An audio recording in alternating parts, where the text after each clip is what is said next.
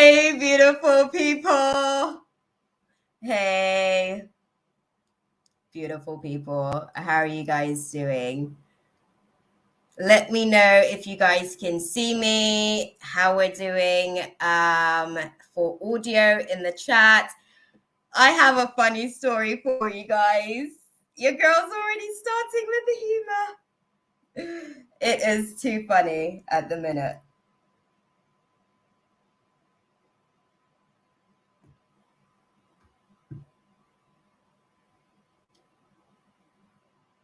Can you hear me, guys? Hey, Kayla. How's it going, beautiful?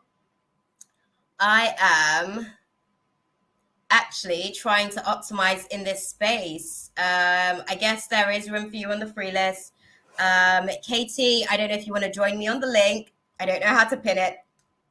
Your girl is like back in these streets, and I'm not sure how, I guess. I'm moving in these in this little conversation. Can you guys hear me okay? I'm not too sure if I'm feedbacking okay, because I was having a whole conversation in the studio, not realizing that I hadn't gone live. Oh my God. Me and my guides were actually laughing at just how ditzy I am as far as this human experience as well. It's like my Pisces tendencies and little traits and quirks of my Aquarius personality like merged together. It's so funny. But yeah, I was literally there talking to myself for like a good 3 to 5 minutes. So forgive me. I don't know if you guys saw the whole like show and somatics that I was doing. But yeah, I did that. It's a very Shakira-esque thing to do, right? But yeah, I don't know if you guys can see the link. But if you do want to join me on the link, Kayla, you can. Not Kayla, sorry. We're starting with Katie. Got the two merged and mixed there. Sorry. Katie is first on the donation list. So we're going to start with Katie. If you do want to join me on the link, we are... Okay, let me breathe for a second, guys. Let me breathe. My human's navigating through anxiety. This is a new like layer of technology again for her. And there's like this belief system that I'm not as adept with technology, which isn't true because like my Aquarius tendencies and curiosity allows for me to kind of like tap into most things. But wow. Oh, yes, please, Sarah. We will send you some good energy. Jupiter's doing the most at the minute. So this is definitely a lucky time. It's a lucky season. So yes, definitely sprinkling some positive energy into your space. Okay. Clear paths for you all around. That Jupiter energy. Yes, guys. Can we get some of that good energy in the chat for Sarah? Dang, I'm telling you, Jupiter's doing the most this week, guys. Definitely doing the most. KT, are you in the chat, my love? I don't know. I haven't seen much of you for a few minutes, so I'm not sure if you're still in the chat. Yeah, it's been about 10 minutes. Oh, more than 10 minutes. My bad.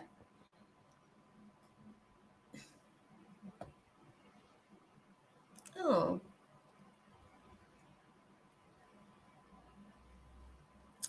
Yeah, Sarah, definitely putting out some prayers out there for you. If Katie's here, either you can get your... Can I add one more person to the list? Sure thing. Who do you want to add to the list? Who's actually coming in? Oh, yeah, full capacity. That happened quick. That happened quick. Wow. Okay. Right, guys. So we're gonna dive into this. I actually want some meditation music. I don't know if YouTube's going to flag me, but I don't do this for the monetization of it all at the minute. Anyways, this is genuinely just something I like to do. I enjoy sort of coming in and hanging out with you guys for the most part.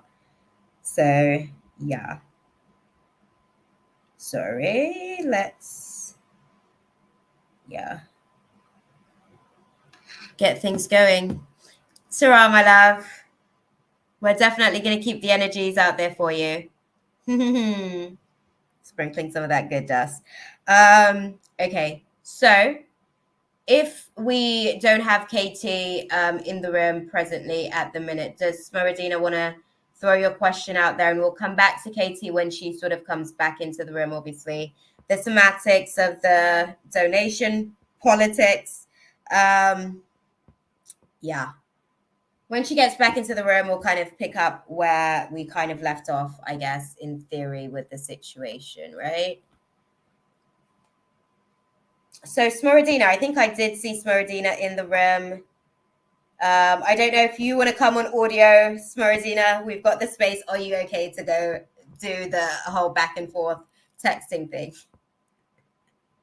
It's an option.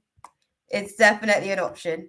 Okay. Because I get that being in this kind of space can be a little bit like, oh, there we go. My question is, how is Gianni? Thank you. Yeah, I know. Honestly, like coming back into this space from the StreamYard aspect as well, I don't know why it felt like a whole production, and my human was anxious. I'm like, girl, what the hell? Like we were here chilling with the family last week. What the hell? But I'm optimizing through like layers of anxiety at the minute, so we shall see how we go. How is Gianni? Oh, let's get the question out because we can do that. That's what we love about StreamYard, right? That part, because it makes things so much easier. We can all be on the same page. So the question is, how is Gianni feeling about me and what his actions will be? Okay. Hey, Katie. Hey, girl. I literally just said as well. Obviously, I just read Smoradina's question out. So, do you mind if she does go? We did call for you earlier. We did call register for you earlier, even though it took us a minute to actually get going. Sidebar. But yeah, let me know. You'll be able to kind of dive right in. We do have a link available as well. So if you do want to come on, you don't have to do camera. You can just do audio and put your thingy off as well, because we're trying to figure out how to utilize this space differently moving forward. We're going to be doing like other dynamics moving forward as far as like on the channel with I spoke to you guys about it last time. I'm going to do a podcast situation because we have Mercury retrograde coming up in Taurus, which is going to be dope AF. And I'm looking forward to that for us. And I want to be able to kind of like give us some hacks, definitely some hacks, and also some warnings, some forecast warnings. And also just prep. So you guys can look out for that next Wednesday. I think the guide said from my body clock, from what I can feel intuitively, we're going to be doing that. So you guys can also join in that conversation as well on more of a panel dynamic. We'll talk about some stuff.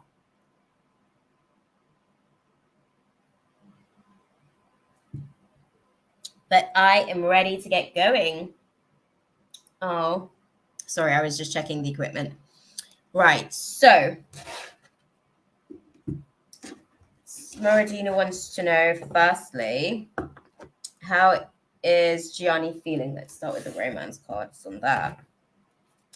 Yes, let's do a little cleanse for all the decks that we've got out here. Sorry, guys. I'm coming into the space and figuring it out. I was excited coming into the space because I am optimizing. Oh, Katie's already started to put her questions out there. That's what's up. I will star this as well. Okay, and I'll just start starring questions as they come through, actually. And then that will make it easier for me to just start collecting questions for people. So moving forward as well, as you guys kind of like get into situations, if you need to leave the room, I will, I guess, keep a timestamp so you'll be able to come back to the reading if and when we get round to you, if it's one of those things where you're not present and we kind of like move on to the list for people that are here and we go back at the end, I might just put it out there what time I do the reading for you, because now I can star the questions, I guess, utilizing the software. Again, we're optimizing. Second time we're sitting class, guys. We learn, we live and move. Okay, I need to clean the deck. Okay, sorry. This is going to be interesting. I'm already flying off on many tangents. The guides are already having many conversations and communication with me telepathically at the minute, just getting humor from just who they are working with. We all know each other. It's fine. We know our quirks, right? We love each other anyways, right? Okay, so Smoradina wants to know, Gianni, how's he feeling about her? Are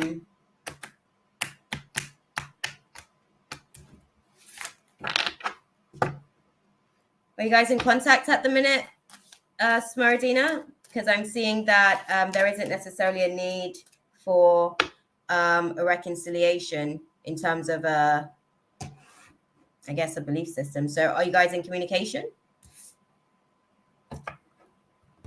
Where are you at?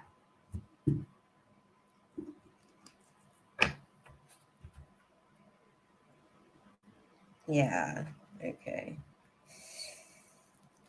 Healing family issues.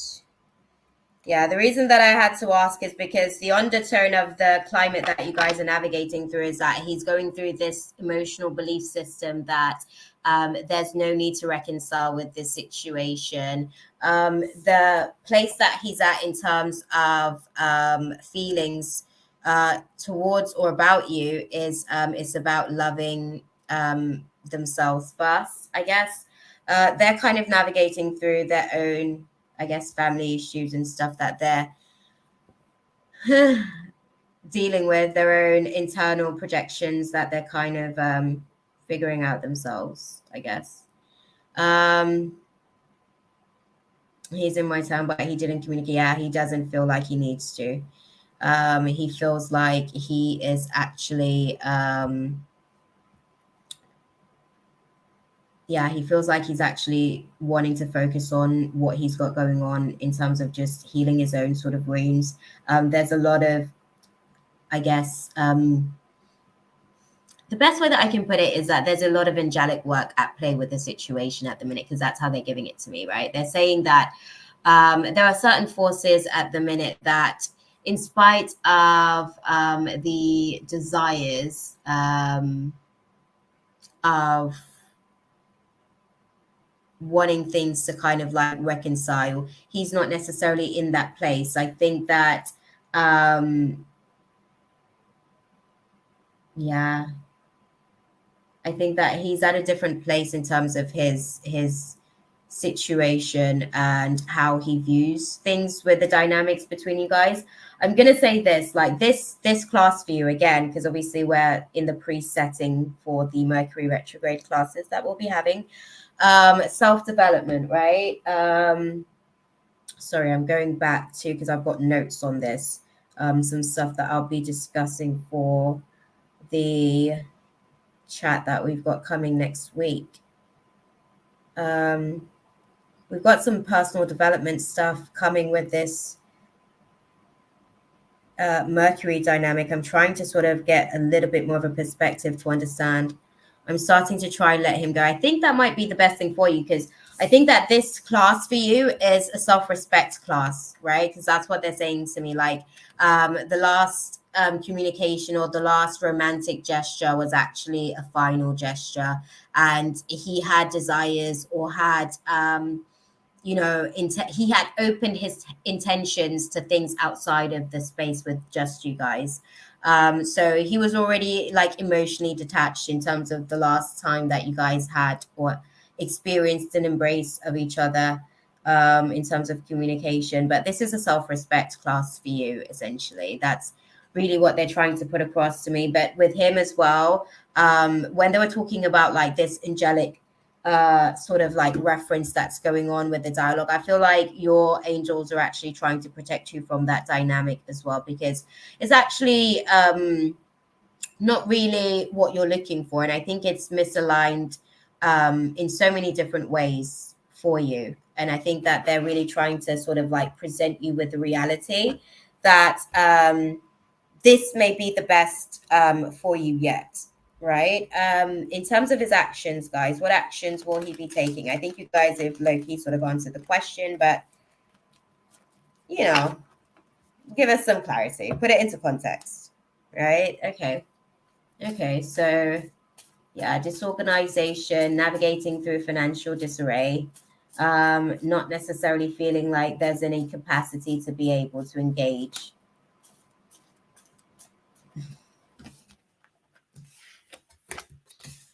Oh, sorry. Whoa. Okay, so big energy with this dynamic, right? In terms of his actions. And I'm going to speak to this in terms of, because this is internalized energy, which means this is projected forces coming at you. So this is how the energy is going to play out. So I'm gonna just speak on the dialogue of what's playing out in terms of his actions and how it's going to impact you with the situation from what I'm seeing. So when I parted the deck initially, the Two of Pentacles was actually in reverse already at the bottom of the deck. So that's where I was speaking about the disorganization being a factor, and sort of like financial implications, like that disorganization or that dysfunction was also bleeding into the finance area, right? And presently there's like, again, more internalized energy. All of the cards are basically in reverse in terms of this dynamic. So again, there's a lot of internalizing of this information, and a lot of this energy, because there isn't much communication. It's actually being projected.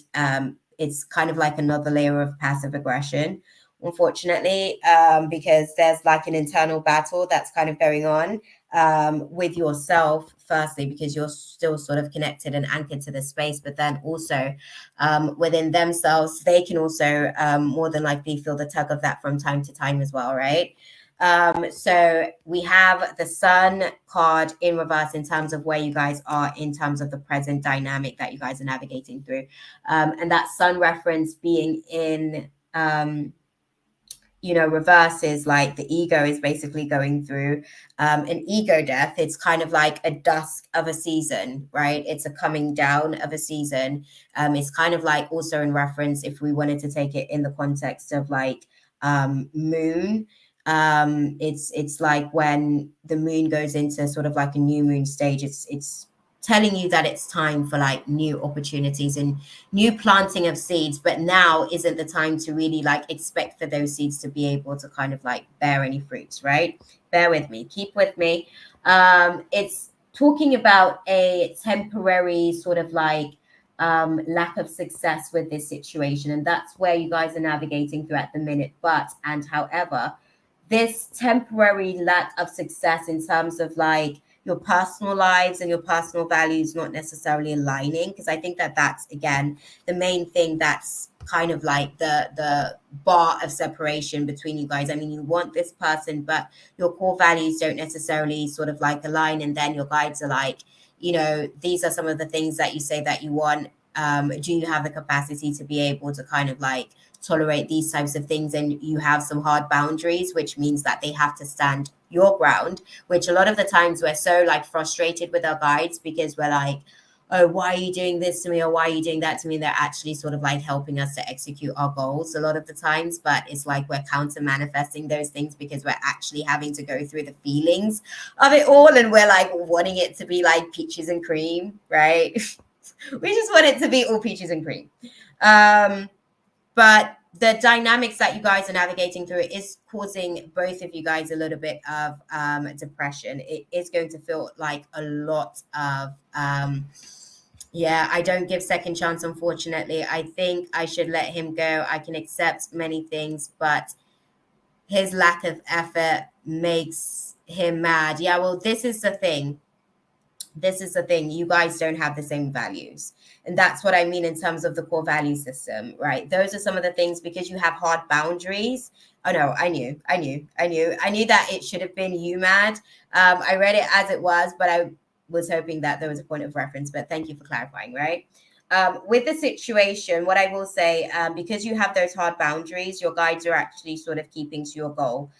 So you're well, I guess, within your rights now to make that decision to let this go, because you know you have a hard boundary where his behavioral traits and dynamics, you know, there's no capacity for you to be able to withstand that. So I guess moving forward, it is because you're navigating through this temporary sort of like lack of success in romance class at the minute, or that's what it feels like, because you're more learning lessons at the minute to kind of like take you to the blessings, because the blessings like a little bit further down the line, you know. But you're kind of like shaping the dynamic of what you want from a partner, right? What you want, your 10 of cups energy, right? Your harmonious, imbalanced romantic dynamic that is a great family situation for you to be in. Right now it's being experienced like this, so there's a lot of misalignment of values internally. You guys aren't necessarily on the same page about a lot of things, emotionally speaking. On the emotional plane, you guys don't necessarily have the same value system. His integrity can be a little bit questionable at times, and he has like layers of contracts with the spirit of cowardliness, basically. The spirit of courage has been imprisoned for quite some time within his emotional dynamic of himself, basically, because he doesn't really, you know, move with integrity because of the cowardly spirit. But with this star being in reversed as well, this is like what I am. This is what I was like when I looked at the cards initially, and I was like, ooh. These are two major arcana. So this is like a big turning point in your life, even if it may not necessarily yield the results that you perceive that you want, like now on this timeline externally. That's coming for you, because on the emotional plane, you are realigning, right? You're saying to the universe, yes, this is what I want. I'm sure about it. Did I stutter? That part, right? You're having one of those types of moments because the universe is testing you to say, okay, you said you wanted this. Are you prepared to kind of like have this? This is what I'm able to bring to you in terms of the current dynamics, in terms of where you are emotionally speaking. Are you prepared to sort of like receive this? And you're optimizing places where you may have had some leniencies before, but now you're learning that certain traits are hard boundaries for you, and they're not so much soft boundaries anymore, right? um it is going to come, like I said, with a little bit of discouragement as far as how romance class is going, but you've got this. Don't worry, this is just another situation that you had to go through to get a little bit closer to what you're getting to, right? So let's see what's the guidance from the guides on working with this situation, right? What do you guys advise, Marizina? Right, okay. What do you guys advise, homegirl? Oh, thank you. Okay, interesting. Okay. This is a class for you, my love. But I'm sad. All the wrong guys universe gives me. Universe gives me all the wrong guys. No, I get it. I get it. I get it. But I'm sad because he was a friend of mine too. I thought we had a better potential. I think that the friendship perhaps had a better potential because there are different expectations for the friendship. I think romantically speaking, your standards were a little bit higher than what he could actually equate to in terms of his efforts. And that's why it's a little bit of a hard boundary. But the guidance for you on this, right, is that this is a path for you to kind of like navigate, where you can sort of like meditate on the answers, like really me dictate on the answers. And this is something that's actually, you know, it's not going to sort of have to be over a year that you're going to have to see these answers come to you. They're actually going to be coming sooner than you think, within under the next couple of weeks, this is going to be coming to you for you to be able to kind of like really understand, okay, this is why this situation isn't really aligned in that way, romantically speaking, right? I think as well for yourself, you'll also realize what issues you actually are working through that kind of like manifested this reality that you're experiencing. You mentioned something. You said this, my love. Let me put it up on the screen as well.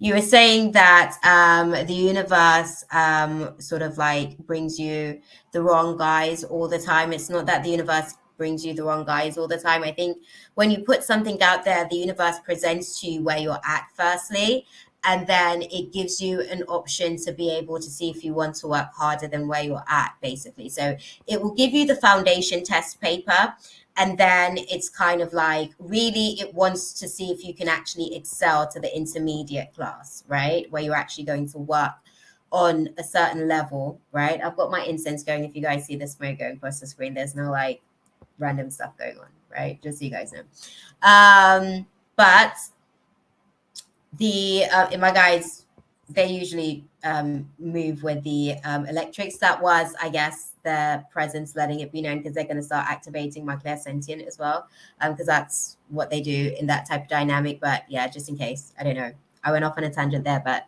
keep with me.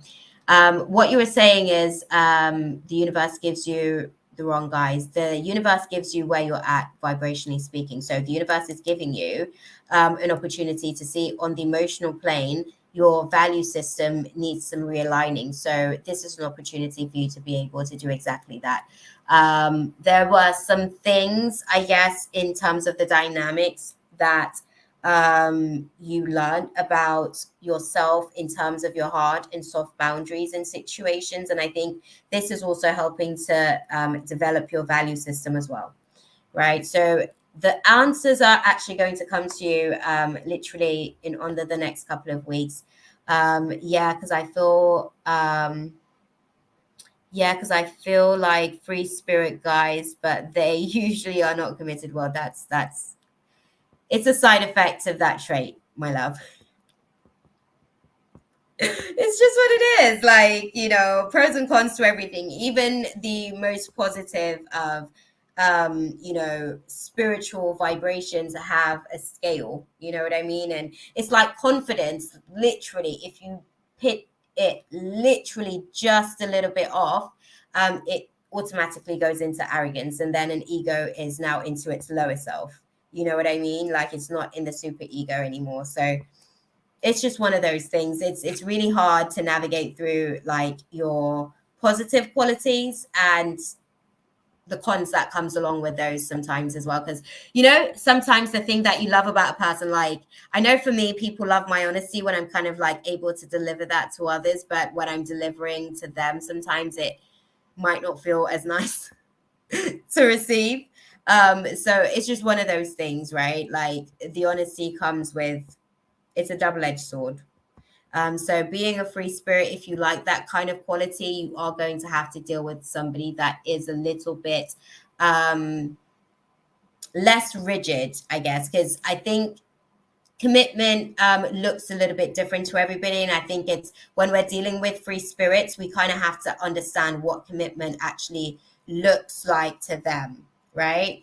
Honest or rude? I would say sometimes my honesty can come across rude to people because I don't know people's sensitivity levels, because I myself, there isn't really much that I hold back from myself, but that's my standard of how I deal with myself. I don't know how transparent another person is with themselves. So for me to just go in and kind of like say what I'm reading about a person when they're not necessarily, firstly, they didn't ask. Secondly, it's something that I'm identifying for my comforts to be able to kind of navigate the space. It can be tricky. So again, it depends on the situation. A free spirit is very, very great in a you know, romantic situation when they're able to kind of be spontaneous and, you know, they're able to kind of like put things out there in that context, where you can kind of like go on like your little explorer mode, basically do the full card. and be spontaneous. But it's not so attractive when that same free spirit wants to continuously be free and just be spontaneous all the time, constantly. You know, everybody has their sensitivity levels when it comes to any quality or personality type, right? Because we all have all of these personalities. It's just where we choose to express them to what degree within ourselves individually. So that's where we have our little differences and then we clash, right? So that's where it gets complicated. But yeah, I think it's one of those things though. You'll definitely find some answers coming through to you though. The space is going to be right for you to sort of like receive the downloads. And do you journal? I definitely say journaling is going to be a key tool for you during this season, because when you look back at this stuff in your journal a year from now, with this climate that we're in, you're going to see the turnaround in this situation as far as this romance class you're dealing with, that part. Right? So, yeah. Sorry, I hope that was useful for you, though, my love. So,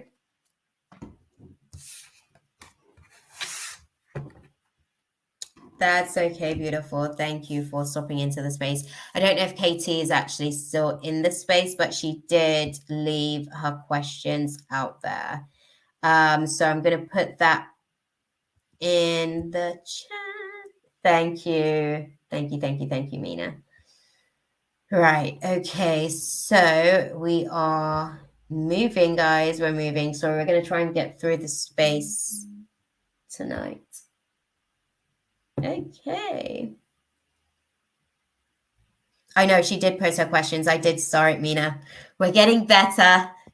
You guys tell me how you guys would grade me in this class, right? Because the guides are like they're taking feedback. You know how you've always got like the angels like taking feedback, and then you've also got the other angels as well taking feedback. So obviously it's a tactical gameplay. They're also on a battlefield, you know what I mean? So life is lifing on all the different planes of reality. Anywho, Katie's question. Let's get that up on the screen. Right.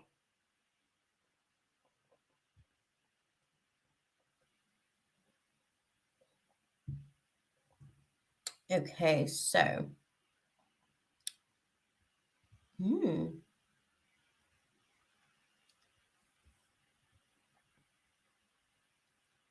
Oh, wow.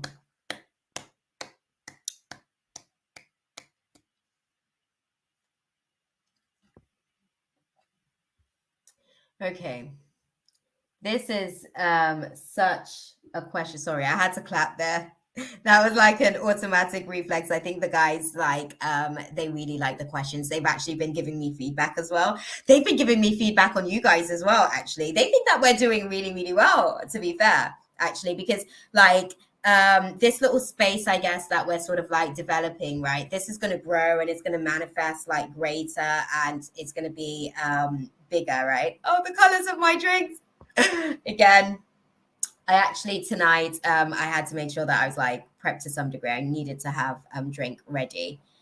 So soothing to the eyes. Yes. But yes, guys. So as I guess everything kind of like trickles out, they are like really, really, because this is a seeding process, right? You guys are like really, really, really great, like vibrations. So they're really impressed as well. You guys as guides, like I got feedback from my guides that they got feedback from their guides that you guys are actually doing okay in your classes. So sorry, I'm gonna take a minute to do some snaps for the family, okay? Because we're doing good. I actually forgot to put that out there because as I just did the clap and stuff, and I realized that they were just utilizing my body because I didn't think about that. That actually happens subconsciously. They do that sometimes. It's like Tourette's. But it's but yeah, that's what's up, guys. Like feedback is you guys are actually doing pretty good in your classes. So diving into your question, Katie, because this is such a good question, right? And I think you've kind of like asked on this question before as well. with your guides. You've been diving deep into some layers on this situation. I'm going to pull energy card on this for you because that's what they're asking me to pull, and another deck as well that they're asking me to pull for you, actually. So we're going to do that firstly. Yeah.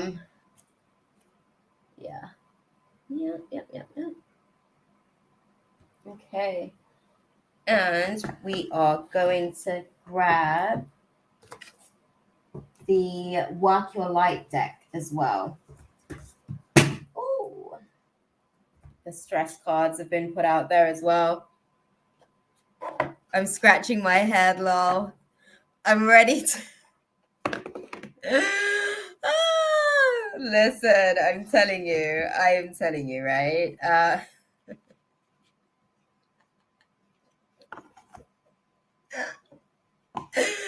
Stay in your ship, girl. Don't worry. It's going to get better. The atmosphere is going to get better. The earth climate is going to get better. We're dealing with a lot of solar flares up there at the minute. So we're dealing with a lot of heat in the kitchen as we're cooking at the minute. So just hang in there. Okay, beautiful? But I get you. Like, honestly, this climate, I've been having conversations with the guys. Like, it's been so dense. I have struggled to breathe at this level of like projections and the level of chaos that is just Mother Gaia at the minute. Unfortunately, that's where she's at. Okay, so I'm going to pull a couple of cards firstly, and then I'm going to dive into it because I've got stuff on the tip of my tongue. Oh. Firstly, they're saying you were gifted as an angel of love to the planet. Firstly, let's start there. Magician and the mirror. Okay, so they're going to tell a whole story. Oh, guys, I'm excited. Thank you. I like this question as well. Sorry, I can feel them activating me. So, we started off with,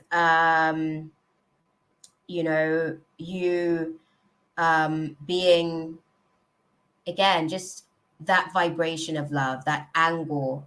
Angels are actually, when we go into like the deep construct of the actual universe, angels are actually angles of like degrees of perspective, basically degrees of knowledge. We have the angelic realms of the archangels, which obviously those are high degrees of perspective, and then we have the fallen angels, which is the lower degrees of perspective. So those will be the heavier and denser vibrations of I guess the emotional plane, right?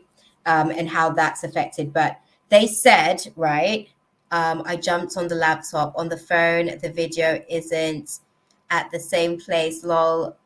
2 glitches for the day. Oh, bugger.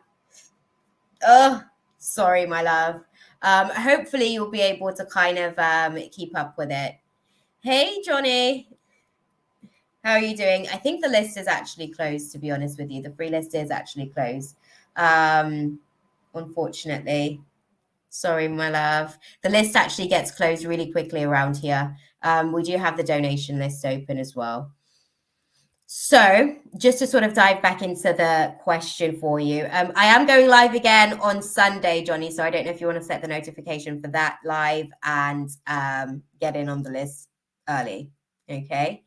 That's okay. No worries. No need to be sorry. Join me on Sunday. I'm going live a little bit earlier. So maybe check out on the channel, subscribe and hit the notification bell. That way you can, go and check out the details and you can be notified when I do go live. Okay. Thank you, my love. So let's talk about it, Katie, right? I'm hearing knocks on my window. Nothing's there and noises.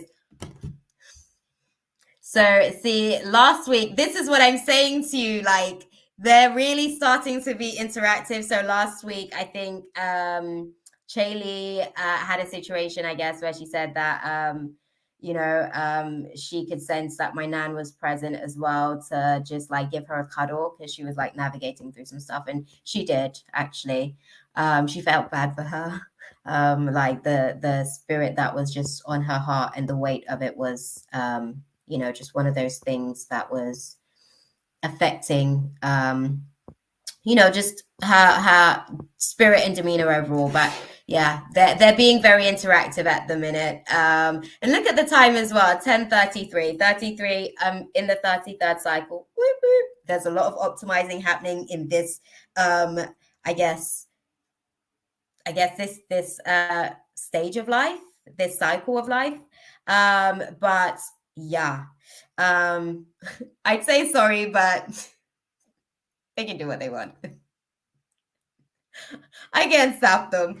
But yes, so they're going to give us the tea, right? So, because I guess they love the question as well, like I said, literally.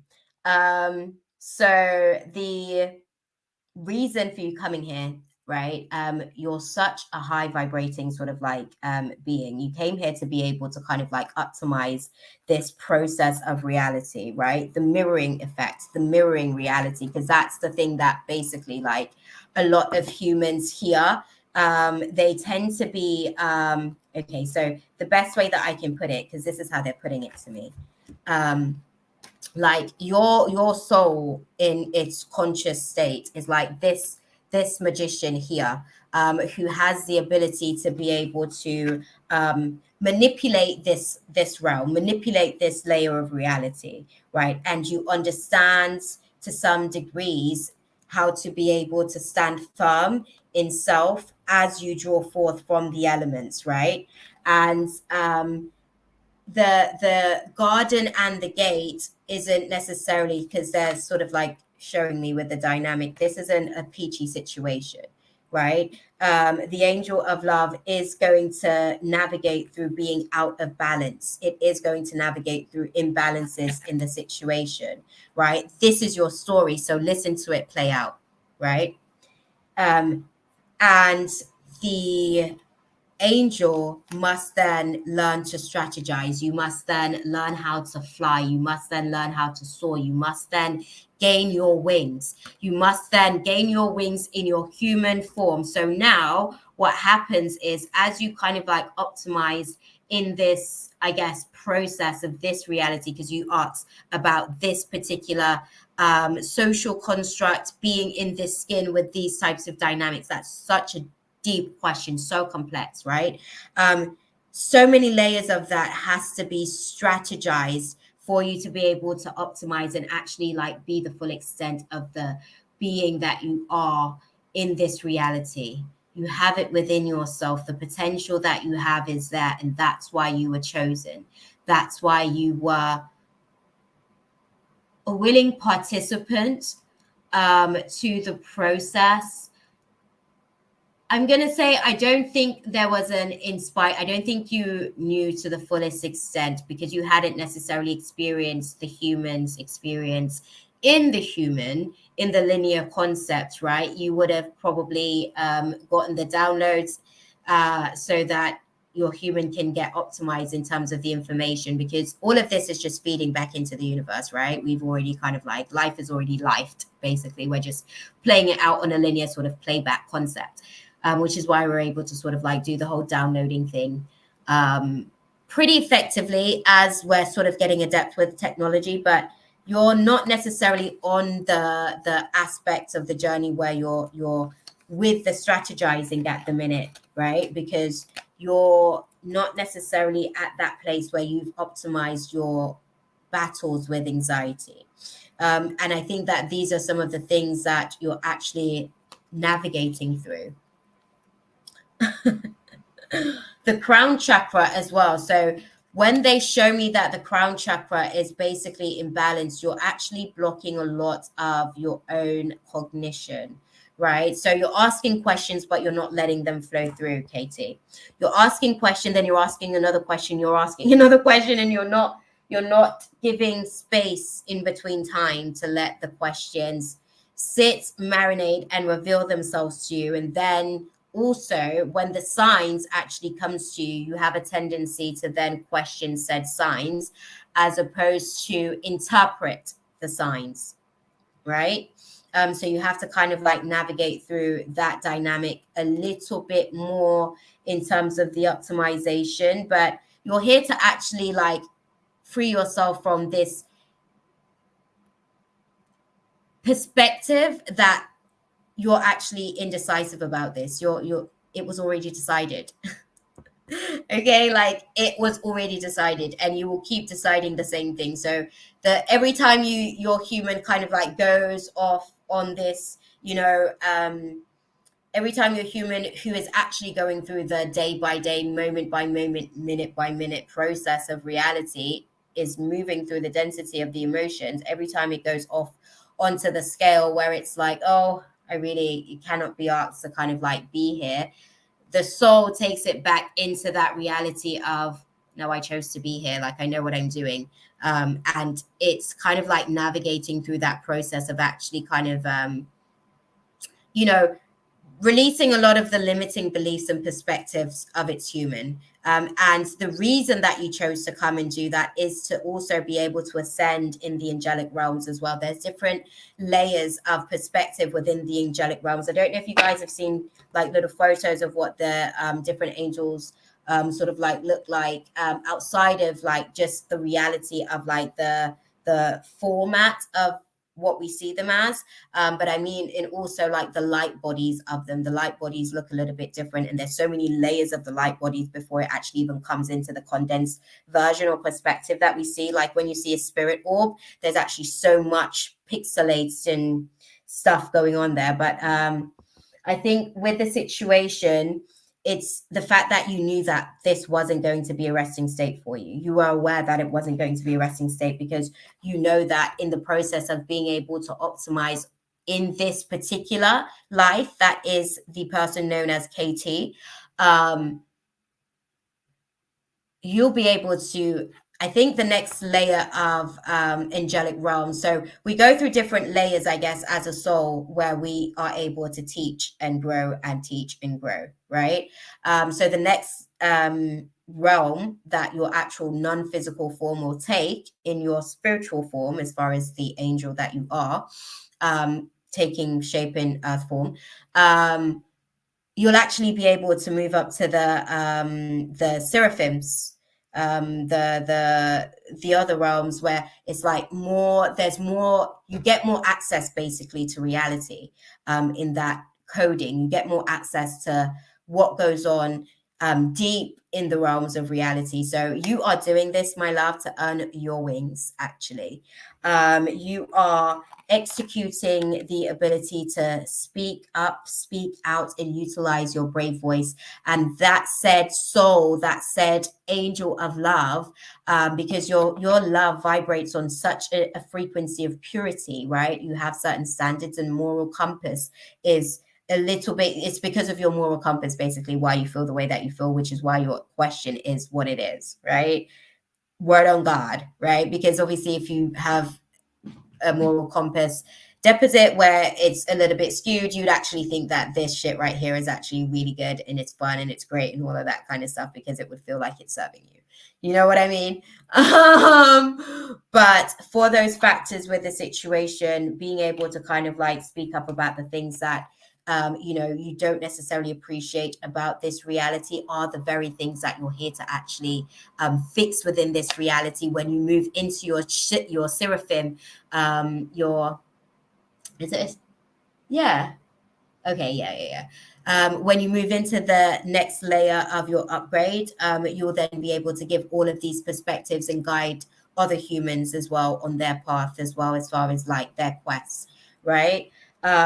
You'll be able to kind of like understand more about the world and the values of the world through some of the classes that you actually kind of navigate through. And you'll also learn a lot about the romance class dynamics that you sort of go through based on how you're able to reflect your heart out there and how you're able to put your heart out there and how that is actually able to bring you into the gateway and the door to personal healing and happiness. In that door, when you step behind it, it's not cornucopia straight away. You will have moments of cornucopia, which is basically like this exhilarating feeling of ample abundance, never feeling like you're without, never feeling the presence of lack. It's not going to feel like that constantly. The only thing that will be constant is the fact that that will be inconsistent, and you will learn how to optimize and adapt to the inconsistency of your moments of lack when they show up, being in this reality, right? And as you move through the process of everything, you actually get to this place where you actually have the power and the discipline to be able to control the reality of abundance that you can tap into, the flow of energy that you have sufficient within yourself. And you'll actually be able to kind of I guess move through the layers to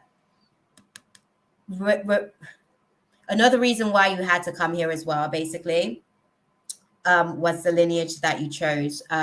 You saw some things on the lineage where there were certain entities or certain forces or certain bad patterns and traits, basically, that was manifesting within the lineage, that you felt like your being had already optimized to some level of degree. It has the capacity, it has the potential, should you be willing to move through your human's resistances, to navigate through some of the contracts that your human needs to release, right?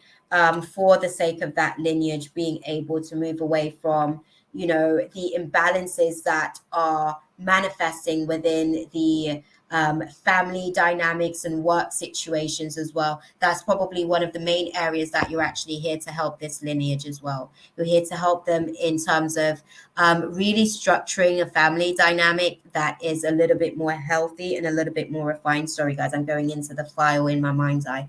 That's a little bit more refined. And also being able to kind of like structure their dynamic. They have wounds with the spirit of it's a money demon, for lack of a better way of putting it. Bad habits when it comes to spending. Emotional spending can be a lot of the situations. The law of carelessness is something that you're here to help the lineage unravel as well, as far as their dynamics. I hope you're taking notes, and if you're not taking notes, I hope you're at least taking a timestamp of when I did start this reading for you, because you're actually going to need this playback at some point as well. Beautiful, they're telling me. So definitely make sure you do that if you're not already doing it. You are taking in the information. Obviously, it is being planted subconsciously, but it would be good to be able to go back. So if you can stick a timestamp or something out there, or somebody gather a timestamp for you, that would be dope, so that you can sort of like really get this, because they're saying it's going to be useful for you moving forward, as far as the assignment that you have on the lineage hard drive that is now actually being optimized during this season as well. There's a lot of mirroring in terms of attitude when it comes to money as well, and material realm, in terms of how navigating the relationship with possessions, and how those things have a stronghold. That's a lot of stuff that you're here to actually break them free from, the spirit of deception that is causing a disillusion over the dynamic within the family, that is causing a lot of confusion within the family, that is bleeding into family conflicts, or manifesting as such in terms of family conflicts. The lack of victory that this lineage was experiencing for you was absolutely heartbreaking. And remember, we spoke about this previously, guys. The heart, like manifested in physical form, is actually just a reflection of the character of that soul. Basically, that is what possesses spirits. The heart is what possesses spirits, basically, but it's more of a reflection of what that soul has become through going through the many experiences of life. And that was heartbreaking to your heart, to your character. Your character couldn't sit back and sort of like think about this situation taking place. And the truth of the matter on the situation is that you do have authority in certain areas, and you can actually develop a lot of this yin that isn't yangin, okay? Because things seems to be off balance. A lot of this lack of closure that this lineage has been navigating through, due to their imbalances with their attachment styles, this isn't necessarily something that is likely to take time. I guess this is something that is going to have to take you choosing different relationship dynamics that you're having to walk away from in order to also learn again how a human's perspective and degree can be, because you're again also training for your updates in your other life as well, in terms of another reality, another layer of reality that takes place, because we experience all of these realities all at once as well. This is just one that we just so happen to be tuned into at this moment, and we're sharing it together, right? And you having to choose, what dynamics you have to walk away from in this reality that is KT, you get to be able to understand a little bit more about the human's experiences to then also be able to guide your next fellowship as well, right?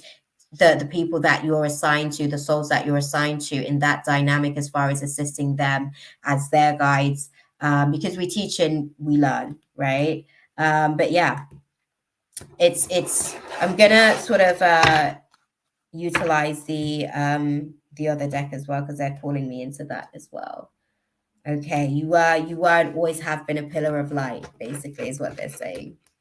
And you are here as a light being to be able to kind of, shift things within this reality at a cellular level and allow for a deep healing, a deep cleansing, to kind of manifest as a result of your coming, right? Bear with me. I'm going to come to some of the stuff that you're saying. I don't want to lose the channel. Right, guys. With Katie sort of navigating through coming here, what do you guys sort of like advise? That's quite the task in navigating through some of these things. So what do you I heard optimism, and I heard rejection. Optimism about rejection, basically. Optimism about the things that you choose to reject, actually. Optimism about the things that you choose to reject.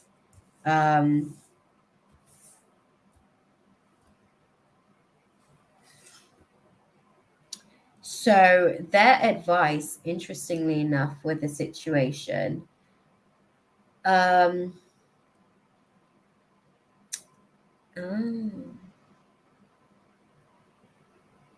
so they're basically saying, and it's so funny because they're basically talking about being in this space. This is the thing that's actually really going to help. Like, we all basically decided before we came here that this is where we were going to huddle, right? One was going to sort of like wake up, and we were all going to sort of like awaken, and that's been going on. Jesus, Prophet Isa, however you want to speak about the human that obviously walked in their activated form, and the stories that have kind of like manifested of their experience here. Once that trickling, it's like a rippling effect that happens in the evolution process, right? Once that trickling kind of like happens, it has like an offset. So you being in this space, because I'll show you the cards that we have. We have in the past dynamic, we have you not necessarily sharing your voice about your intuitive guidance, about you being able to tap into the Akashic records, about you being able to kind of like feel a deep layer of reality that is unlike anything else that anybody else experiences. And when I say that, obviously, because we all have our individual experiences, the way that you experience your own reality and the way that you can, vocalize it in the past, you haven't necessarily been in a place where you felt comfortable to be able to share that, and now you're defining your boundaries in this dynamic, being able to kind of like realize and learn where to sort of place your energy, where when people are picking and pulling at your energy and tugging at your energy, how to be able to navigate through that dance of life, where you want to be able to dance with certain vibrations as well.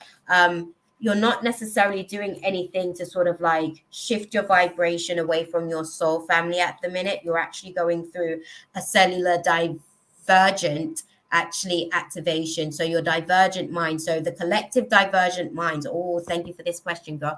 The collective divergent minds are actually coming into activation now because we're being called into service. I said this to you guys a million times. God has a timeline, 2025. On the other side of that, there's a shift that is coming that will actually put us in a position, if we're able to start to optimize from where we are now on these timelines.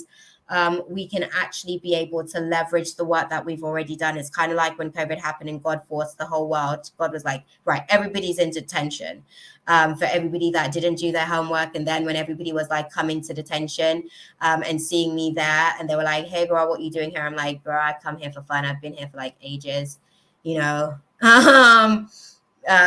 By time they come in, it's like, okay, this is what you do to be able to like do your time whilst you're in here. You know what I mean? You're going through your cellular activation at the minute, this deep healing that you're navigating through. It's actually not, it's not going to cause any further crumbling moving forward. If anything, you're actually going through a realigning. The fragments of your soul is actually coming back into union with itself, right? The pieces of yourself is actually coming back. You're remembering exactly why you actually did choose to come here. You're remembering and identifying by going through the journey, and that is how you become. That's why you were actually chosen. When your heart was tested before coming here, right? Your heart was tested, and it was going through a process of seeing how you would actually navigate through certain situations. Those are the very reasons why you're here. And you're calling back by going through all of these experiences. You're learning exactly who that heart is and the depth and capacity of love and compassion and service that that heart has to be able to sort of like give to this reality, to actually be here in spite of all of these things, right? So that part as well, right? Another aspect of the situation, just to sort of like put it into context, this boundaries that you're setting, it's actually going to serve you moving forward tremendously. Beautiful. Sorry. Next lifetime I'll visit, you did say that, everyone from here. Next lifetime I will visit everyone here from time to time, then bounce. That part, right? That part. So less asking, more thinking on my own. Asking and being receptive. So what's happening is that you're asking and then you keep asking. So there is, the channel isn't open if it's being clogged by like output. You have to be open and receptive to the input. So it's like how they speak about like meditating on God's word, basically. When you ask a question, give God time to answer said question, right? And look out for the signs. If I'm here, then that means my consciousness is back home. It is in many realities, experiencing reality on all different planes of reality, actually, which is why the human can actually pick up on all of the other subtle realms, because it's actually the soul that is tapped into those realms and pouring into the human from all of those other layers of reality, basically. But yeah, where it's like how it's said that God is omnipotent. That is the concept. We're eternal beings, so we're actually, time isn't an actual limitation to the consciousness, to be fair. That's just a human's thing. So yeah, I think you did give me your other question as well. I'm gonna go with question. I hope that that was useful for you, beautiful, because that, girl, that was a question. Snaps again for that question, because you took me into some stuff. Ash, by the way, beautiful, I did see you in the background. Hopefully you're still in the room and you're willing to come on, because I like the fact that you were brave enough to sort of come into the space and, you know, get on the audio and we can have a back and forth. I'm looking forward to that. Hopefully you're still keen on that. It's just, obviously, I didn't want to lose the channel, so I didn't want to intercept, because that was a really strong channel and I wanted to let it flow. Okay. But yes, the other question that Katie had was, let me see. Okay, so, oh, good, beautiful. He's still open to coming on to the I guess the audio. I posted the question to make it easy. Yeah, no, beautiful. I starred the question, so now I'm getting better. If you guys are going to, you know, put the questions out there, I can star them and then just store them over in the starred questions, and I can just pull the log of that. Your girl's going to do better in this class. That part. I learn quick. I'm a fast learner. Okay. their expectations as well is actually also like moved up as well. They're expecting me to do better because they feel like, okay, the first class was like, okay, you were a newbie type thing. Now you have some experience, or we're expecting some stuff. So I'm having to do better. Awesome stuff. Keep that same link, beautiful. So definitely call in when you're ready. Where actually, I don't know where the list is anymore as well. Actually, I probably should start the list. Let me do that. I'm going to start the list. My bad. Let me do that. That would be quite the thing to do. Okay. This is a turbulent time right now, and I am like, I came here because what? Lol. That's exactly why you came here, beautiful. That's exactly why you came here. Because it's a turbulent time. God needs his biggest lovers, like in this climate that we're navigating through. There's so many demons in this like time of the shift that's taking place. And that's exactly why you were called to be here. And let's not forget, okay, you picked up the call. Okay, you know, like when Neo picked up the phone and he was like, hello. Yeah, you picked up. Okay. That part. That was the trick, right? You answer the calling. Yeah. I got kicked out of the waiting room. Oh, sorry, my love. I didn't realize. I'll tell you when to sort of start making your way back in. And you'll kind of figure it anyways. Let me see where you are on the list. Ash. Okay, you're next. Okay, I see why you were sort of like coming in then. Okay, when I'm wrapping up, Katie, you can jump in, beautiful. She actually paid for 2 questions, so we're going to dive into it. She actually was on the donation list. When I ask ancestors about the family's past, especially about specifics, they tell me not to worry. I feel there's inheritance and assets that may be owed. I'd like forecasts on finances coming. Bro, you already answered the question before I even think.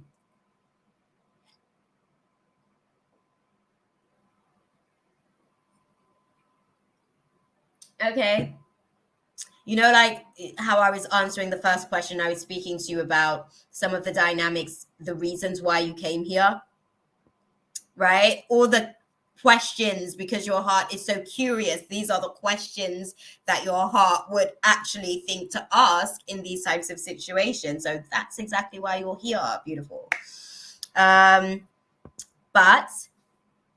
I wanted to be able to put it out. Let's go and dive into it. Tarot. Okay, thank you guys.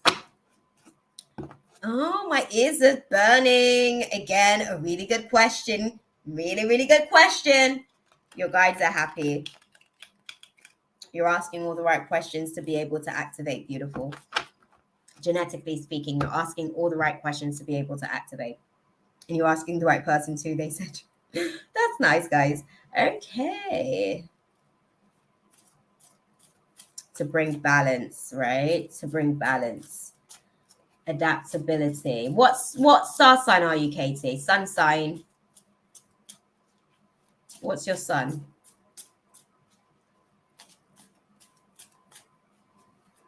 Oh. What's the forecast on the family's finances in terms of owed? Okay, thank you. Okay, that makes sense. Okay, to some degree as well. Oh, interesting. Do you know your moon? What's your moon? Sorry, I'm like trying to oh, that's nice.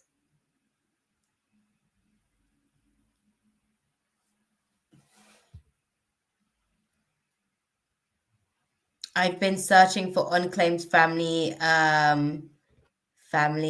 things. I think Libra or Capricorn. Oh, that's quite the difference in terms of emotional sort of processing. Beautiful. Libra and Capricorn process 2 completely different ways. So I definitely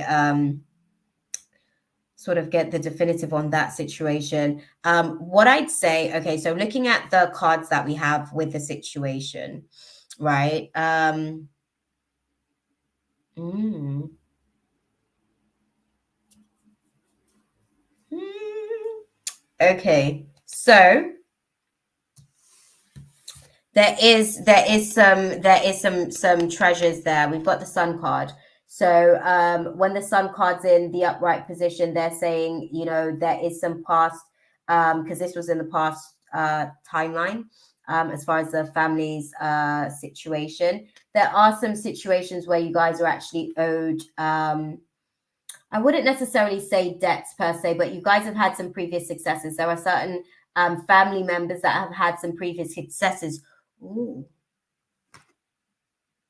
There are people like there are some of the ancestors that has had some real good stability and wealth previously that has been, I'm not going to say robbed, but their indecision in terms of certain things and misinformation, causing information overload as well, were some of the things that cost a lot of what you guys are navigating through now as far as the lineage.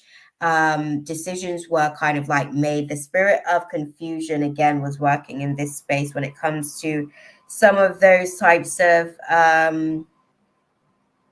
situations that you guys kind of had your successes. So they're saying to me, business wise, there's money there in business, there's been money there in agriculture for the family. They're saying, yeah, like the entrepreneurship game was real tight.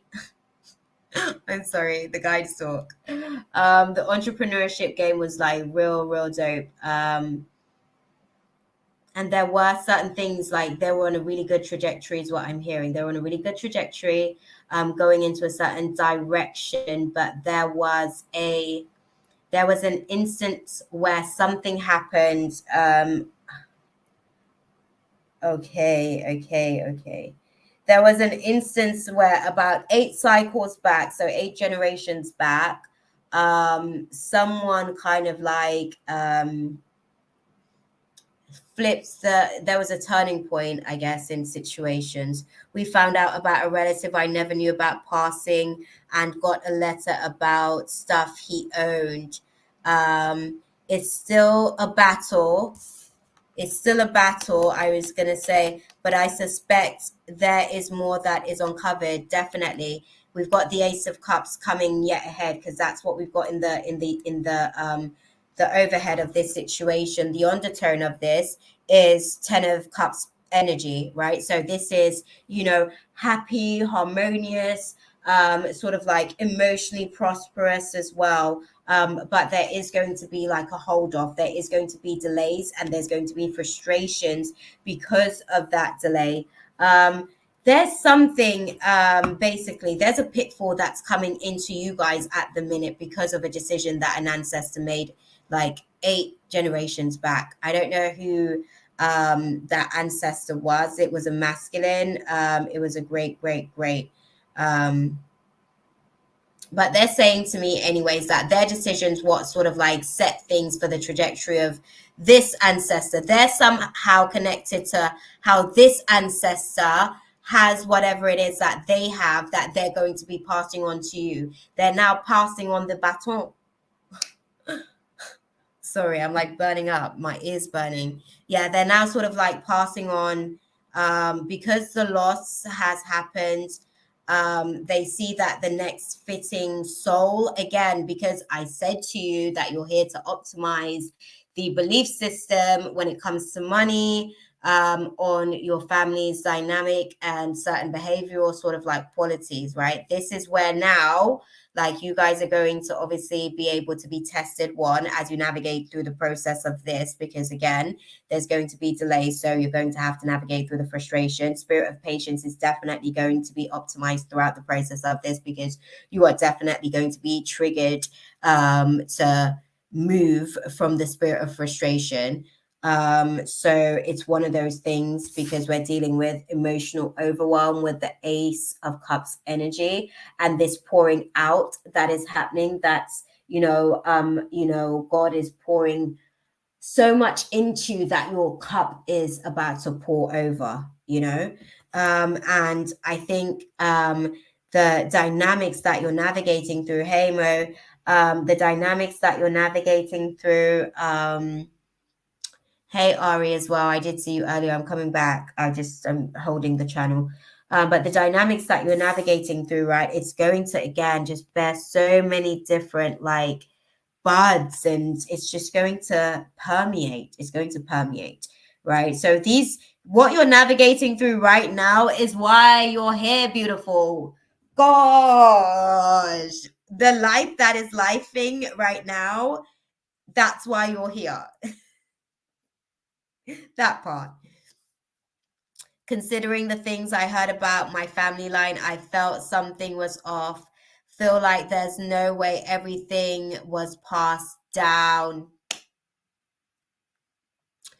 And I understand what you mean in that sense, because there was some foul play. There was some foul play. And now your energy is to be able to cleanse that energy from the decisions made from the generation 8 years ago, because it's more so their presence that I'm sort of like sensing, speaking, because there's like an apology even with this like delivery is like an apology as far as like what comes along with it as well. There's like they're apologizing as far as what comes along with the dynamics of the situation. But yeah, they're passing the baton to you, and you get to cleanse, I guess, this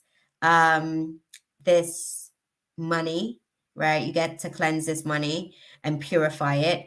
And you're going to be able to kind of like, cut the cord of the karma that has been over the family as a result of their decision, basically. So that's why you chose to be here, my love. Both questions actually tied in very perfectly well. Listen out for the downloads. I know you say that like you're asking the questions, but I guess you say that you're not necessarily getting feedback, but again, it's because you have to like give space. Like you have to clear your mind. You ask the question and then you cloud your mind with more thoughts, so there isn't anywhere for the thoughts to be able to flow into the space. But let it flow in. You can always come into this space as well, and we can have a dialogue and conversation as well.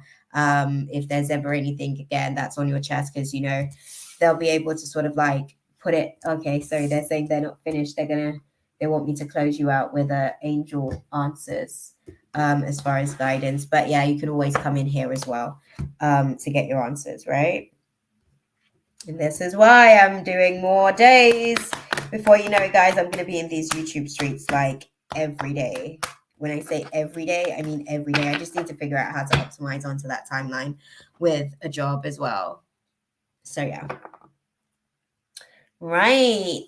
We are looking at the timeline a year from now. Okay. They're talking to you about the scope of this situation. So a year from now, okay, it's not necessarily a yes type of situation where it's like, oh my God, I'm so elated. Yes. There's actually not really much incoming signs, and this is going to be a lengthy process, basically, I think is what they're trying to say. There isn't going to be a peaceful resolution within I guess this year with this situation as far as coming to conclusion. It's going to be something that's going to be an ongoing continuum for quite some time, is what I'm hearing. So they're saying that there is a network of the right people, but now isn't necessarily the right time for this situation to kind of like, come to pass as far as like the communication. There isn't really, there's things that needs to be clarified as well. So there isn't really any information to give at the minute. So everything must become a little bit more clearer to be able to kind of get some clarity. Continue to meditate on the answers about, the things that you're not necessarily positive about, and the things that you feel like you can't give to God because you feel like they're just unfair, right? This is just too unfair. How dare you put me through this? Those moments, right? Instead of kind of like going through the process where you're just feeding into maybe the lack of positivity in that regards. Maybe take a moment to wait and like I said, meditate on the answers, meditate on the answers, and breathe through the space. There will be like opportunities to really actually recover with this situation. It's actually going to bring like real changes, circumstantially speaking. It comes with amazing opportunities that can be very fruitful, but it's something that's going to take quite some time to play out in the next few weeks. Not necessarily within the next few weeks per se, but you guys will be sort of like choosing a new direction with the situation in terms of things actually feeling like it's improving, right? So yeah, it's going to play out for quite some time. So I guess just like prepare yourself. There's a lot of information overload that is going to come your way, and it is going to cause a little bit of confusion as well. So you're going to have to kind of like utilize your mind and pull files from your mind. Don't leave everything in here because your crown is going to get clogged with all those files. Like put things down. If there's things that you can't understand, put questions out there, write questions, put things out there. And these things will give themselves time to, like, the universe will mirror the answers to you basically as signs to said questions or said perspectives that you're looking to seek answers for. Okay. But yeah, continue to communicate as and when it's necessary. But for now, it's going to be a delayed sort of process, right? So yeah, that's kind of where we are with the situation at the minute, my love. Okay. That part. I hope that was useful for you there, beautiful. So I am going to move on. I'm going to check into the chat for a little bit and see where we were while I was in the space of that reading and have a little bit of a snack because your girl's already like an hour into it and she ain't even hit the list yet, y'all. I can tell that they're going to be all like super, super chatty. So it's going to be a long one tonight, but we're going to move with it and move through it. I've got snacks at the ready over there, but I might need to go and grab like other snacks if I run out of snacks, depending on how long I'm going to be in here for.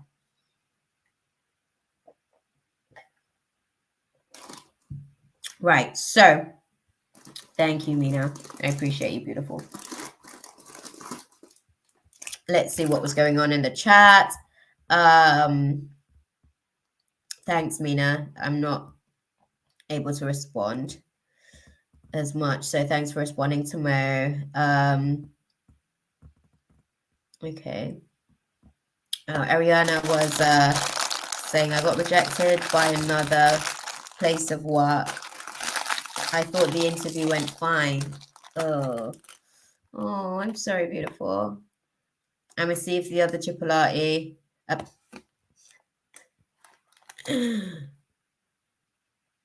Hired me, but if not, I'm a just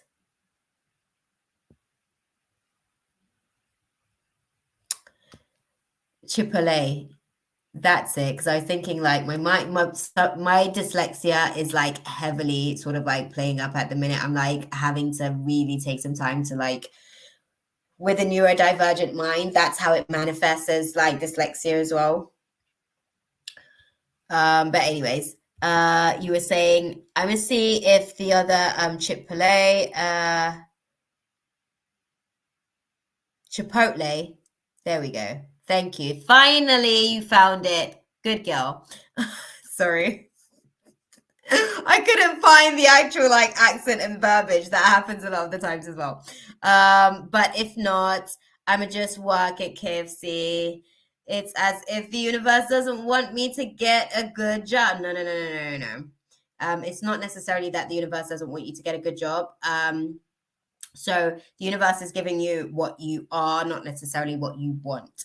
So this is something that I had to navigate through this week myself as well. I was navigating through the same class of like actually looking for a new job because I guess demons are unearthing in my place of business at the minute, which means it's time for me to get out of that environment. So I was navigating through the same class as well. And I was realizing that I wasn't aligned with the values of what I was looking for. So I was actually telling the universe that I don't believe in myself for those types of jobs, firstly. So the universe, that was a very like haha moment actually, because I remember when the guides brought that one to my attention, they're like, look, you're saying that you want this for your life, right? Financially, this is your budget as far as like what you want for your life, but you're actually like applying to this pay grade when you know that you actually have the qualities and skill sets and the potential to do whatever it takes to actually achieve this. So why are you applying at this level? That's what you're telling the universe that you're capable of. That's what you're going to get. What else can we do? You know, and they said to me, it's about me setting new goals for myself, and then they'll be able to allow for me to achieve some of those goals if I can also align with my actual belief system. If I'm saying that I want a job that's paying a certain amount, if I'm saying that I want to be in a certain work atmosphere, if I say that I am willing to do a certain amount of work to be able to generate a certain amount of income, I need to be aligned with those values. So that's on me. So I had to basically, within the last couple of weeks where I was telling you guys, I was basically like navigating through shedding the layers of my old self, and old self was actually being buried. She about to have her funeral. She's about to have her funeral at the end of this month. We've got some stuff going at the minute, and I don't want to put anything out there because there are still negative forces at play. So I'm just going to leave that at that. But basically, beautiful, it's not the universe doing anything to you. It's actually the universe reflecting you. It's a mirror. The mirror law is actually just reflecting what your behavior is saying. So your behavior is saying, oh, I want a real good job, but my actions is saying that I'm okay for an okay job. That'll do. That's literally what my guides had to put across to me. So I did sit that class with you as well, girl. And I had to optimize to start leveling up to the thought process of, okay, can I actually commit? What is it going to take? What level of work is it going to take for me to generate the kind of income that I feel that I deserve? Okay, am I willing to commit to that? Okay, right, go out and get it for me. And then what I did, I prayed. Actually, I prayed to God to ask me. I prayed to God about what field should I be applying for with the skill sets that I have, in a situation that is optimized to receive me as soon as possible, basically. Once I prayed about it, he told me to look into a certain field, appointment setting, and I've been doing that. And I've looked into other fields as well, just things that I think that I'm naturally good at. But when I did pray about it and God told me to look into that area, that seed has already started to come in, and I'm cultivating it, and it's actually starting to manifest itself. So I just want to say it's not the universe that's doing anything to you. It's actually it's mirroring you for you so that you can see where you actually are, basically, in terms of the dynamic. I hate how spirit isn't giving me what I want. Spirit is giving you what you are, beautiful, unfortunately. Based on your behavioral patterns, based on your emotional planes, your mental psyche, like all of these things, it's where you are on all of these different layers of yourself that matters. Unfortunately, and the universe is just actually going to hold a mirror up to these things and show it to you. If I want something, I should get it.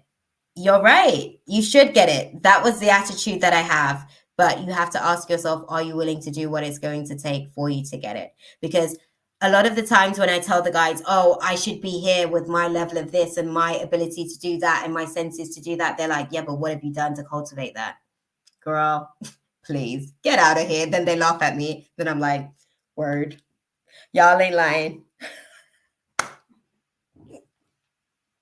I can't lie, it's true. I haven't done what it requires to get the results that I'm asking for. So it's just one of those things. So fact on guard with that one. Okay. So just to sort of like put it out there so I can finish reading it. And if it's not good for me, I'd rather get clarity on why and see why it's not good. You just got that, my love. Asking, you shall receive. That's how awesome God is, right? He's so awesome. Love, love, love, love. Okay, so let's see. Mo was checking if they missed their turn. Oh, Mo, we got quite some time before we get to you. I don't know when we're gonna get through this list. That part. Ash, if you're still in the chat, you can come into the waiting room. I'm literally just going to read, I guess, Ariona's update. I'm trying to call the other Chipotle and they aren't answering my calls. I don't know what they're doing. I don't know. WTF. You're funny. Listen, do you know what happened actually? This job that I've been cultivating, so it's not just you, there's also like negative forces at play at the minute as well. Like obviously we're about to go into a retrograde. So their leashes are they're getting more rope to hang themselves, basically, type thing. So their leash is being like extended, which means our egos are going to be expanded in the process as well, right? We're going to be triggered like left, right, and center. I had the same situation where I was meeting resistances because of the negative forces that obviously were at play with situations. Pray on what it is that you're doing, beautiful. I don't know if that's a thing for you, but if there is one that you really see yourself in, that you can actually, it's so easy for you to see yourself in the timeline of that reality, right? That is a timeline that is most optimized. It's not impossible. It's just whether or not you're going to do what it takes to make it a possibility, right? So if you can see it in your mind's eye, find one that you think, what are the values that you're looking for? What are the things that you're looking for with the job that you're looking for? And when you get your list of things together in that dynamic, like really work with the energies, beautiful. Like prayers of manifestation is one of my biggest tools. It actually helps me to manifest very, very quickly. And the more you pray, the more frequent you are with your prayer life, the quicker your manifesting actually moves as well. Because then you have a direct connection and source to God. And because you're a regular, I guess, friend, you get hooked up, girl.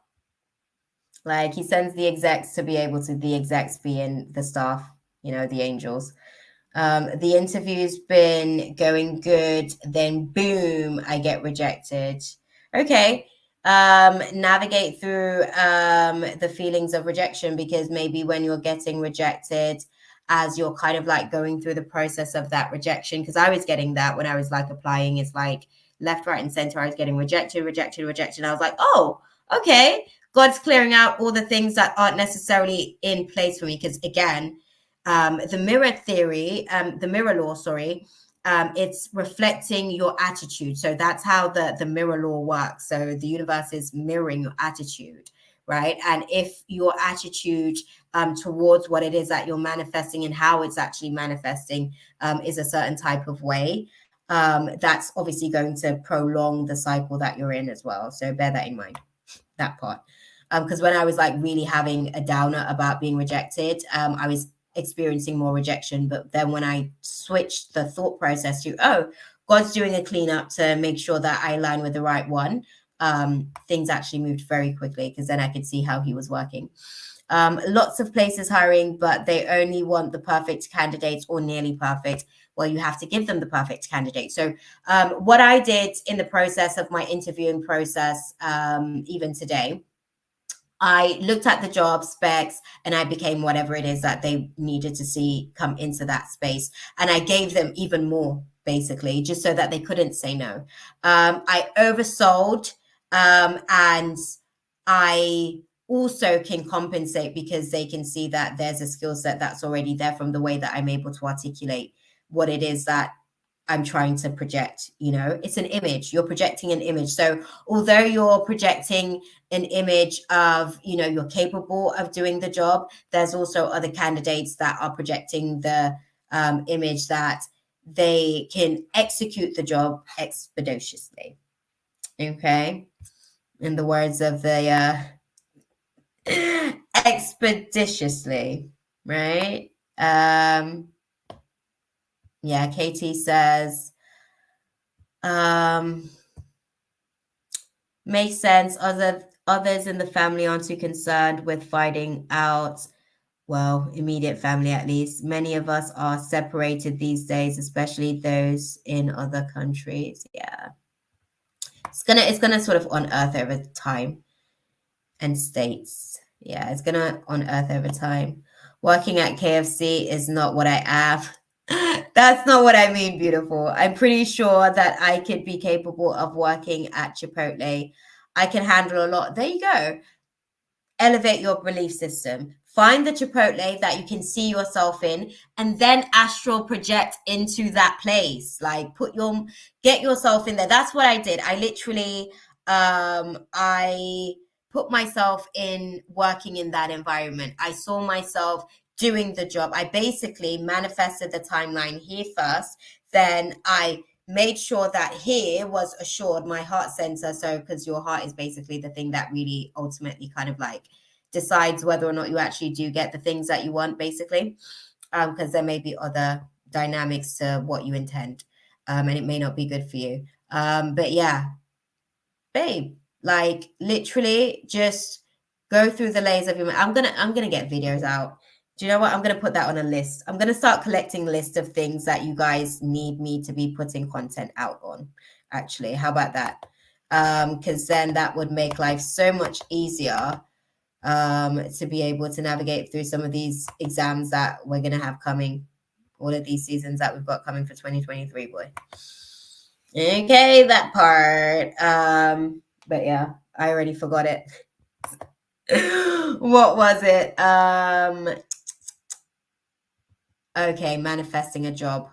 Yeah, manifesting in general, but I'm gonna put manifesting in different areas. Career, romance, all of these things. We're gonna sort of like chop it up in the different areas of life. But yeah, I practically just gave you a whole reading there, man, but I gave you some updates on how to be able to navigate through the situation. I don't think that KFC is all that you can do. I think that what is happening is that there is a belief that because you're manifesting, and these rejections are coming up and you're kind of like feeling, down, and it's kind of triggering, it's kind of causing, again, just looping on that dynamic as well. So yeah, just be mindful of that and go for the job that you want, beautiful. You absolutely deserve it. I did that. I'm in the process of cultivating that manifestation. Like I said, I don't want to say too much because these spirits out here be like hoes in these streets, man. I can't lie. They're just looking for something to feed off. And I'm not really feeling like being anything to be fed off at the minute. Hi, Moni. Thank you for stopping into the space, beautiful. The list is actually closed for tonight, but I do have a live scheduled for Sunday. So now that you've subscribed, check out the channel and maybe just, get into the space for that one so that you can get added to the list, because the list gets full very quickly as far as the free list. But the donation list is open. So if you do want to donate, that option's available as well. Okay. Ash, homegirl, I don't know if you're still in the room because I've been talking forever already. If you're still in the room, beautiful, do sort of come back in on the link. I am going to put it out again. And yeah, if you want to come on in, you can. Yes, beautiful. Come on in. Let's try out this whole audio setup and see if we can ascend in class. Yay.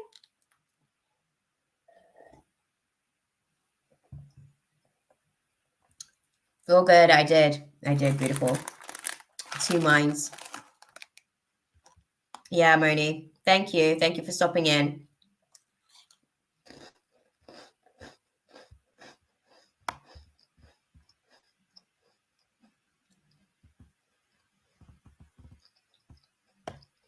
How are you guys doing though?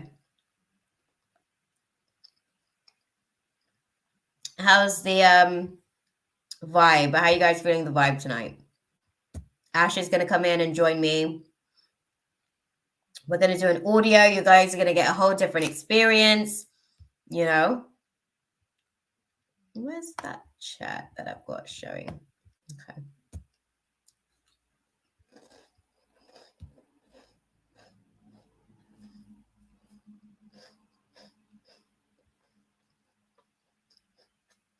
Okay.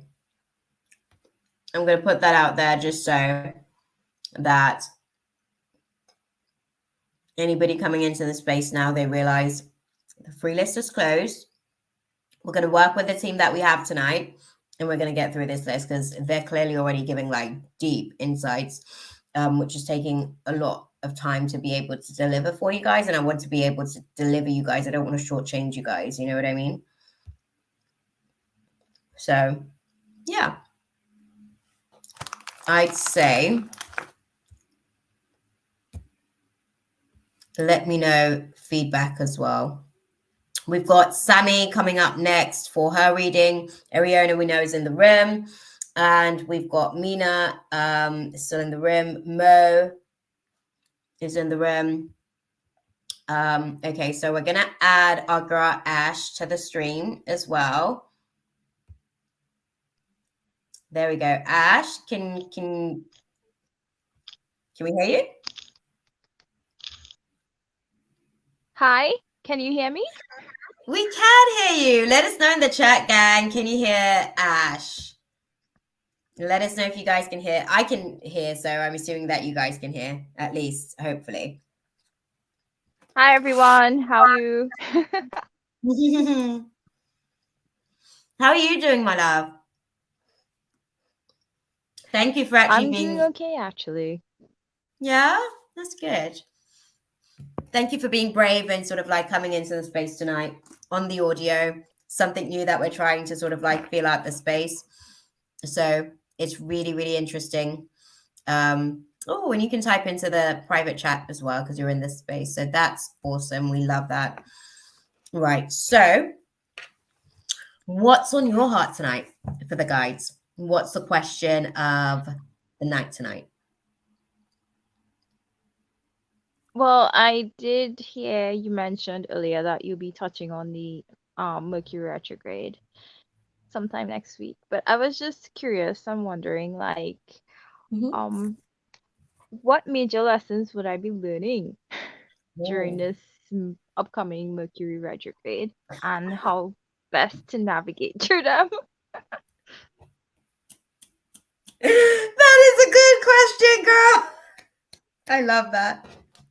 I agree with you. Thank you. Okay. I was actually thinking about asking that question since last week, but I was like, nah, I'll just wait till I get a little closer. Exactly. Once the climate's already started to activate, right? Now we're in the pre-shadow period. We can really sort of like see maybe like what kind of classes we're being set up for. Okay, guys. So, because my ear's already burning, so I'm going to dive into it, Ash, because they're already like chatty. Oh, interesting. What can Ash expect during this Mercury retrograde transit? What do you guys see? Okay, so we definitely have some Seven of Wands energy. They're showing me that it's more a case of you like really being able to, okay. You'll be seeding certain things at the minute, certain things that are going to be like really challenging. And when I say certain things, so what do I mean? Give me something in particular, guys. Put it into context. Let's talk about it. If we're going to talk about it, let's really talk about it, guys. Thank you. Let's really talk about it. Right? Okay. Thank you. So the challenge that you'll be navigating through is your fear of the unknown, right? Your fear of the unknown and your lack of planning as a result.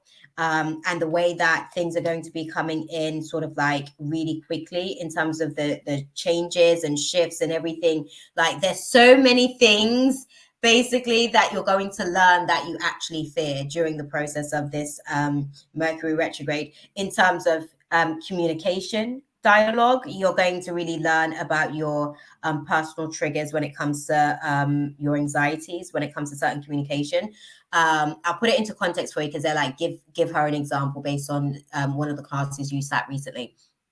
I was in a conversation in, I want to say in romance class. I was in, because I have a tendency to be like very, very over, um, I don't know, overreactive, I guess, in romance class, because I'm playing out a lot of my generational cycles as well, and their patterns and sequence in romance.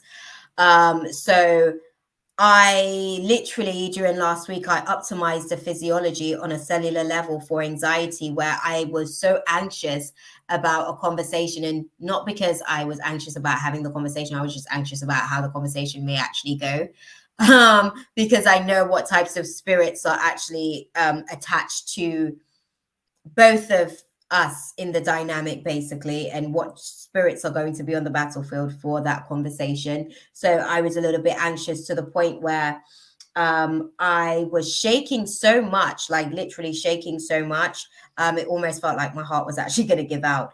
But then I learned that my nerves was the very thing that was manifesting those things. I saw that that was actually vibrating on such a frequency where it was putting out there the very thing that I was fearful of. And in that moment, I was able to learn how to bring my vessel back together, in a state of cognition, where, because my previous experiences, again, because I'm dealing with a genetic generational pattern when it comes to these romance dialogues. Um, that's where the anxiety came from, because it felt like it was outside of my control, because this was a generational cycle that I had to go and sit again. But in the moment, because that demon basically felt bigger than me, because it's been on my lineage for generations, right? So it knows the physiology of my genetics a little bit more adeptly than I do at the minute, because I'm still learning me. But in doing that, when I was able to shift that, that was such a big transition. I was actually able to do that and then move that shift also trans that shift in my physiology also transferred over into my career, to the point where I'm no longer in a place where I can even afford to be anxious in certain conversations that needs to be had right now. I'm actually the person that, because I'm the most optimized, I'm being used as a voice for at least 10 to 12 people at the minute when it comes to my business situation. So I'm giving that to you as a point of reference to help you understand what I mean when I'm speaking about, like, the fear of the unknown. What I'm finding, the fear of the unknown usually activates the spirit of anxiety, and along with it, they will team up with the spirit of depression, and always the spirit of confusion is always there, because he's the one that basically provides the distortion of the reality that you're experiencing, especially if it can catch you when you're vibrating on a particularly low frequency, emotionally speaking, right? If you're having a bad day, basically. So some of the things that you're actually going to be navigating through is your ego's fear of failure, your ego's fear of success in certain areas, and what that success actually looks like, and whether or not you feel like you know how to actually, like, manifest and cultivate. Particularly this what I'm saying right now applies to romance class. There's a fear of success that you have in romance class. And this sounds so interesting, because you would think to yourself, how could I have a fear of actually being successful at romance when that's the thing that I'm trying to manifest? I'm going to explain to you. Thank you for your honesty, beautiful. Thank you for your honesty. I'm glad that you can just, keep it true. We love that. But no, the fear of success. That is Um, true. I'm also having, mhm. yeah, I'm also having a fear of, because I'm doing two classes actually. I'm doing a digital marketing class and a web Mhm. page design class as well. So Yeah. I'm having a fear of actually Oh, creating this website for my business. I don't know why, but I'm in a blank space, right? My dreams come true, but there's this fear that I have that's keeping me back from actually going ahead and creating it. Because I mean, I keep procrastinating on it, although I have to do it. I'm just like, there's a fear within me. I'm like, next thing you know, I do make it, and it doesn't, bring any kind of success that I thought it would. Because yeah, that's a big fear right now. I'm going to tell you something. So again, this is a really, really good question that you've sort of like presented, right? Because what you're speaking about, I sat this class. This is so funny because I sit most classes cognitively, right? But I did sit this class, and I'm telling you, on the other side, that fear that you have, I'm sitting in the reality of that fear, and it's not as bad as you would think that it is, actually. What do I mean by that? So when I created my website, I thought, yes, this is going to be it. I quit my job. I was like, yeah, I won't need that anymore. God's going to, provide for me. All I need to do is create the website and they will come. That didn't happen. Okay, that wasn't reality. That wasn't what my reality was per se, for me. And what it did do is actually give me the opportunity to be able to strengthen myself in the areas that I'm actually good at. I think with your situation, you have to understand that the seed takes time. And what I thought was like a small seed, you don't know how God is going to use this one little vision that you have and actually magnetize it, because that's what happened. That's why it takes a little bit longer for you to be able to see the fruitation, because that mustard seed is actually growing so quickly, quicker than you can even imagine, right? And as that mustard seed is growing, the vision's growing, basically. And for a vision of a bigger size, it takes a little bit more time to manifest. So, what I will say is there's no need to worry about a fear of failure or fear of success. Ultimately, you will succeed. I think what it is that you're going to find out what it is going to take for you to succeed. I think that if you kind of like dance with your fear that way, because fear has been so useful to me in the dynamic of that class, because it showed me basically how bad I wanted it. Because I think when I started to realize that I was so anxious, I was like, oh my God, I really want this dream. And then I had to really register that within myself, right? And then decide to myself, okay, what am I going to do to actually get it? And you'll do whatever it takes to actually get your dream. You do realize this, right? Like you've got so much resilience about you, like you will push back whatever odds are against you. Like you're actually so strong that you'll push back. I think it's going to take you some time to get comfortable with the idea. I think, okay, so grab a pen, let me give you some details on pieces of your personality that needs to be optimized. um First thing that they're telling me is your business, okay, so you're going to learn a lot about how to be assertive in business as well. And that is going to be something that is going to be something that you're going to have to go through these different segments, right? You're going to have to go through these different segues. Oh, oh, sorry. You're muted. Um, if you unmute me, I think it automatically mutes sometimes. Um, Sorry, Ash is saying she can't hear me, guys. This is our first time actually doing the audio. There we go. There we go, Ash. There we go. I couldn't hear you. I can hear myself actually playing back. Can you hear me now?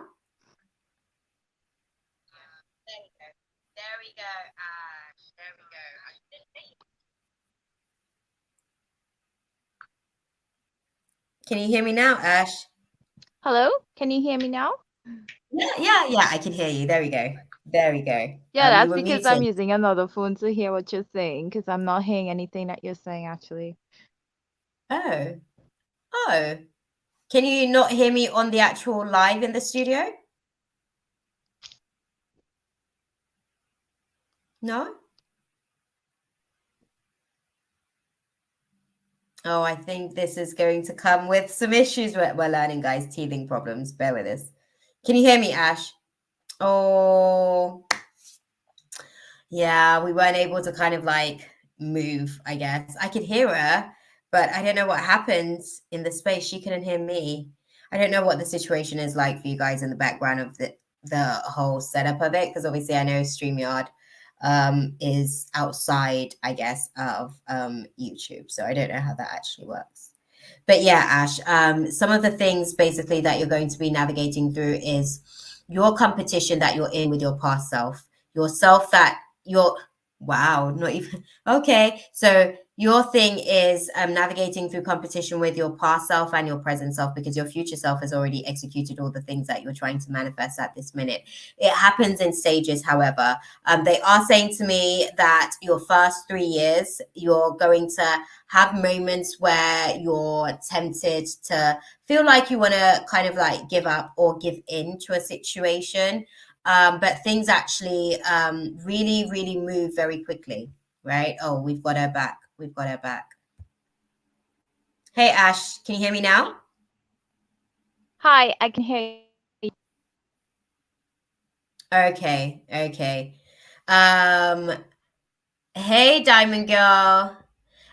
So Ash, were you hearing what I was saying? You probably weren't even actually hearing what I was saying before. Did you hear what I was saying before about some of the It's navigating through okay, fear of I'll just success?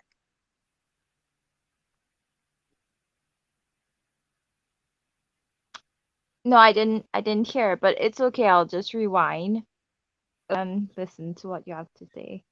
Yeah, if you go back and rewind there, what I'm gonna say, so a few things I was actually saying, if you grab a pen, I'm gonna tell you the personalities that needs to be optimized, because they're still showing it to me, because they're like, by the way, you still have to give her this, because this is going to be the assignment that she's going to be sitting during this Mercury retrograde. So if you've got a pen, some of the stuff, well, I guess you can come back with your pen, but timestamp, this is around about an hour and 56 minutes in.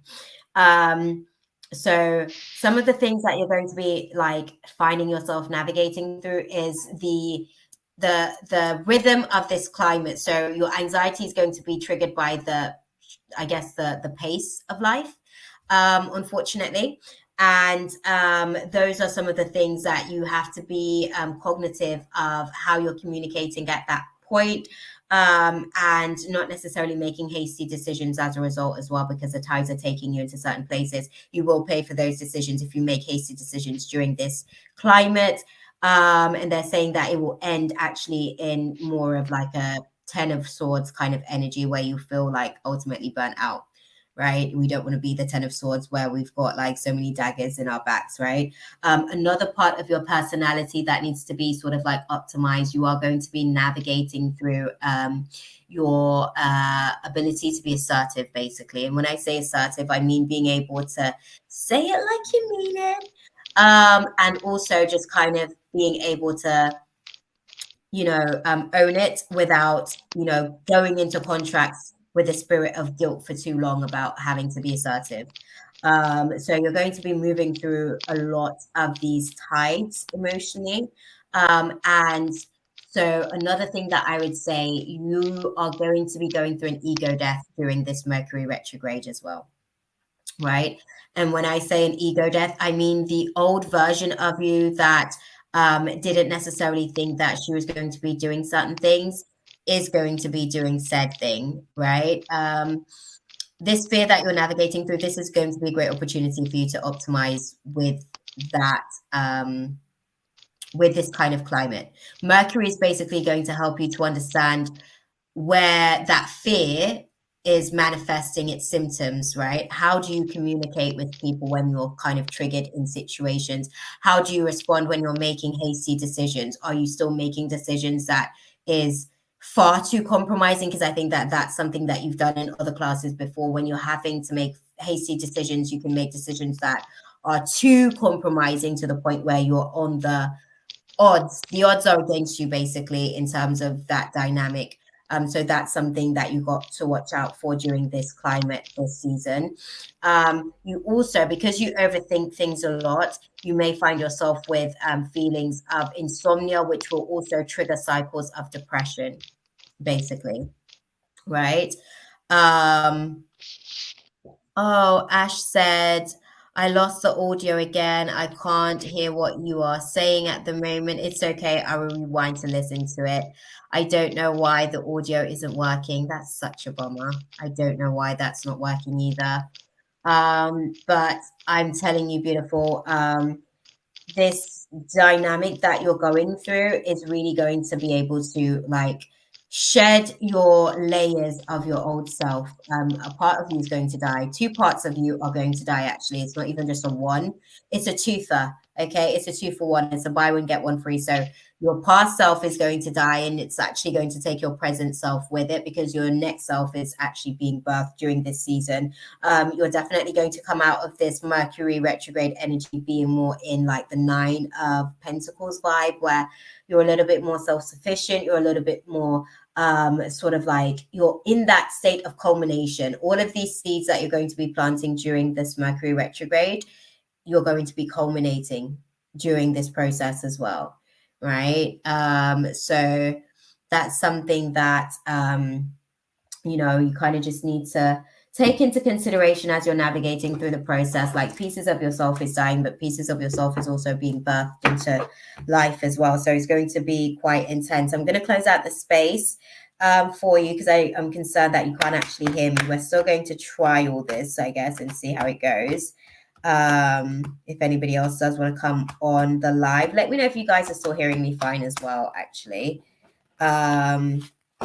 Yeah, because obviously Ash is struggling with the audio, but I don't know if you guys can actually hear me. That would make some sense as well. But yes, I can see that they're saying that this is about like your health improving for success, actually. And it's more a case of like you're going to be navigating the path of your belief systems. Over the course of the next year, you're going to be navigating the path of your belief systems. Basically, at this point, it's not that you don't believe, but you don't all the way believe either. Okay, it's one of those situations. It's that you kind of believe, but you don't believe at the same time. So that's going to be the thing that you're going to be navigating through this Mercury retrograde cycle, basically. And you're going to be navigating through this belief system and updating it over the course of this year as well, because this isn't just a you thing. This is an updating thing in general. And there'll be a time when your service will be called. So you don't have to worry about success with what it is that you're doing, because success, fortunately for us, doesn't depend on us. I mean, it does to some degree in terms of the levels of work that we will do, but it's actually dependent on God being able to will certain things into manifestation and effect, which is why we are chosen for certain assignments that we are chosen for. Much to Katie's point of why she's here earlier, that question that she asked, which was a lovely question. But yeah, I hope that was useful for you, Ash. I'm sorry that we couldn't like really have the whole back and forth. We're still going to try this space and optimize and see what we can do, but hopefully moving forward we'll be able to kind of like have it be a good little situation for us to navigate. Okay, but thank you for stopping into the space and asking such a really, really good question. We're going to dive into some of the stuff for the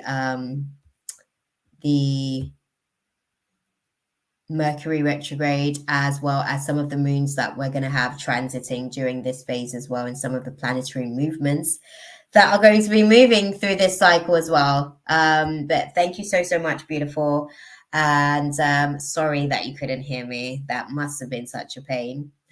But yeah, I guess we're going to be sort of moving on the list as well.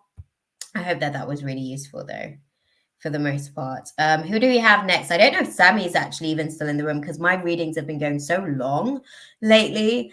I know that people are having to leave the room because obviously there's just no time. No time. Do we have Sammy in the room? If so, Sammy, can we get your question out there? And if not, is Ari still in the room? Beautiful. You can put your question out there as well, and I'll get that starred ready for if it's your go, because I don't know. Oh, I'll save your question, Mohaha. Oh, Mohaha. Diamond Girl, I don't know if you're still here in the room as well, but thank you, beautiful. Thank you for the question, because there's going to be some stuff in there for you to kind of like utilize and work with. But I'm going to be like having conversations when I come, and I have, maybe you can even ask about certain things that you're navigating through then, because I've sat quite a few classes consciously in the last few cycles. In the last 5 cycles, I've been under like case study mode. I am the case study, basically. So there's a lot of answers that I've got for a lot of mock exams that I've sat over the last 5 years, and some of the actual exams that I've tested on. So I can give you some answers for your papers, girl. Hey, Ari. Okay, so that's good. You're in the building. I figured you're still here. Sammy, I don't think she's still here. I got the vibe, because that's what they were saying, because things were taking so long. I don't know that she could have basically stuck it out in this space. I've popped your question on the start, the star tab that I can see. I don't know. I don't think you guys will be able to see it. Oh, Sammy is coming. Okay. Sammy's coming. Okay. We've got confirmation from Ash. So we'll let Sam sort of like come into the room and give us I now called her. Okay. So Sammy's coming back into the room. Hey, look at that. Thank you, Sammy, for stopping back in, because they were saying that you had to go because I was taking forever. But thank you for stopping back into the room. That was quick as well. Ash with the hookups. We love that.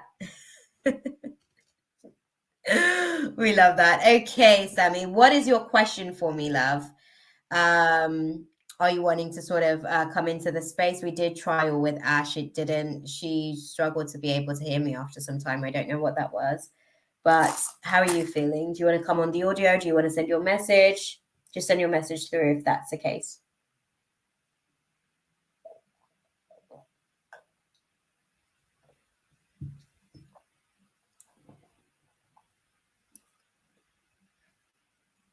Thank you, man. Look at you guys, like, just making it a team effort, you know? That's what's up. I think Sam's deciding to type. Sam's deciding to type. Yeah. For sure. Okay, the Wi-Fi was dropping. Oh, Diamond Girl, you're still here. I did mention before that the actual like free list is closed, unfortunately, my love. The only thing that I could advise is maybe sort of come back towards the end and maybe see where the guides are, if I'm still able to be a good enough channel for them to flow and answer your question, because I do limit how many I do speak to at a certain capacity, because then it depends on how deep the guides want to be able to have a discussion. You know what I mean? So come back maybe later, and then I'll see where I'm at, and I'll check in with the guides if they're open to be able to connect a channel for us. Thank you, beautiful.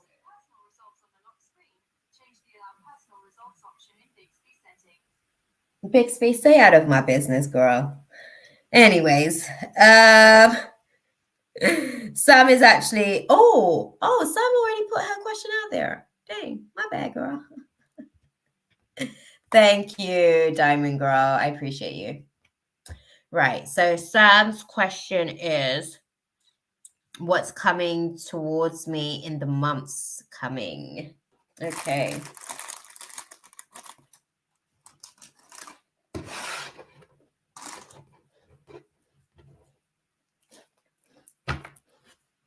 Okay. We'll do that then. What's coming towards Sam in the months coming?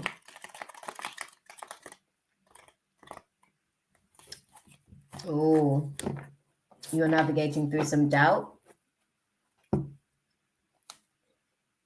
Oh, definitely. Oh. So you're definitely going to be like learning your strengths. You're going to be sort of like in a place where you're asking God for more strengths because situations may come to. There might be certain situations that might come to a stalemate during this season for you. Okay. It's like a truce, basically. It's like nobody actually wins, but nobody loses per se, like because everybody loses and everybody wins, pretty much. Okay. You said what's coming towards me in financial, add love. Okay, there we go. There we go. Right, guys. Clearing the space. Now that we have full clarity, we're on the same page. Me and Sam's on the same page. What do you see sort of coming towards her in finance and love? Already we had again 5 of Wands energy under the undertone of what you'll be sitting in the next few months. Yeah, 5 of Wands energy. That's kind of saying to me, and it was in reverse as well. Yeah, it's still in reverse. There we go. It's in reverse. It was actually speaking about trying to avoid conflicts, but you may actually find yourself in conflicting situations where you're trying to avoid certain like people, I guess, when it comes to the romance situation. But it's like there's a little bit of a conflict and strife that's going on with that as well. Even though you're trying to sort of like avoid it, you're actually directly feeding into the conflict that already is by kind of like avoiding the conflict, if that makes sense. I hope that makes sense, because they're saying to me like she knows for her personal situation what I mean. I don't know, do you know what they mean, girl? Because they're so like, final with most things. So what do you see coming for Sam? Okay, let me firstly there. And okay. Okay. What they're showing me with the situation, we've got some Ace of Swords energy in reverse. So that means that your mind is in complete chaos. Your mind is upside down. Your mind is in upside down world. Like that's the best way that I can put it. What do I mean by that? There is a lot of things. The pressure of everything has gotten to a place where the mind is so tight. It's kind of like being emotionally overwhelming, and it's interesting as well. What they're showing me is that there's a little bit of a stagnation in terms of career growth during this season for you.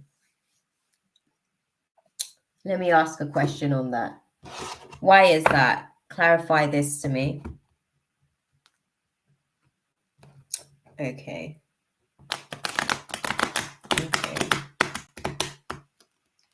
They said that you don't necessarily know what you want to do, per se. It's like you kind of do, but you're not willing to necessarily commit to what it is that you actually really want to do when it comes to career.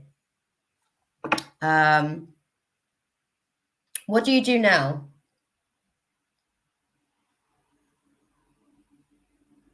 Oh, that question was to Sam. What do you do now in terms of career?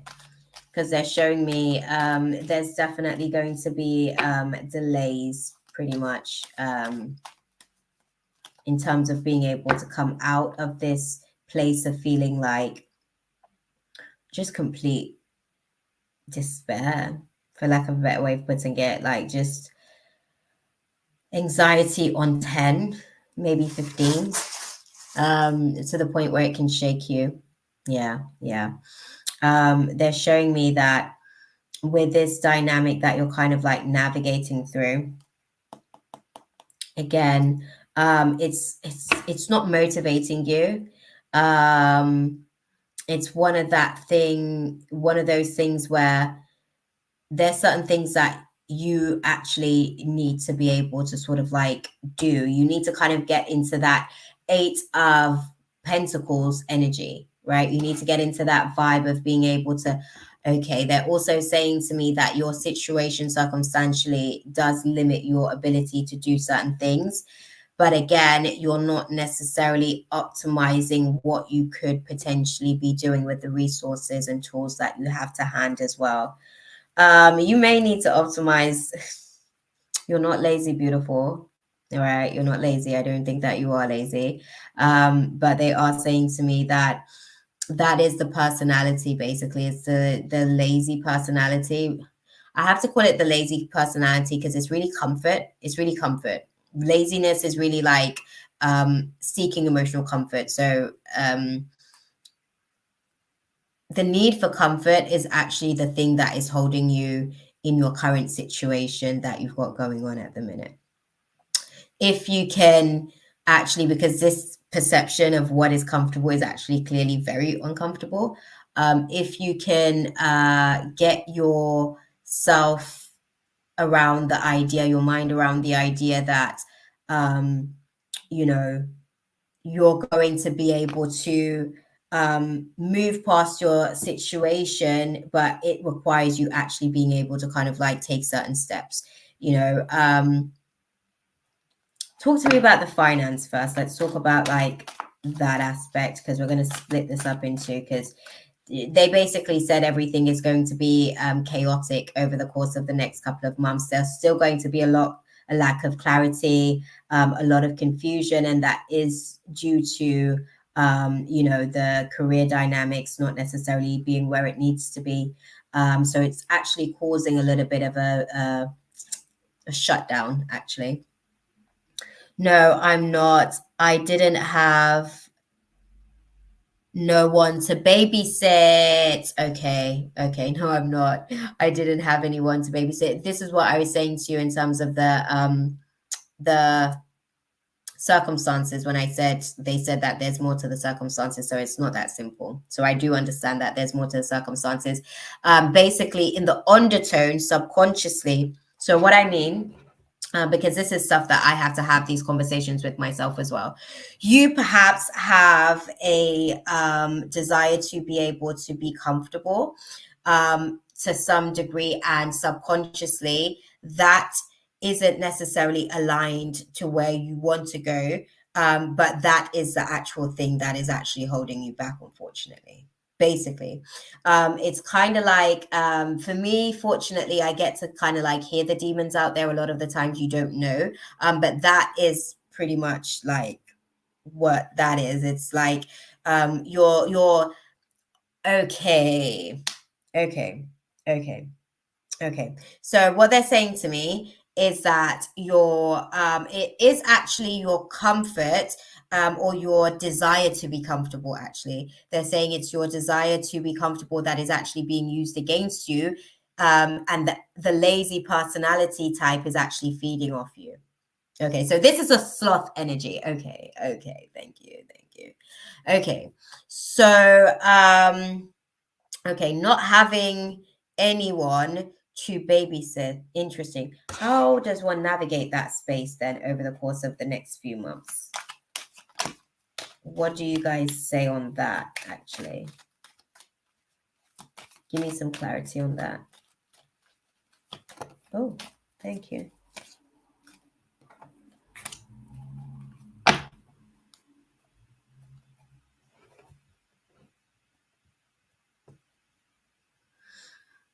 Okay, so you have to find the right circumstances. You're basically looking in paths that aren't necessarily cleared for you. It's kind of like how they explain it to me a lot of the times. It's a not stress path. Can't stand when they sort of like give me that feedback, but that's what it is. You're in the not stress, stress, not clear paths. what is it? Yeah. The stress area or stress zone not clear. Like your stress zone at the minute is still in the realms of chaos at the minute, right? And that is because you're choosing. So you need to be looking for work that is able to cater to your circumstances, your now situation, your now reality, and your now objectives, basically. I don't know. What would you like to do? Answer me that question firstly. What would you like to do in terms of work?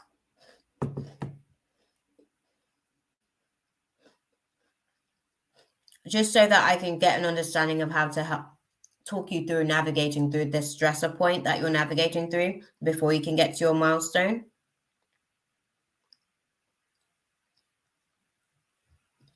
Sorry, I'm eating because I've been in here for 2 hours already and I've barely gotten anywhere on the list. I'm on. Who have we got next? We've got Ari, Mina, Mohaha, Lily, Sterling, Kayla, Aries, and Kayla again.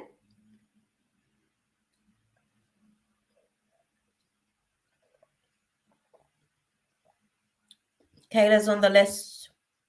And then we've got Kayla Tillett. Is that right? Am I reading it right? I don't know. Okay. I'm qualified as a junior counselor. Girl, why do you need to go out for work? Work at home. Have you applied for remote coaching, counseling positions?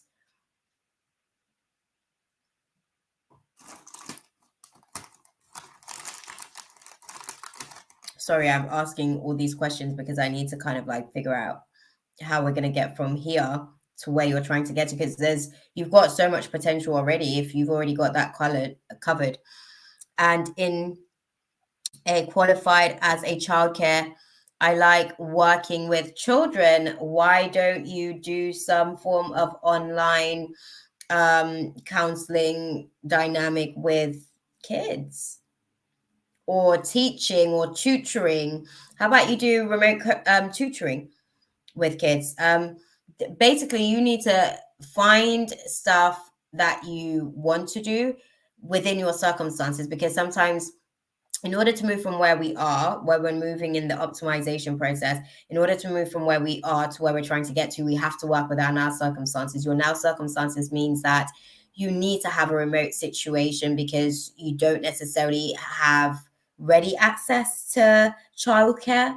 Is that fair to say? There's not like ready access to childcare for you. That's probably the one thing that's been like a real challenge for you, to be able to like get a job and keep a job, I'm assuming as well, actually.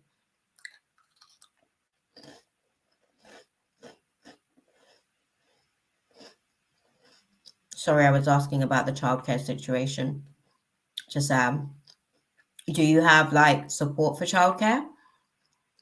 Because if you are going to do a remote situation where you can use your own autonomy, um, you could then actually work at your own pace and be able to navigate your now circumstances to get to a place where once your child is a little bit more older, you would have gained the experience in that environment remotely to then even further yourself career wise for when your child's a little bit older and they are able to be a little bit more independent, you know? So yeah. Oh, oh, I feel like there's a lot of pressure and a lot of sadness when you're doing a good job. I want to tell you that because you question a lot of the times whether or not you're doing a good job, even as a mom.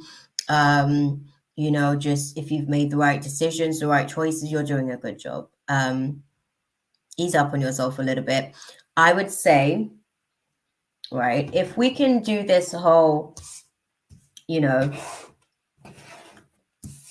remote situation, the remote. Where are you from, Sammy? Where are you from?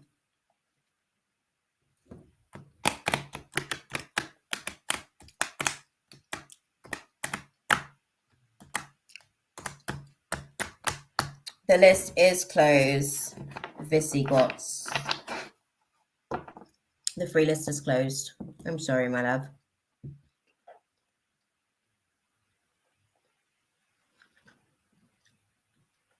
Okay. You can offer your services. You can offer your services. Look for tutoring jobs, and look for remote counseling jobs as well. That will give you the opportunity to literally sort of like work anywhere. I think that that's something that would actually sort of like help, because if you do like deal with your now situation, you're going to continue to manifest more of what you have, which is not necessarily feeling motivated because it feels like the odds are stacked against you, with the circumstances that you're navigating through. Okay. Okay. So if we can go into that dynamic with the whole like looking for something remotely with the qualification, because that's a plus. All right. That's something odds in the favor. Looking for remote counseling in that location, right? How do you see that playing out? What's that trip looking like? Okay. Okay, thank you.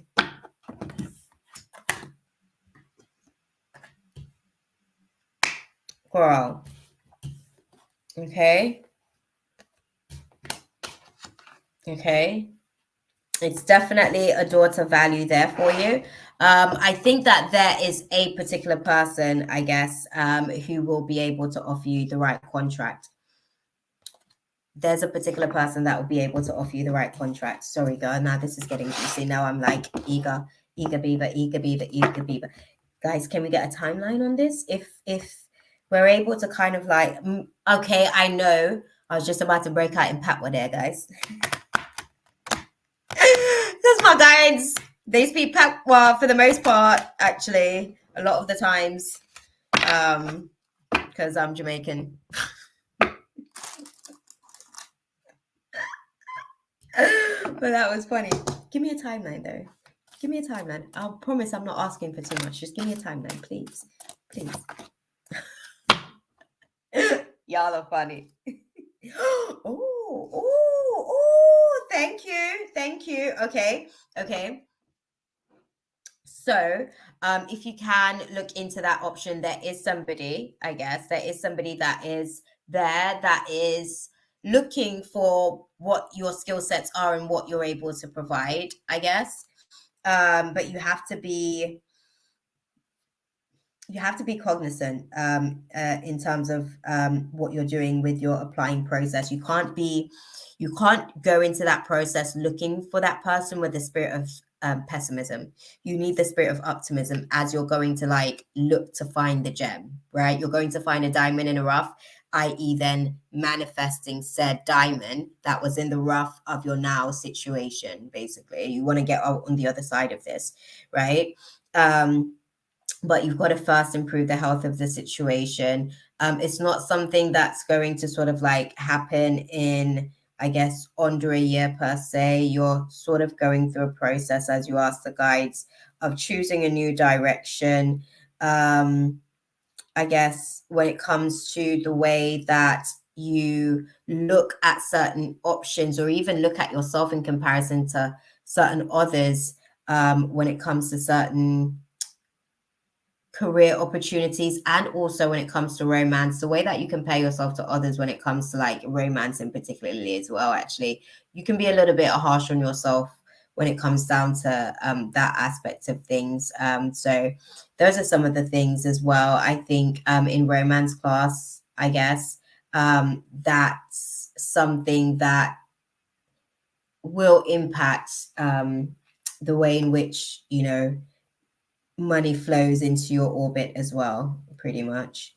So if we believe, what's the timeline? What's the timeline once beliefs involved? And I get that. I get that. Nobody's worried. Ain't nobody sweating it. But can we get a timeline, please, guys? No timeline. Not a little piece of timeline. Just something. Thank you. Okay.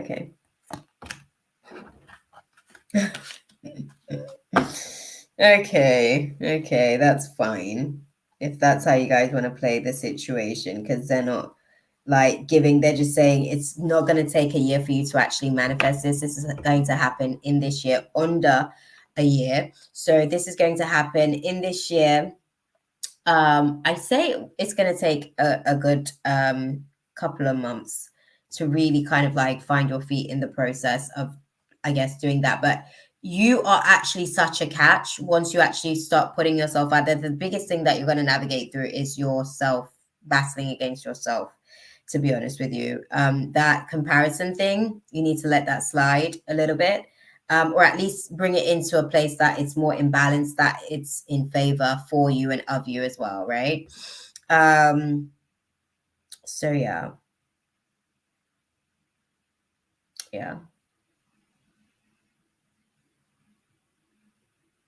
That part, right?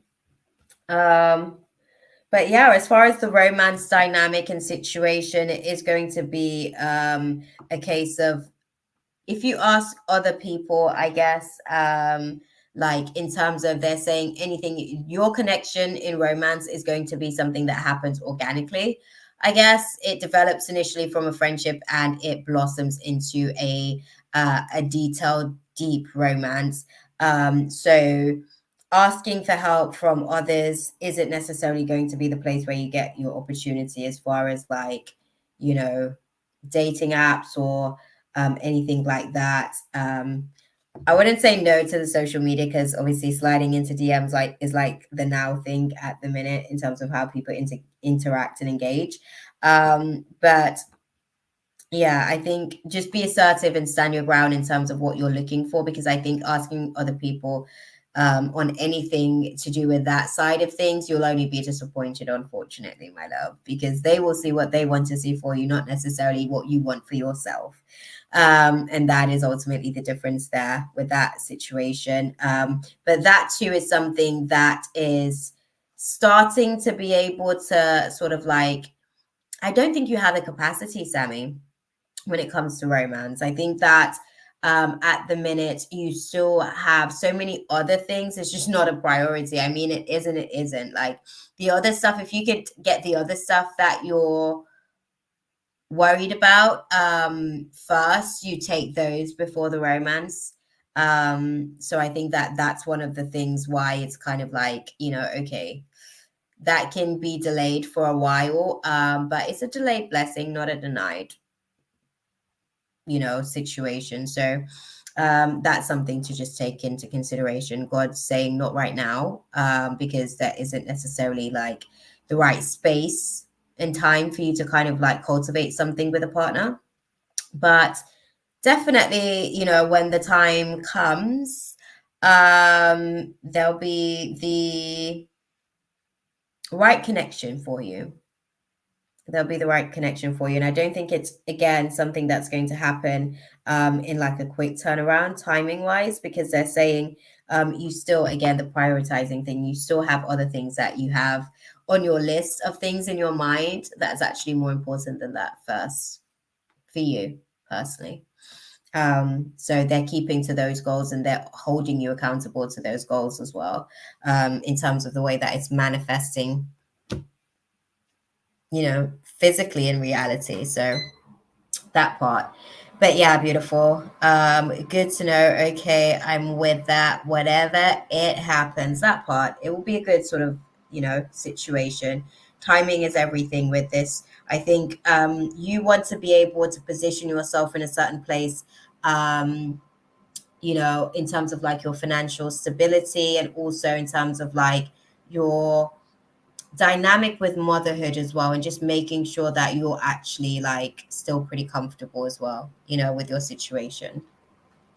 So I'd say that when it comes to the dynamics in that space. But yeah, Thank you, beautiful. I hope that that was useful for you as always. Yeah, it's just a case of navigating the world. You have to open and expand yourself because look, if you expand yourself, like you'll be able to get the right person who's willing to offer you the right contract. You see what I'm saying?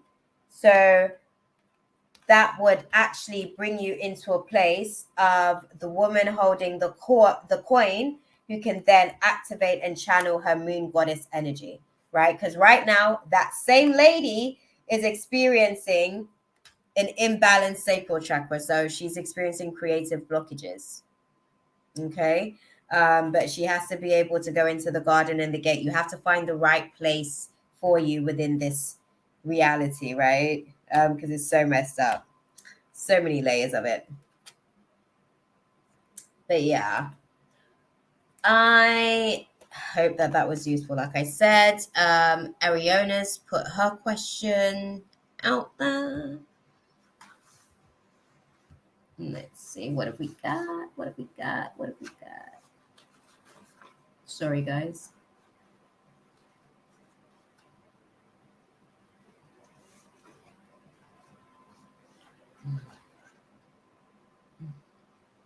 Did the Chipotle in the plaza hire me, or will any other workplace besides KFC hire me? At least someplace better than KFC. If not, why can't I get someplace? Those are just the options that were presented at the time. Beautiful. I'd say, to be honest with you, I would say take KFC even out of the equation, and that might actually up the caliber of the options that you've got. If you want to be ruthless with yourself, basically, because I think even for myself, sorry, I'm setting the cards together so I can, get myself ready to read the space. I'm gonna have to go and top up my drink, guys, because I've been in here, I've been gulping down tonight. So y'all are gonna have to bear with me for a second as well.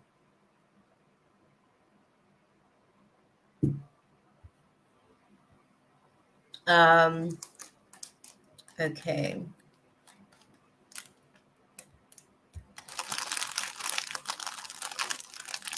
Next, we've got Mina, Mohaha, Lily Brown, Sterling. Is there two Kaylas on the list, Mina?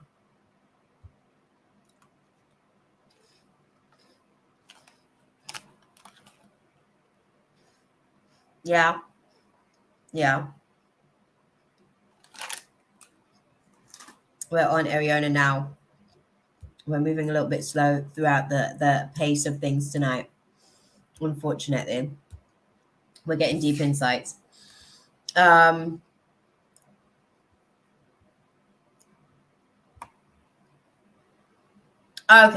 Okay. So, okay.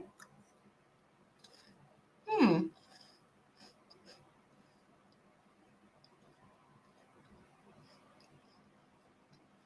That's cool then. So technically, we finish up with Aries. Who's Aries? Is that not?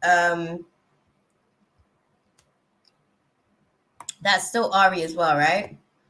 Second list is for. Okay. Okay. Okay.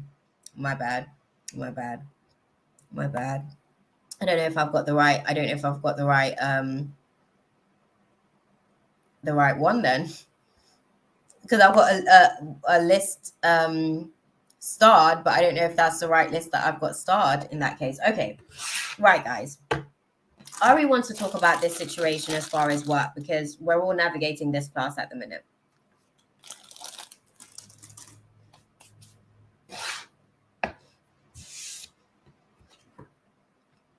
Sorry.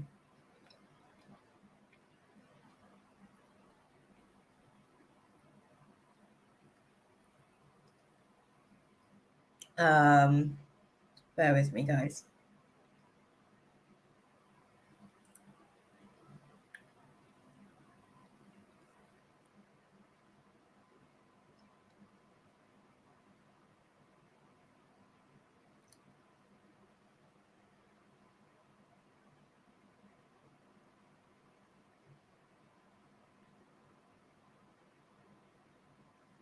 Okay, so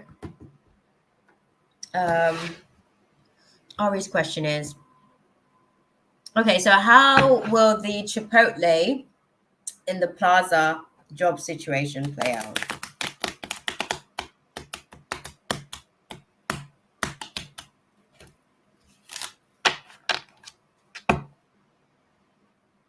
Okay, sorry, I remembered the download.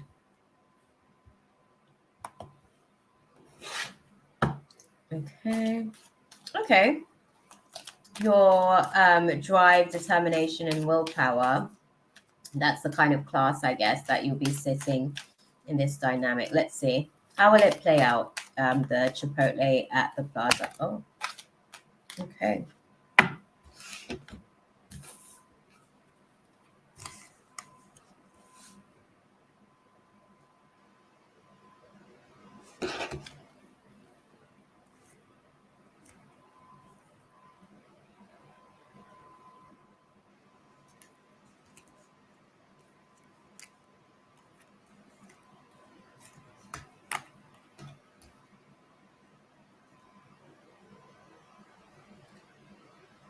Okay.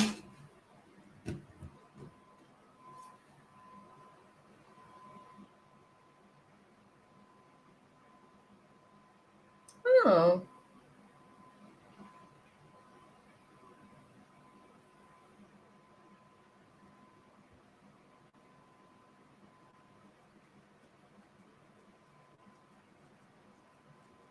okay. And as far as actually getting a job with the Chipotle at the plaza?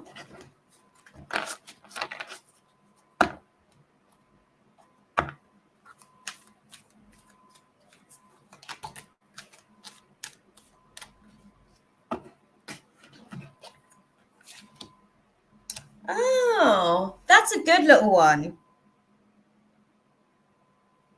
That's a good little one. So I'm gonna speak to you about the cards that we've got for you, beautiful, just so that I can put it into context for you. We do have a couple of major arcanas, well, three major arcanas, I guess, in terms of where you're navigating through at the minute.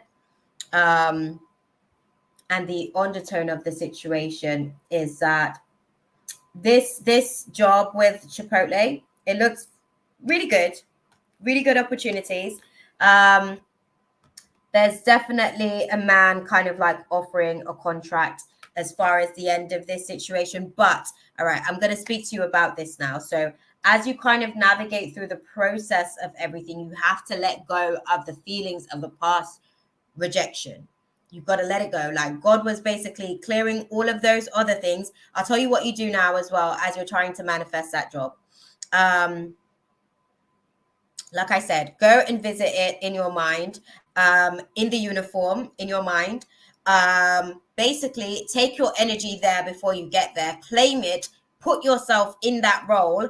It's like you're basically auditioning through your energy for the role of that next job there.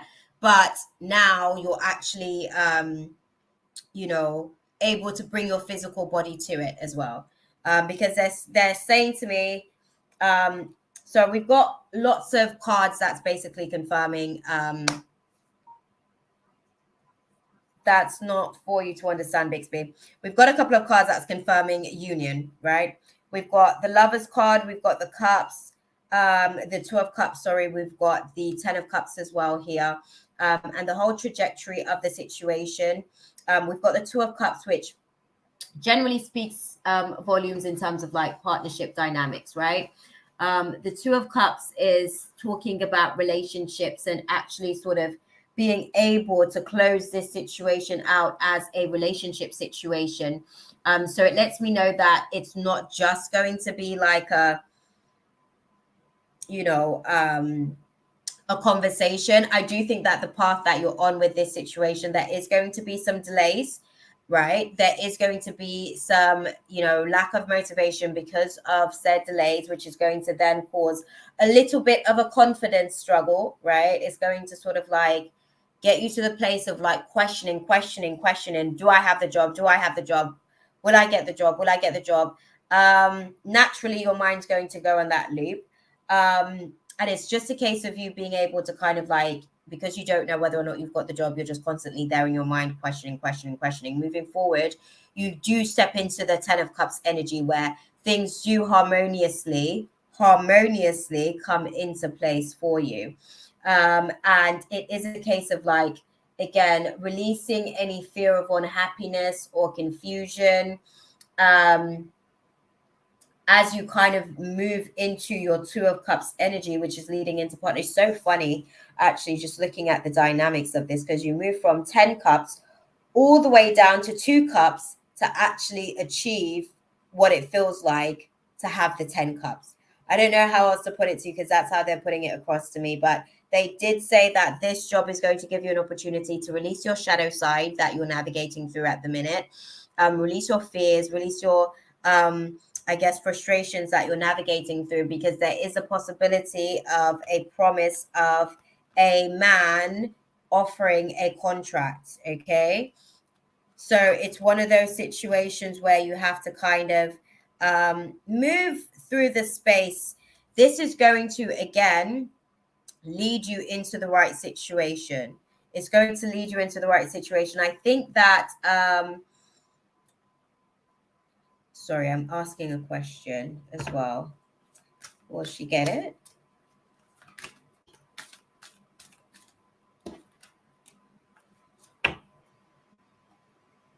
Okay.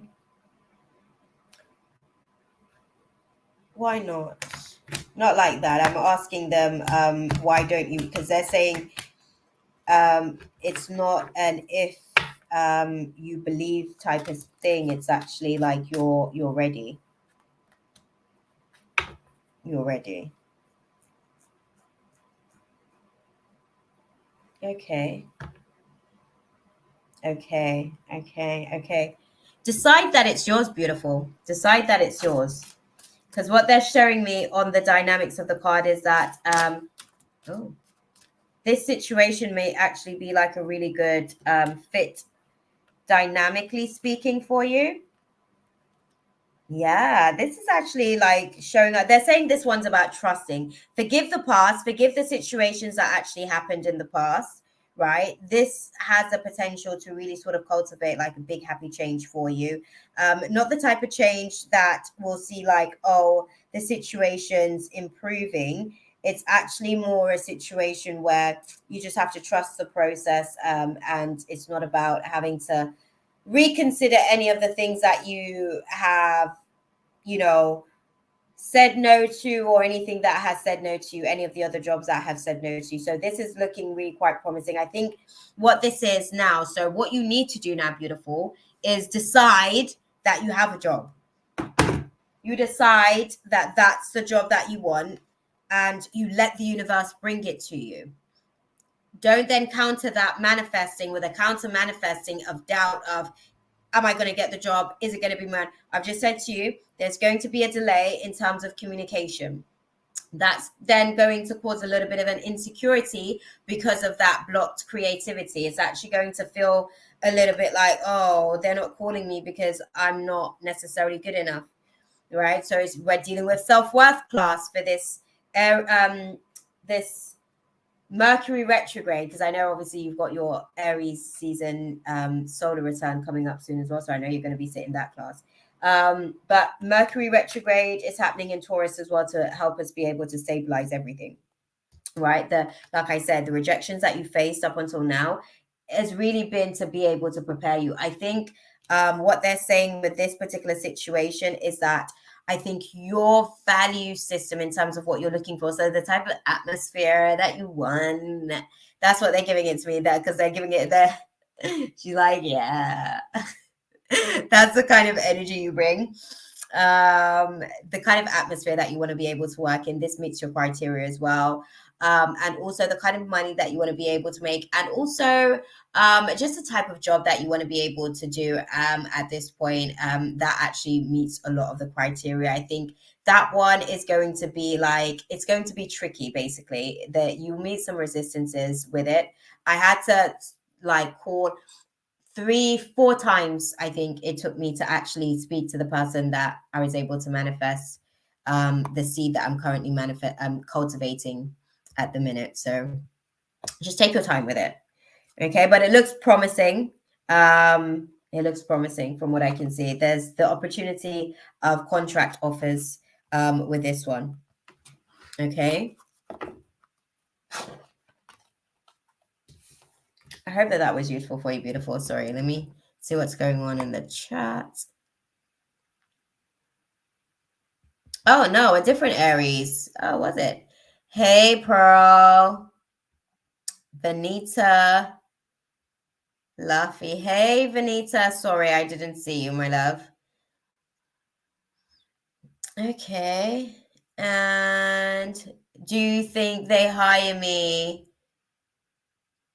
Like, is it saying it in the cards? Yeah, I do think that they're going to offer you a contract. I don't think it's a kind of, I guess, fully what you were hoping for in terms of like hours, maybe. But I think that they do offer you a contract.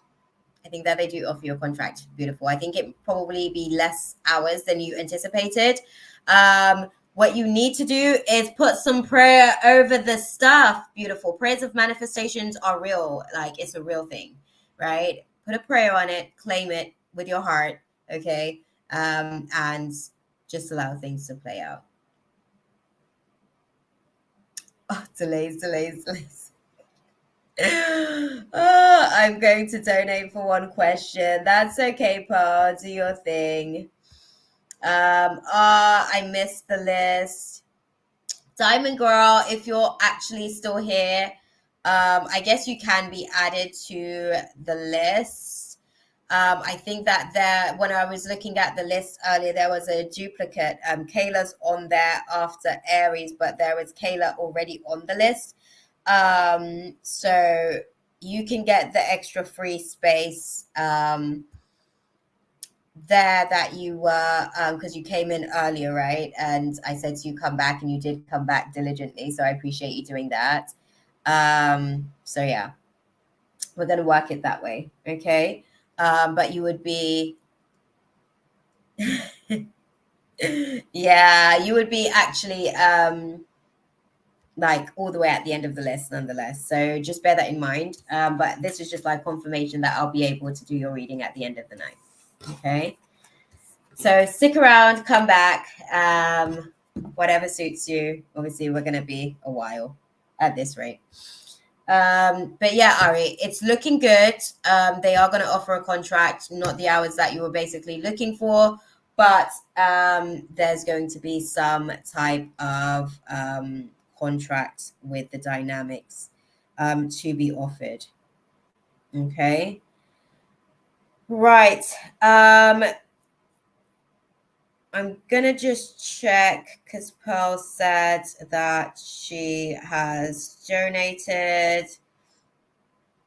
Let me just confirm.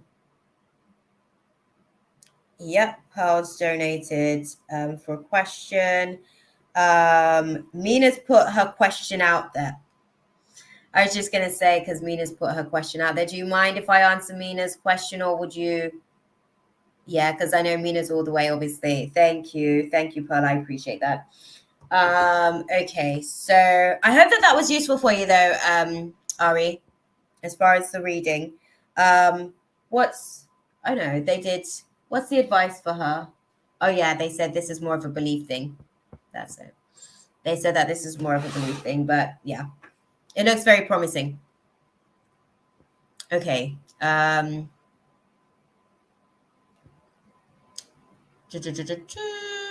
Mina did put her question out there already. I'm literally stacking up cards over on this side. If you guys only can see what's going on over there, it's so funny.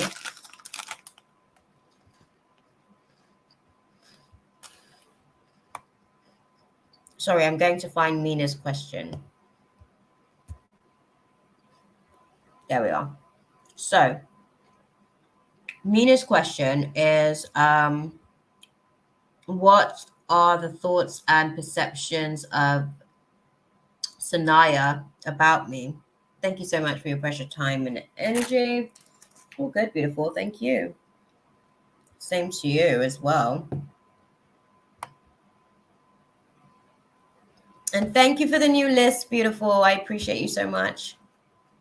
Thanks.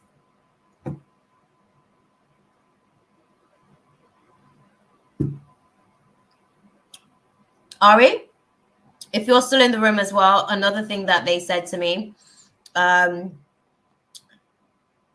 with money, you have to be transactional in the process of that as well. Something that you can help to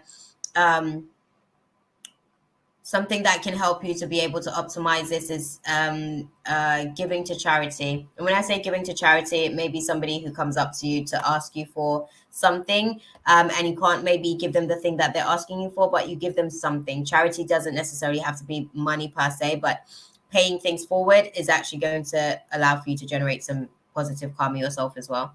They're saying these qualities as well, it's going to help you to be, there's things that you have to do to manifest basically, but you can manifest it. So with this job, you're going to manifest it based on pretty privilege, so that's going to be working in your favor, and the confidence factor is going to be working in your favor as well. So yeah, but just be cognizant, be aware of your environment, you know what I mean? Okay, so Mina's question, guys. What are the thoughts and perceptions of Sanaya about Lena? Oh.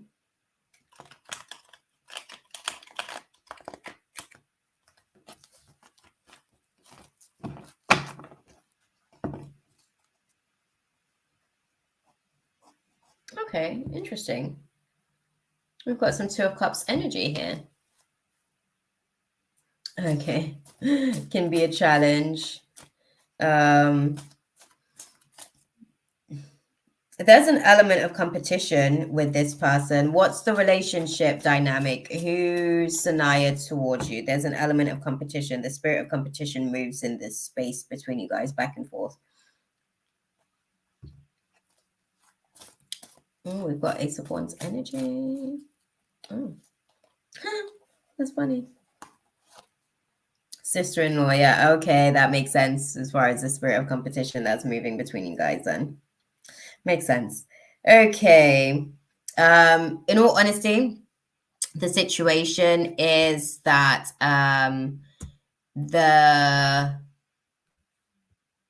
there's a little bit of how can I put it? Sorry. I actually got a do you find that do you find that she like watches you and then like copies what you do and stuff? Quite creepy, actually. You intimidate her, like your light and the way it shines intimidates her, because it seems like she, yeah, a little bit toxic. Just a bit. It's like she downplays your qualities that she actually like is like really admiring, and then instead of actually like admiring that quality, she moves or leans into the spirit of jealousy, and that's where the spirit of competition comes in.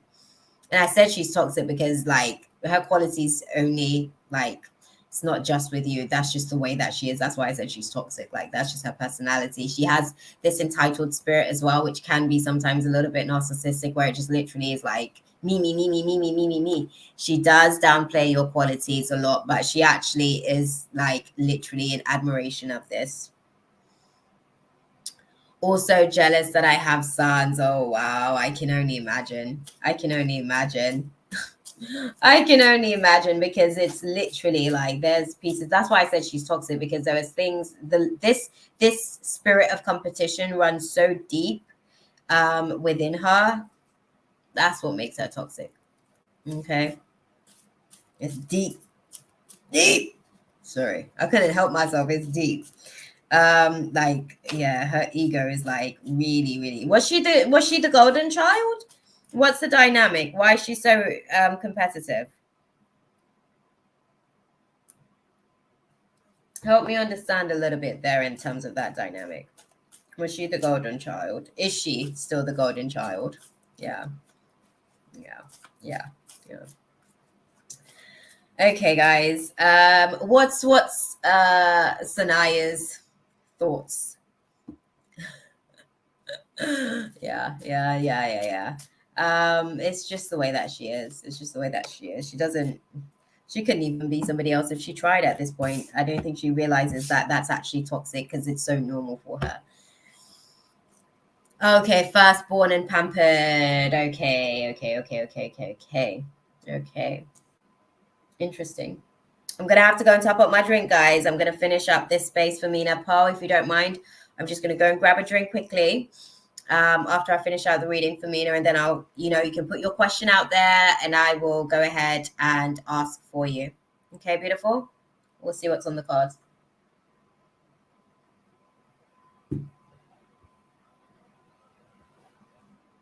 Awesome. Thank you, beautiful. Okay, so dang. Hmm. Interesting. Sorry. Sorry, beautiful. I'm literally just trying to understand.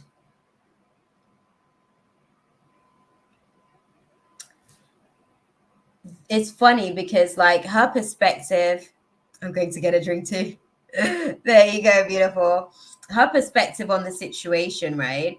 Interestingly enough, is that, like, she looks at you like she feels like she finds that you're manipulative. This is so funny. So her perspective of you is that you're manipulative, and I'll tell you why she has that perspective. Because you are basically one of the people that is able to see her and unravel the stuff that she does and call some of that stuff out to some degree. And I think that she herself, she doesn't like that. That's irritating to her because she doesn't like to be seen, for one. And it's one of those things where it's like she's, yeah, like she's just volatile. She's volatile. She has a tendency to be a little bit volatile, because she's highly triggered by you, actually. She's highly triggered by you. I think she's actually navigating through, like, you really, really like check her demons, or really make her aware of her own insecurities, unfortunately, beautiful. I think that that's what it actually is. Like, the best way that I can put it to you, because this is how they just showed it to me, right? I got to give it to you guys like they gave it to me. Oh, God, because these cards are like glistening.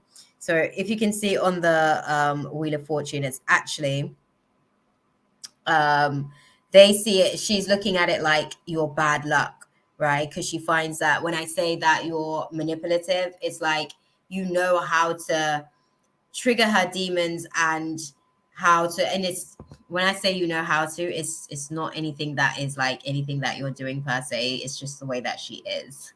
Like, you could just do your thing, you could just be yourself, and she would actually be the way that she is. Do you think she feeds against me to my brother-in-law? Yes, more than likely, because this is what I was just about to show you. Like, this is how you get her demon feeling. Like, her demon's just like, oh my God, like, this girl, I can't be damned for doing, like, just being myself. I've got to do this and do this and do. So basically, like, you keep setting these bars. You keep setting these bars, and it irritates her. It irritates her demons, to the point where her demons just like, oh God, like, what am I gonna do now? What can I do now with this situation, dealing with this person? So I do think that she does have outbursts where she kind of like gets into his ear about certain things, and not just him as well, like other people. She tries to say other little things as well, um to just basically like test her boundaries and see what she can actually get away with, as far as, being able to express her feelings. But it's not really her expressing any feelings, to be honest. It's really just her projecting, and nobody's like able to just put her in her place and be like, just stop, just chill out, like, stop doing that, you're doing too much, right? Because they're used to this type of behavior. How many siblings does she have? Because wouldn't she have optimized this if she's like the first child? Like, was she just got sick with the spirit of jealousy from like competition, sibling rivalry? Is this what we're seeing manifested as an adult? The spirit of sibling rivalry? Because she's like really toxic on the inside when it comes to like competition. It's really bad. I actually want to get out of her space, just in case the spirit stays.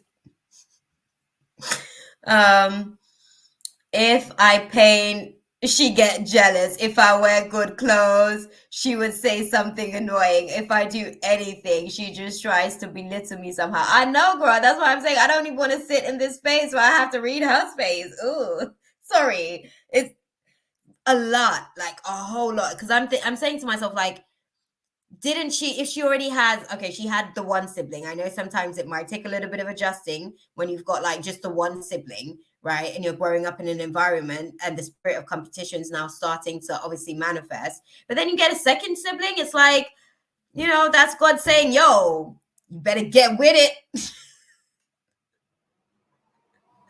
you know, she still didn't learn. Now she's just an adult that is just out here just letting the spirit of competition move into just random places. It's a whole lot, girl. It's not you, it's her. Okay, her opinion doesn't matter. We don't even care about her opinion anyways. It's fine. Okay, we'll just this is what we'll do with her opinion. Okay, Mina. We will just remove her opinion off the screen. Okay, we don't care. We don't care. She's not worth having an opinion, no offense, like, but somebody that's vibrating at those levels of toxicity, anything that they're going to put across in your way, you don't even want it anyways. You know what I mean? Ugh. Yeah, her energies are, yeah, I can imagine with everything that she's got going on, like, here, it's disgusting. I'm sorry, it's not. Yeah, I wouldn't want to.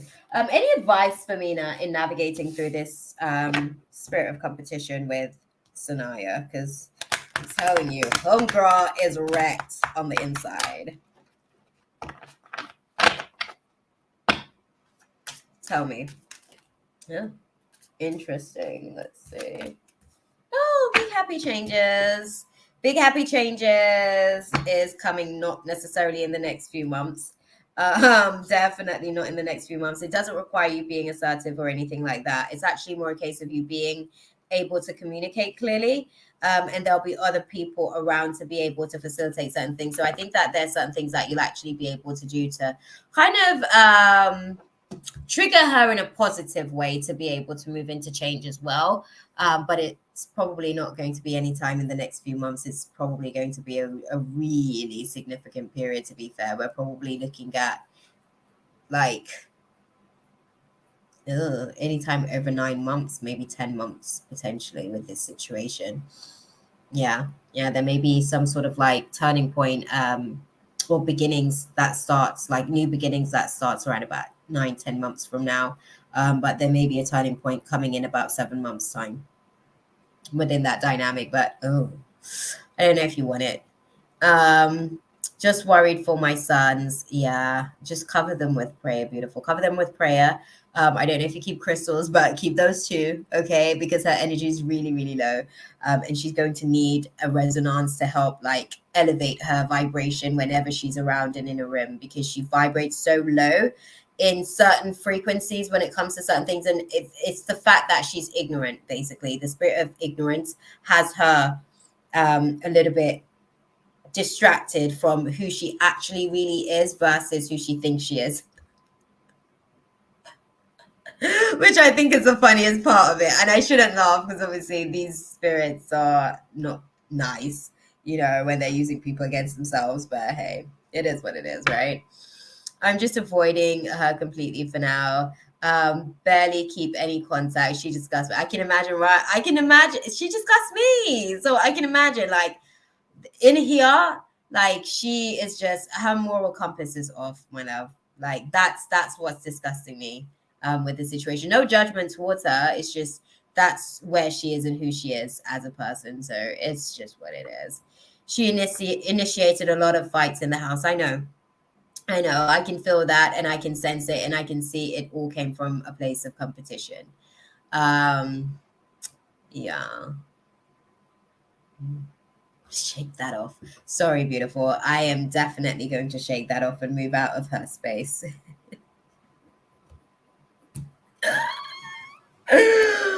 Oh, Mina, I'm telling you, listen, you are good to even withstand her energy because she's real dark. With herself. It's her own insecurities, unfortunately, but she doesn't want to focus on those things. But that one was real funny. It was really funny. Who she thinks she is versus who she actually is two completely different people. That part, right? So, yes. Right. Please do shrug it off. I know how horrible that energy. I can imagine it for you, like actually being in that energy and like having, she also confesses she has bipolar disorder. Okay, okay, I can imagine. She really does have bipolar disorder. I agree. I agree because basically everything that she's got going on here, she doesn't process a lot. Bipolar disorder is basically delayed processing that comes back at a probably really inconvenient timing. Basically, it's kind of like emotional Tourette's, where we have verbal Tourette's, where people have like physical Tourette's and stuff like that, where they have twitches and stuff like that. I would say bipolar is actually emotional Tourette's syndrome, because you kind of like just move from one emotion so quickly into the next. Right, I'm about to get up, y'all. Don't judge me as y'all see me walk over to the door to the kitchen because I've got my onesie on down here. That's why I actually got my stuff ready. But now homegirl's got to go get some juice. Pal, I'm coming back to your question. Get your question ready for me in the meantime, and I got you, beautiful. Don't judge me, y'all. I feel like I'm about to do the walk of shame. No, but I'm gonna go and get some drink. I'll be back.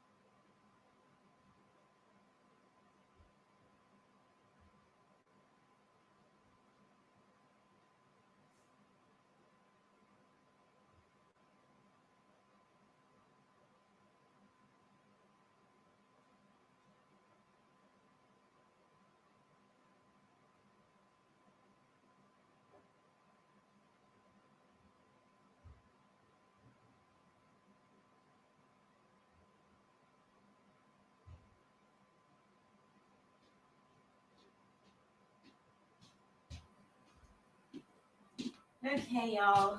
I is back. I'm back. I'm back. I'm back. Oh wow, I almost just did that. How dare me.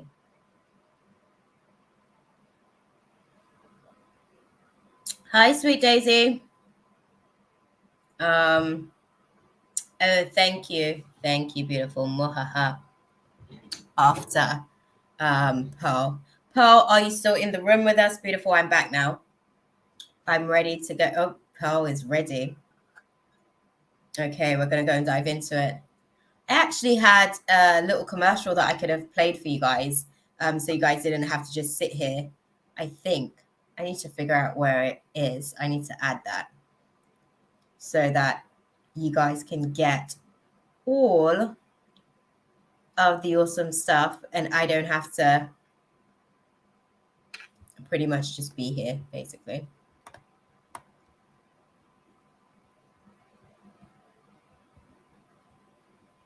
Okay, let's see. We've got Pearl's question up next. Hi, sweet Daisy. I'm new to your page. Wish I was on sooner. Oh, I do too, girl. This is where the party is at. Okay, snaps for the room. We love our little Friday night catch up. We're going to be doing this more often. So much so. That's how much we love it, girl. But thank you. Thank you, sweet Daisy, for blessing us with your energy tonight. I appreciate you. Okay, so we're going to dive into Paul's question. We're making some space because I can see that this is going to be quite the story already. Just in terms of how the cards are, the energy that's gravitating towards me. But they're saying the question is, my new pharmacy job is difficult. You were spot on, Shakimala. Thank you, Mina. Listen, be careful of that one. Like, seriously, girl. Like, the entities moving through her, very vicious, and they're very, very discreet and very calculative. So just be mindful with that one for your own sake, to preserve your own energy. She's in contracts with many demons on many levels of hierarchy, actually. But yeah, my new pharmacy job is difficult. The pharmacist I work for is like the pharmacist's version of Joan Rivers.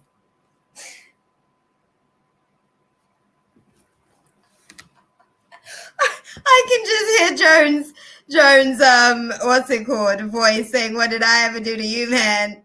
How do you see things playing out in the space? Ooh, let's dive into it, right?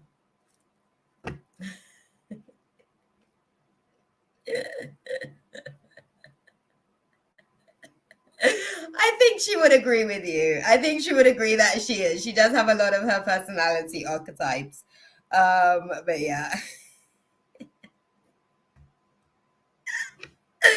No one tickled me. You call her little presence into this space. Joan's quite a funny little energy, actually. Quite the funny little one. Oh, okay. Okay. This is the place that you get to kind of like, we spoke about this before as well, in moving from your current situation, obviously the way that things played out in that space as well. The continuum of that is going to be playing out. So you're going to be navigating through, I guess, the issues that wasn't resolved in the previous classes. You're still navigating through those classes. So let's see, how do you see things playing out for our girl Pearl with this situation with Madame Joan? How do we see things kind of playing out in this space, like as far as the role? Okay, thank you guys.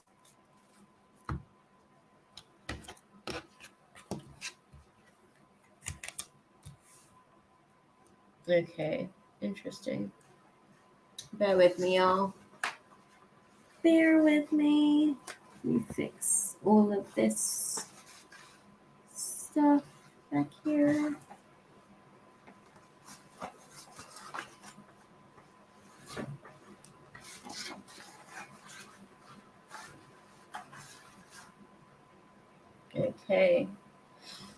Right. So, oh, interesting. This is definitely going to impact your confidence being in this environment. I'm sure Joan Rivers will appreciate the reference. She has a sense of humor. No, she did. She did. She did. So when you kind of like called and put the name out into the space, like I was getting like lots of laughters. And it was like, oh, I can see her. I can see her. Oh, it was funny. That's why I was like chuckling because I was like, oh God.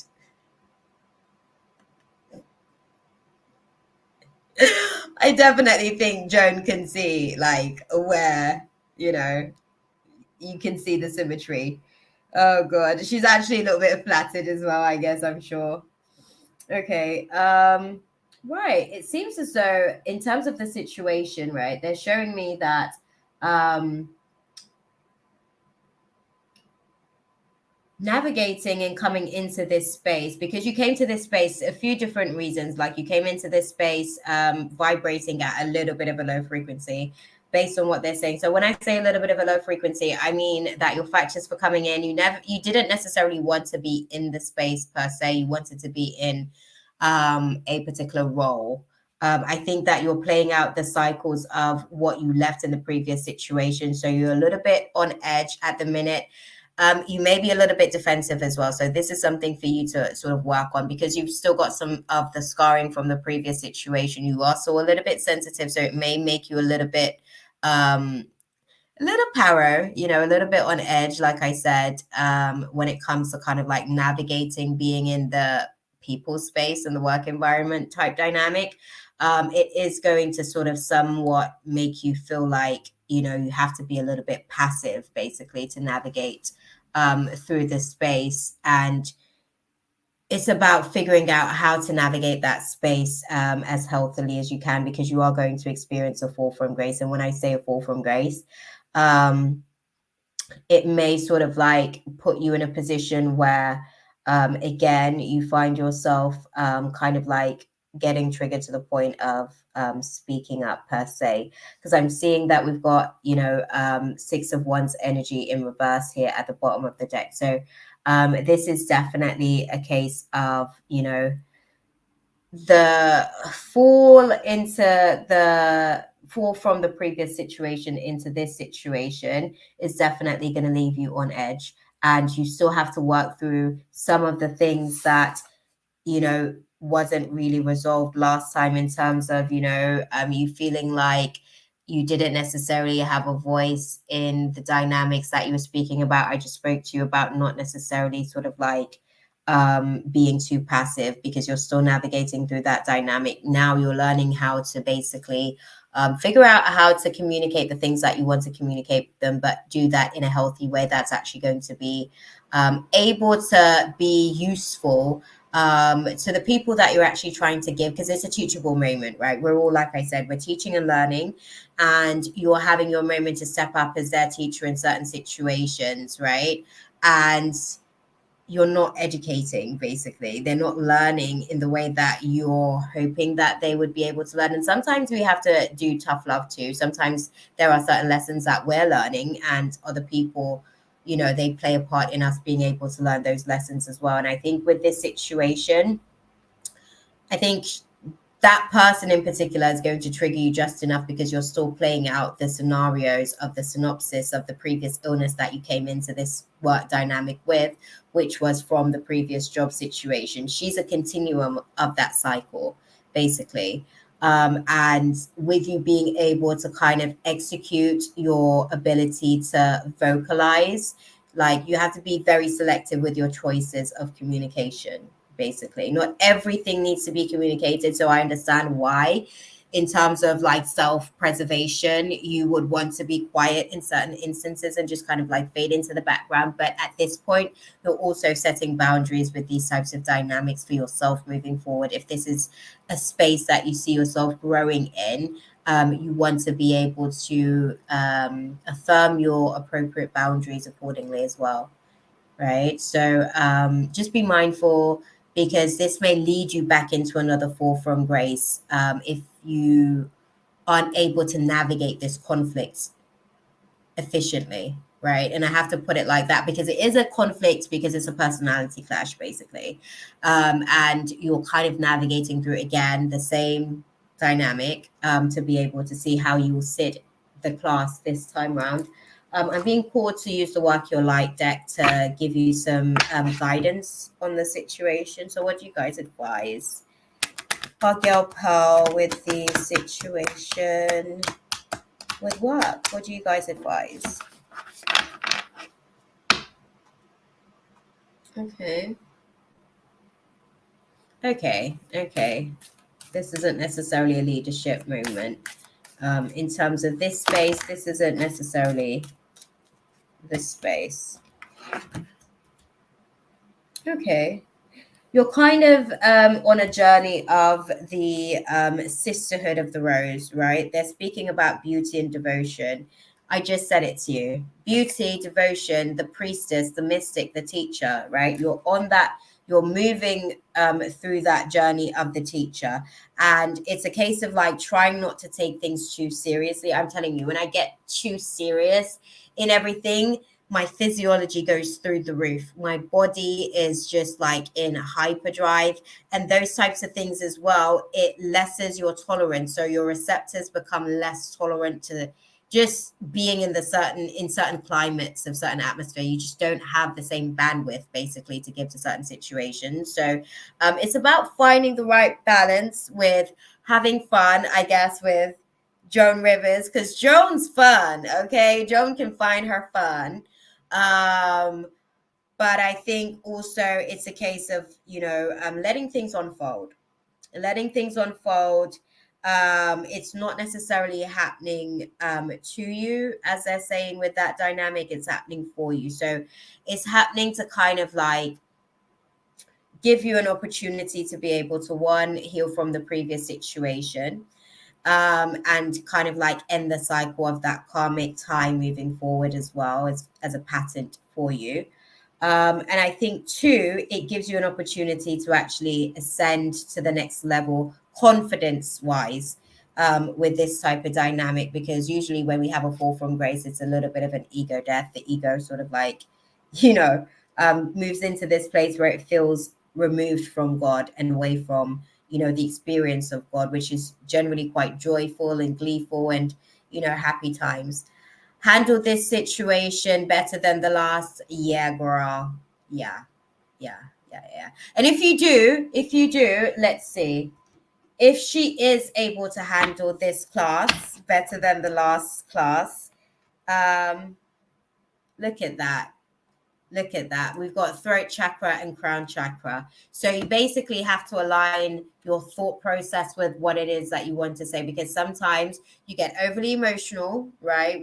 This is where we were talking about the taking yourself too seriously. Sometimes you get overly emotional and you identify so deeply with the feelings, but feelings are fleeting. You have another one in 17 seconds. You know what I mean? Like, it depends on whether or not you hold on to it, to go into it, to process it. Thoughts occur in the same format as well, 17 seconds. So when you're feeling something, give yourself like a good 30 seconds to decide whether or not you want to like give into that feeling, because at least the next feeling would have come around by then and it will be on its way out. So you can decide whether or not you actually even want to engage in the present feeling, if it's a low vibrating feeling. Basically, you might want to tell it, okay, I'll speak to you like next Thursday. Actually, I've got something that I'm doing right now and I need to like have my energy optimized. So I'm going to choose not to like unpack this low vibrating feeling at the minute.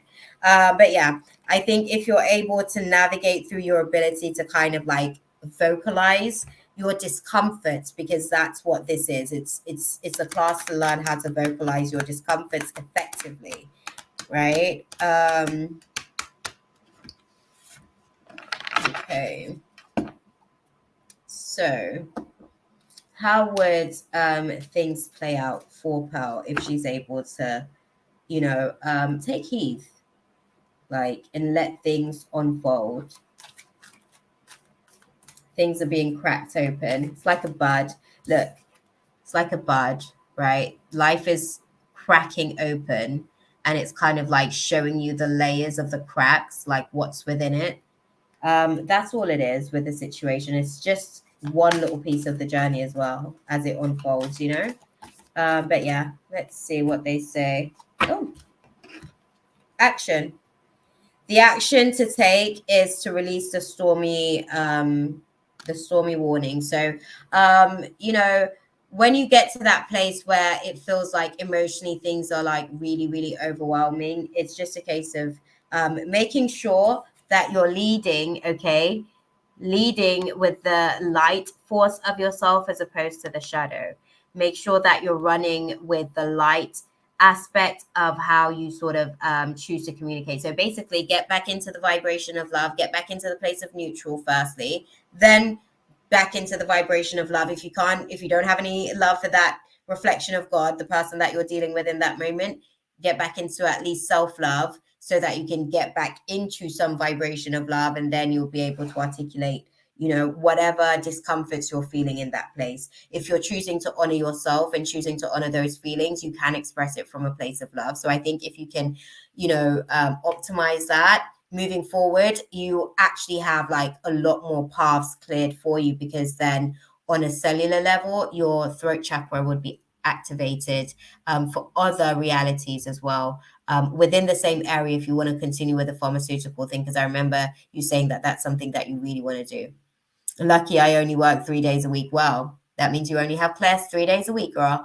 That part. But no, it is lucky that you only work 3 days a week, actually taking that into consideration, because obviously you're dealing with, you know, a little bit of scar tissue from the past, and the present situation is just causing that to flare up a little bit as well, even more so because it's a little bit of a it's too soon to be in this type of situation, but you just left that situation so naturally. It's exactly the time for you to be in this type of situation because you didn't finish it, unfortunately. But now it's going to come to a close if you can actually navigate the process effectively, like I said. I quit my second job at the bar because it was too exhausting. I need all my energy to deal with this pharmacy job.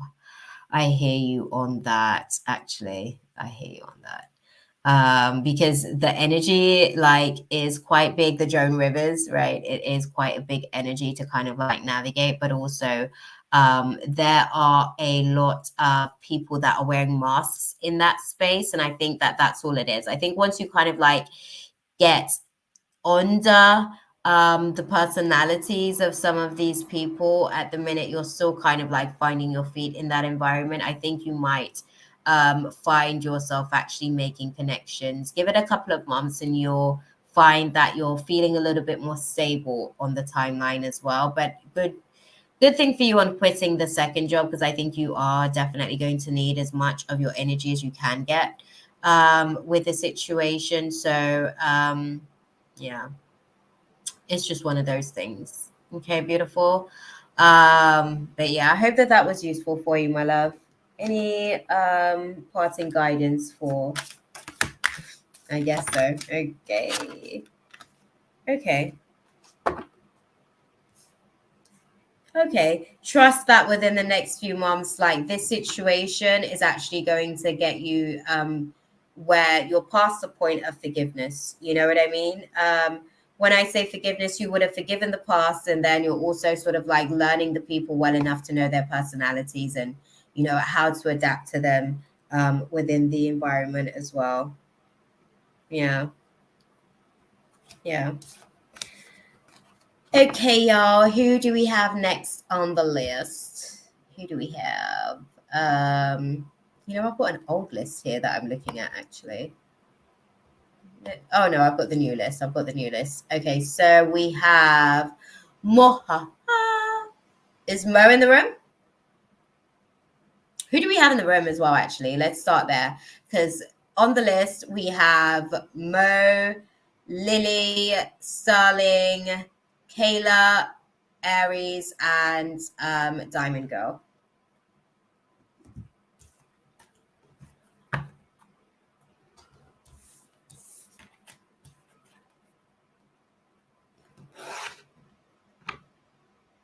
Oh, Mo, that's what's up.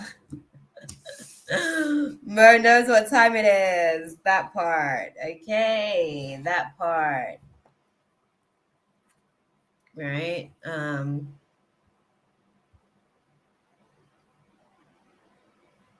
So Mo's question is,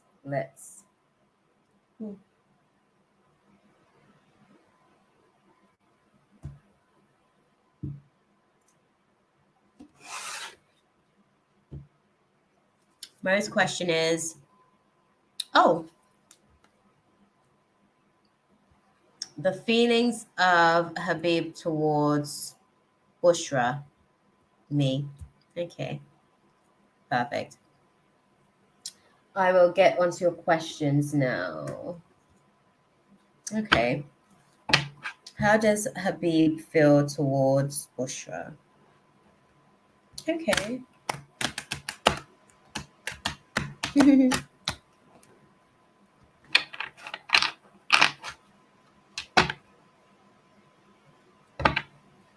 Okay, they definitely are like optimistic about the possibility of you guys. Are you guys navigating through a separation at the minute?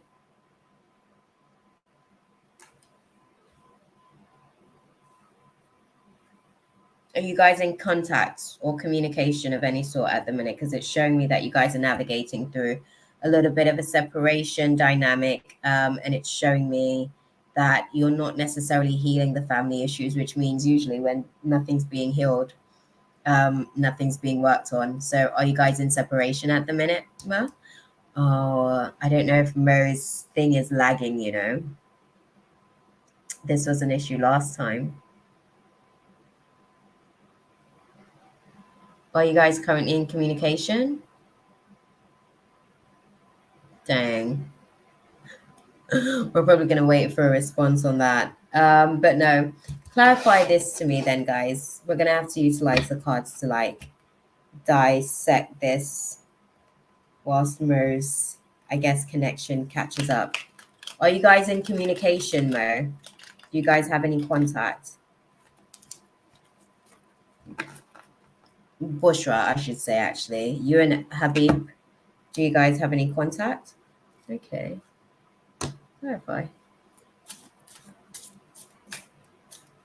Okay. Hey, beautiful. Yeah, okay, because that's what I'm seeing. They're saying that there's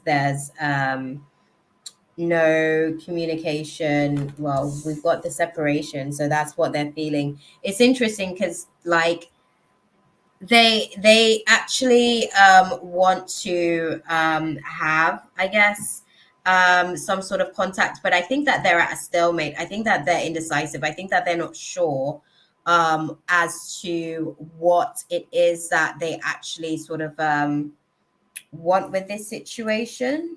Yeah. In terms of the lovers dynamic, the separation that you guys are sort of navigating through, um, how did this dynamic sort of play out? Because it feels as though things are really quite cold at the minute. You know, you guys kind of, from what I can see, there was some sort of betrayal involved in the situation, or feelings of betrayal involved in the situation that kind of like created some tensions.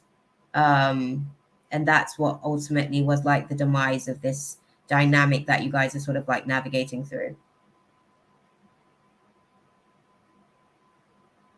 Let me know. But they're saying, you know, their feelings on the situation is that there's a separation period, and they aren't necessarily looking to heal any family issues during this time of separation. They are literally just kind of focusing on their passions, and they're staying optimistic about their love life, letting go of their own control. But they're also making sure that they pay attention to the red flags, because I guess they're in a situation. What's their situation or circumstances financially? Because it's kind of like showing me that finances okay. Finances okay. So they have more, how can I put it? The things that they require or their standards of things is a little bit different. Their needs, sorry, they're saying their needs are different. They're in a place where they're calling in their soulmate because I guess they're at that place where they are thinking about family and stuff like that. But I don't think that they see that with you, my love. What was the dynamic? How long were you guys together for? Oh, I forgot that it's a little bit lagging, you know. Sorry, guys. This is why I actually wanted to do the the call-in situation to avoid the dynamic of this setup. Where it might be a little bit lagging, but I guess we experience the same thing anyways, right? That part. Yeah. Okay. Whilst Mo sort of comes back to me on that question, because I don't know if Mo is able to sort of get my feedback real time. What is the guidance for Mo on navigating through the situation? Bushra, what's the guidance for her? Okay. Everything is about like this year's cycle that we're navigating, isn't it? Okay, I get it. We've just started the new astrological year. You guys are right. You're right. They right. Okay. So what they're saying is not in the near future. Okay. This isn't something that's going to heal overnight. This is a recovery period in terms of romance, like the way that there was a connection in this, because I'm getting the sense that there was like a pretty deep anchored connection between you guys. I don't know how long. This is why I was asking how long have you guys been together, because the connection felt deep. So I was thinking that there was some time involved. So I wanted to be able to get an understanding of that perspective. But they're basically just saying that with the level of connection that you guys made really quickly at that as well, the attachment was really quite severe in terms of the disconnection as well, because the attachment happened so quickly, so deeply. When ties were severed, it actually did cause a lot of, bleeding out, emotionally bleeding out. And this healing process that you're navigating through, it's a perfect timing situation. And what the perfect timing means is that what you want, sorry, what you want, God wants for you as well. But he wants to be able to pour that into you so that what you want and what he wants can come into alignment, because he wants it in the way that he wants it for you versus the way that you're also going to want it for yourself as well. So you guys are finding, the right medium with the dynamics. So when we're talking about perfect timing, it means that it's not going to be on your time, my love, but it will be on God's time. And, he'll be able to kind of get you to that place where you can feel like it was actually worth it for the most part. Not necessarily straight off the bat, but as you go through the process of experiencing it and experiencing, the endorphins of it all, you'll feel like, yeah, God's timing was much better than your own. That part. Okay. I wish that the dialogue could have been a little bit more flowing, but I do understand that there's a little bit of a lag and a bit of a delay. And because I don't want to actually, we're still sort of making our way through the list and I don't want to have you guys already had to wait earlier. I'm just trying to get it done, basically. So yeah, my bad, beautiful people. Big speak away. You don't need to answer me. You just need to go away. Right. So yeah, I hope that that was useful for you, Bushra. Okay. Hey, gang. Right. Who else do we have on the list?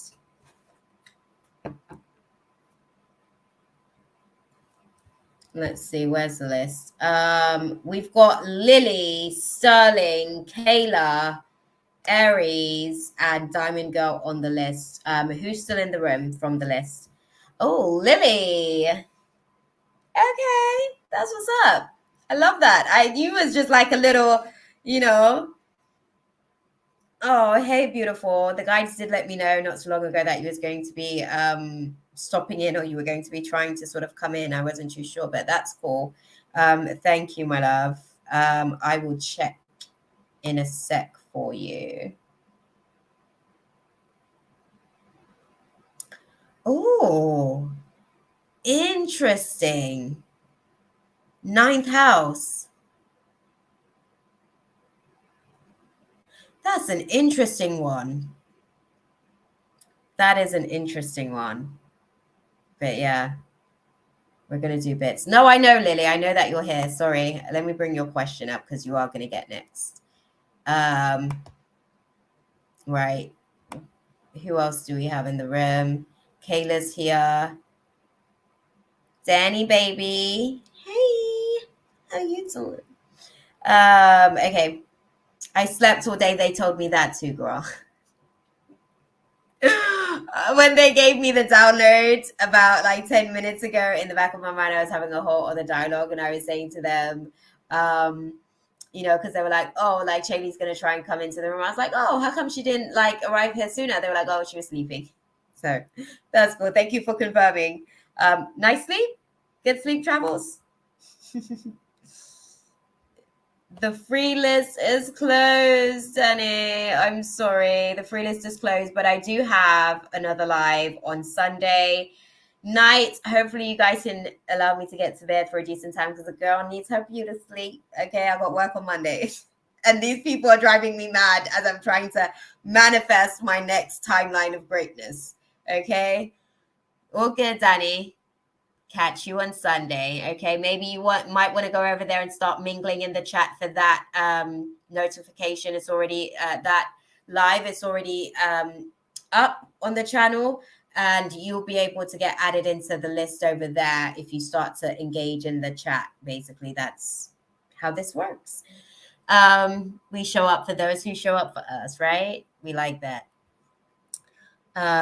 No, I feel more tired. I know those. I know those.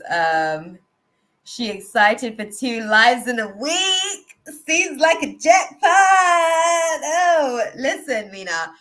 Listen, because I'm trying to show them that I am optimizing and I'm trying to show God that He can give me more responsibilities in my business. You know what I mean? Because I treat it like a hobby, basically. But I'm trying to like earn some more responsibilities basically. So when I get more responsibilities, I will access more power. That's how that works. So pray for me, y'all. Pray for me. Okay. I am on probation at the minute. This is why I said to you guys, give me feedback on how I'm doing because I am going to be graded on this stuff. Okay. No lies. I am not shitting you. Okay. I'm on probation at the minute. God will very quickly fire me from this executive position. Okay. That part. I have to show up and do what I'm supposed to do. Okay. Thank you, beautiful. Thank you. I appreciate that. I receive it. Hold on. I'm just gonna take a minute to receive that download into me. Yep. Receive that one. Thank you. Yeah. Right. Thank you, Ina. Thank you. I'm telling you, I am just like, whoa. I came in here and I was actually so nervous coming into the space. I was like, oh my God, what is that? Get off me. I was like nervous coming into the space. I'm like, this is my people. How could I be nervous? But I think it was excitement. Excitement then got like triggered by anxiety. I need to like get my anxiety down to like really, really acute levels because it's just like getting into everything. It's bleeding everywhere. God. But yes, let's go and dive into coffee. Yes, I definitely did that today. Beautiful. That's how I woke up feeling. I was like, oh my God, I need more sleep. As soon as I got back, I was like, yeah, that wasn't enough. I mean, my body's here, but my mind is still catching up. You know what I mean? Yeah. So, where are we?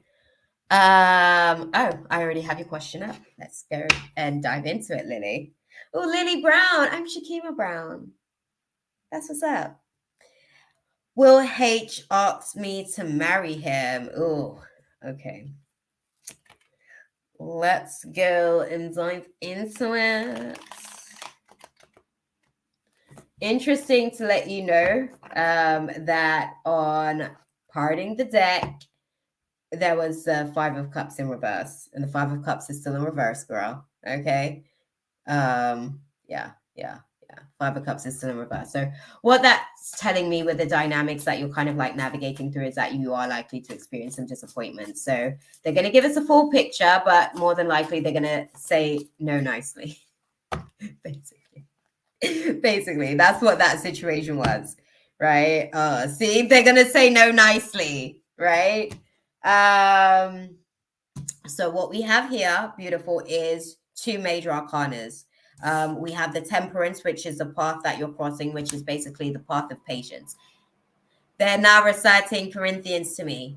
Love is kind. Love is patient. Love is kind. Love is insert here, right? They're now sort of like they're sort of like exerting that to me. They're putting it across with that situation. Like you're kind of navigating through learning the process of loving this particular sort of person. Got that as well, Shaylee. I did get the notification, so if we can get Shaylee on the list as well. Yeah, I did get the donation, so if we can dive in to the space. But yeah, they're saying that this is a time sensitive situation because they're not ready yet. They're actually avoiding conflict. They're avoiding this tower moment. Okay. They have a little bit of a fear of change themselves. So they're a little bit of, it's not that they're a commitment phobe, actually. I don't think that their issue is commitment. I think their issue is actually more so because I think that they want to potentially commit. I think that they see great value in you. I think that they see great value in the relationship. I think that more so their questions are within themselves on whether or not they feel like they're actually at that place where they can really consciously make that decision and be able to commit to that decision in a way that they are proud of how they reflect in that space. So I think it's more or less one of those sort of factors to the situation.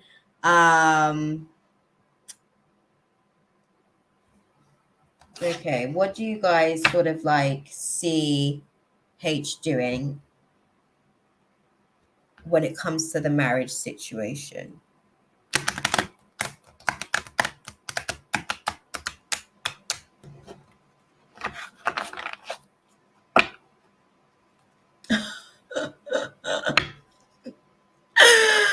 Lily, do you care if H isn't ready? Do you care? Let me ask you that question because they're showing me that what he will do is there's no other option. Okay, he's gonna get an ultimatum real soon if it comes down to it. So, question to you. Where are you with that situation? How long have you guys been dating as well, by the way? Let me ask you that question because I definitely think that he sees value in the relationship. I just think that he's got his own questions about whether or not he's actually ready for that level of commitment just yet.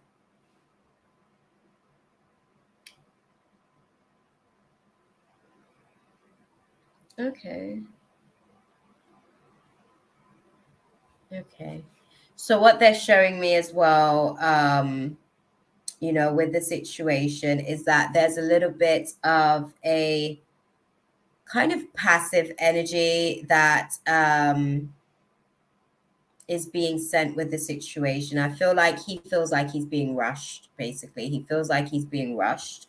It's not necessarily directly hostile, but it's kind of a little bit, there's an undertone of a little bit of emotional insecurity about this. So, are you insecure about the fact that you guys aren't married? Can I ask you that question? And I'm asking you this respectfully because when my partner and I have the conversation about marriage, a lot of the times it's a trigger for both of us because I don't actually even know if I want to be married. I don't know if the traditional role actually suits me. I'm a free spirit. This is what we were speaking about earlier. Question: do you actually? How do you feel about him not maybe being ready at the minute? Is that a deal breaker for you? Sorry, I'm asking like a million and one questions. I'm asking like a million and one questions, and I'm not even giving you much time to actually be able to respond to my questions. So my bad. But do you actually? I want to marry him. Are you okay to like marry him on his timeline as opposed to yours?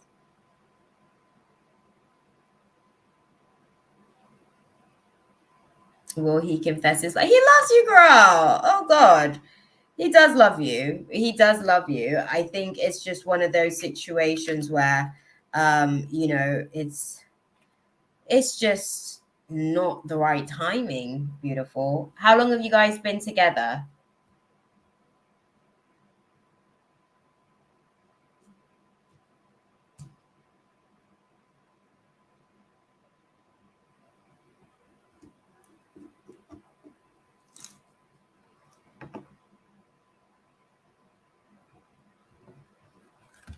Sorry, while she types, I might as well just help myself to a snack.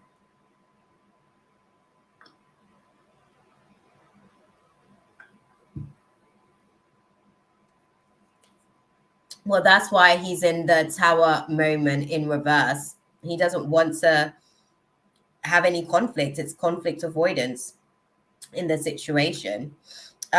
He's not necessarily sort of like in that kind of space with you. I do think, I'm going to say this, I do think that he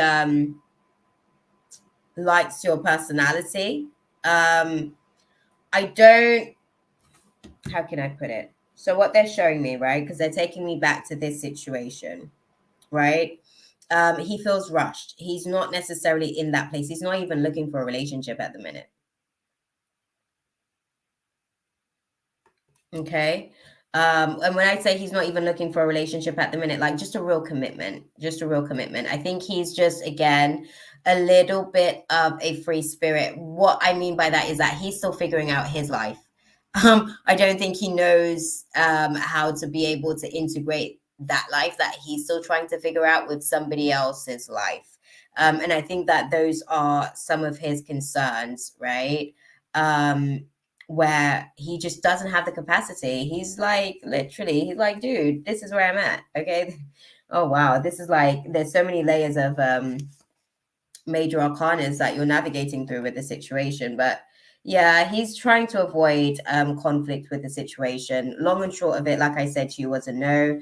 And I guess they still stand by that. I said that they were basically going to be letting you down gently.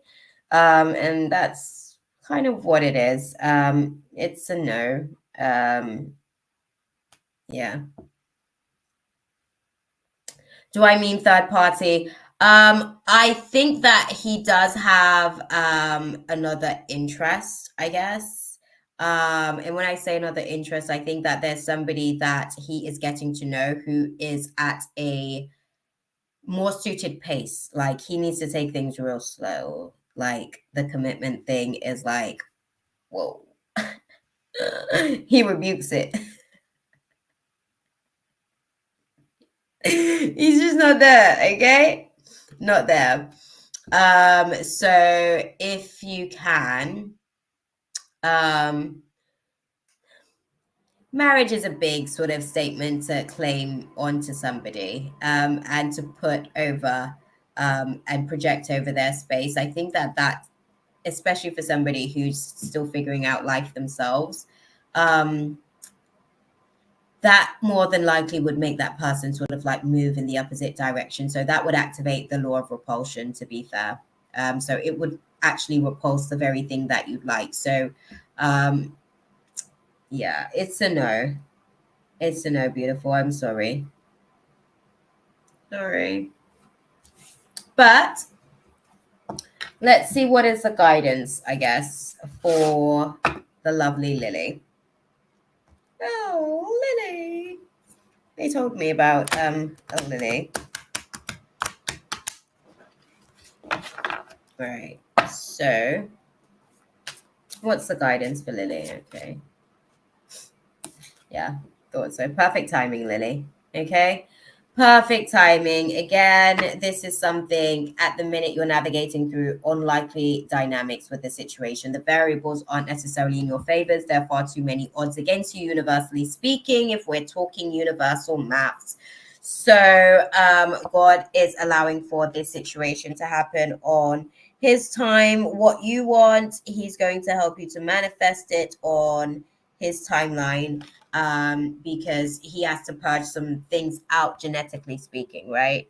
Like genetically speaking, he has to purge some things out to make room for the, I guess, the space that you want for yourself. I don't necessarily think that, I don't think that, okay, I'll put it like this, right? With this dynamic, with them saying like the perfect timing situation and scenario, this particular situation, like you want to have the experience of marriage and that whole commitment, and that will happen. This isn't the person, actually. This person here isn't, yeah, it's not going to really sort of like develop into something, unfortunately, beautiful. So, not like that, you know, it's just, it's an unlikely air at the minute. So, and I don't think that if you guys even get into something, it would take a lot of work to even get to that point of marriage, because they're really far removed. Like that's not even their thought process at the minute. Marriage, they're barely thinking whether or not they even want a relationship. So that level of commitment is far too grand for them at the minute. Price is too big and expensive. They're not willing to pay. The price is their freedom, right? So yeah, that part. Sorry. I hope that that was useful for you, though, my love. It's really just a case of trying to make sure that we choose carefully with the options that we have. And when you actually do get married, the person that you do marry um, will make sense, actually. Hence the whole perfect timing situation. Okay, but I hope that that was useful for you.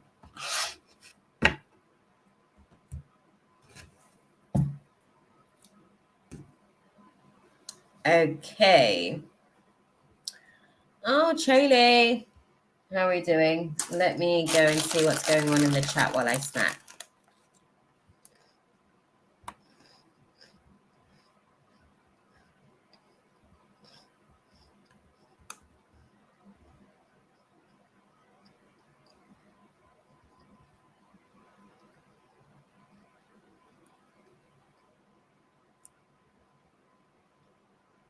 Oh, yeah, Charlie's next. She did donate. I did confirm the donation, but it's you straight after, girl. We're gonna get back into the flow. We've got two people. We actually managed to stick to the list as well. Two people left after Charlie, and then we're gonna shut up shop for the night. Hopefully, we can get out on the 5 hour mark again. God.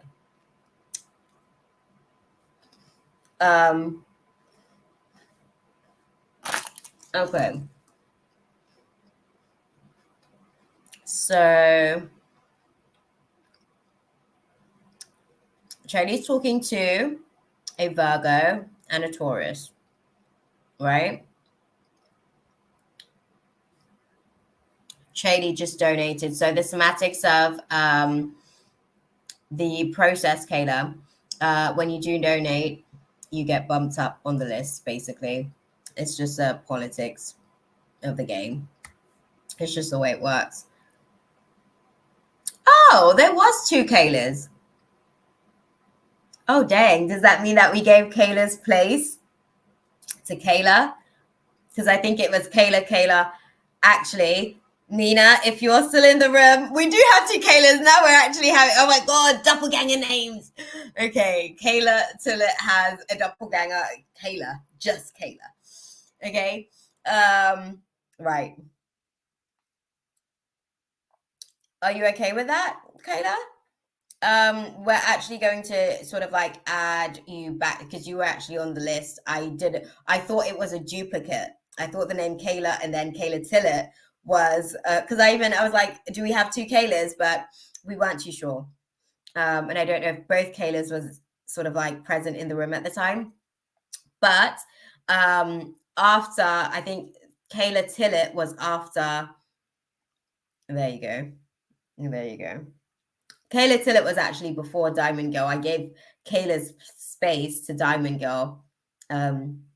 So Diamond Girl technically was actually last on the list. I'll put it like that, to be fair.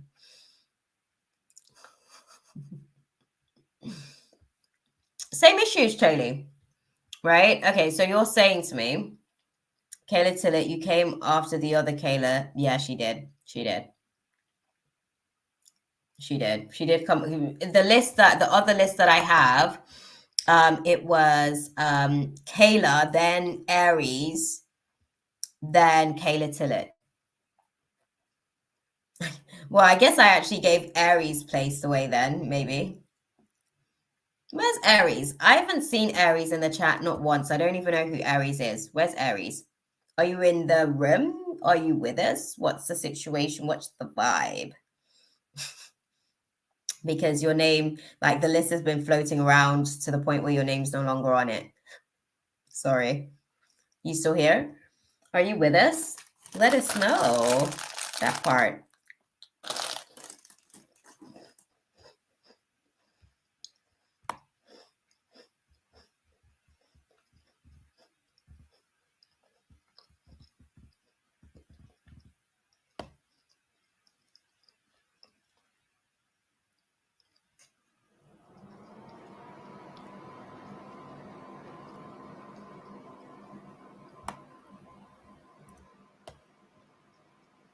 I know. We have doppelgangers. Like, we got named doppelgangers in here tonight. That's what's up, okay? Mirror vibrations actually sort of like manifesting in the space.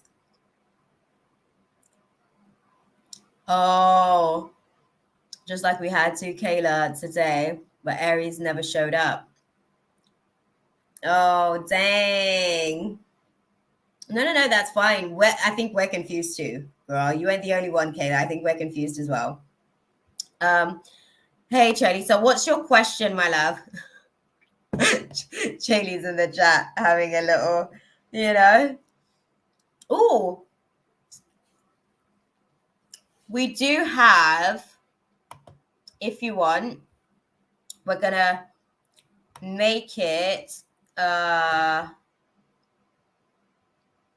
with me. I'm gonna see if I can send it in. If you want to come on and have a chat to put your question out there, there's the link as well, Charlie. I don't know how you feel about the situation, but yeah. I forgot to ask you guys as you were coming through as well, actually, if you guys want to sort of come on to the live. Again, I'm still figuring out how to like optimize in this space. I just do this stuff because I actually just like reading for people and like giving you guys the tea when I can figure out what the tea is. Okay. But yeah, if you want to, the link is there, Charlie.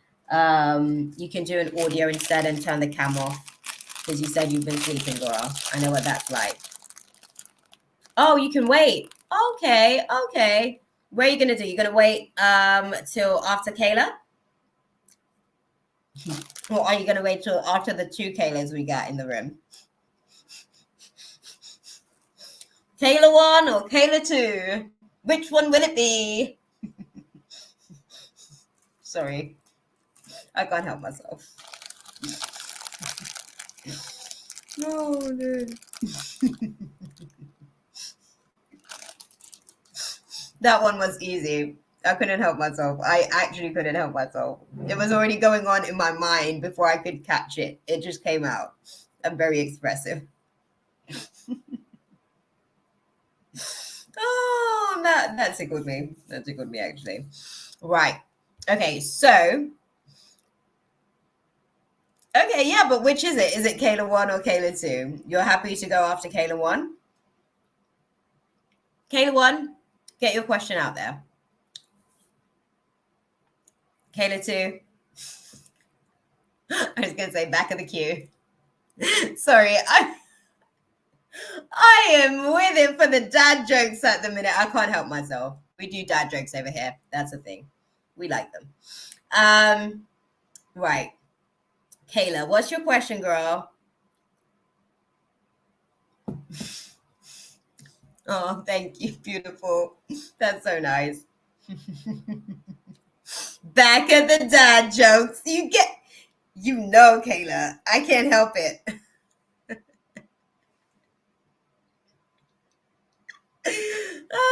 Sometimes I've just been trying to keep myself like zipped up or like you feel so zipped up, Shakima.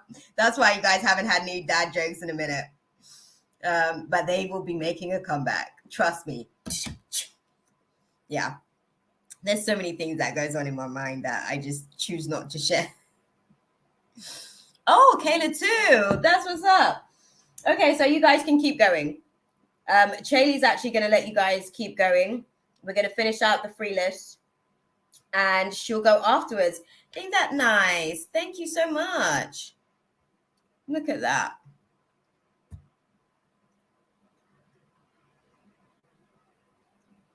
Okay. Oh, and congrats on the new, what was it, a Virgo and a Taurus, Chaley? Okay, girl. I see Daniel's like in the rearview mirror already. Again, there's constantly a drum roll in my head.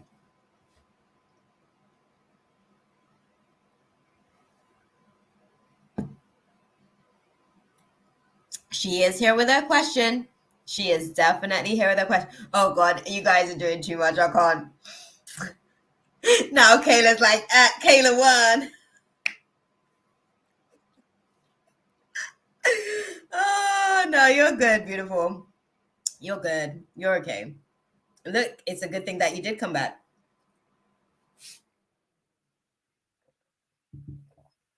Because Chaley said that you guys, have been waiting, and she's been nice enough to sacrifice her space.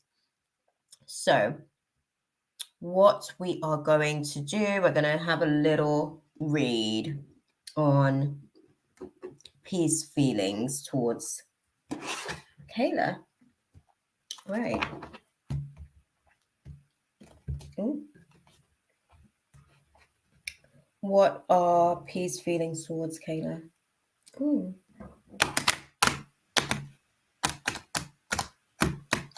P's feelings towards Kayla. What are they? Okay.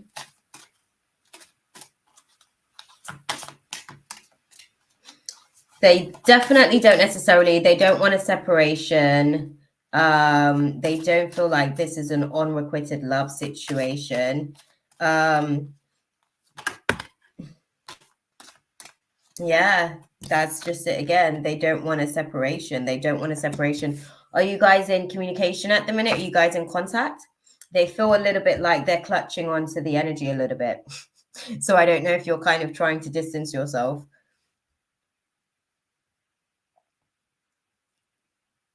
Oh, dang, Kayla too. Kayla Tillett.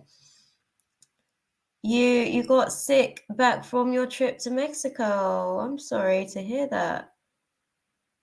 Okay, you guys haven't talked, Kayla 1. Yeah. Was that because you sort of were you the one to disconnect? because the way that I'm seeing it is like they actually don't want this separation. That's their feeling, is what I'm getting on the situation. Um,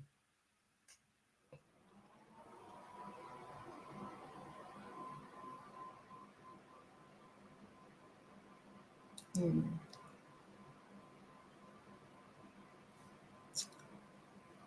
Okay, okay, yeah.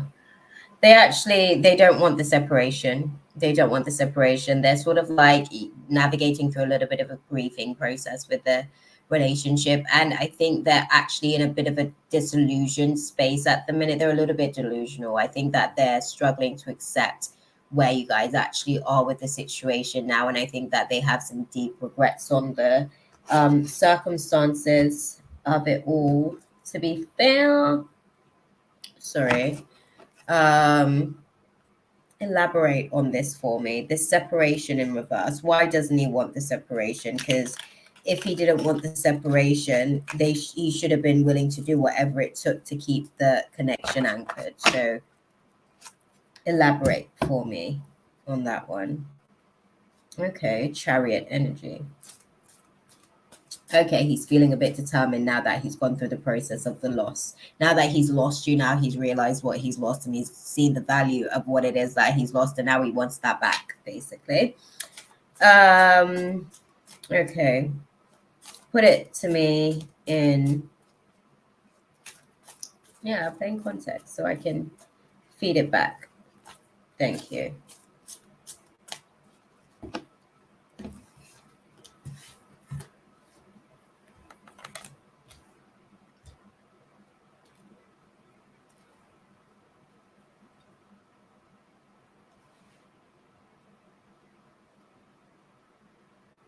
Okay.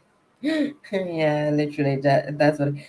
Okay, so he feels like you're being selfish with this decision to basically kind of like you know, remove yourself from the space and kind of like disrupt this connection that you guys have got. He feels like technically the situation was more of a miscommunication and a breakdown in you guys' ability to actually communicate with each other like adults, as opposed to, you know, everything just kind of like blowing up the way that it has done. I think that he feels like, you know, there's still hope. He does still feel like there's a possibility for things to maybe be able to be renewed, but I think that it's all kind of like in your hands at the minute. And I think,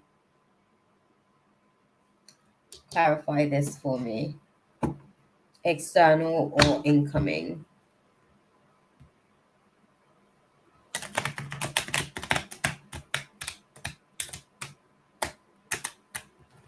Okay.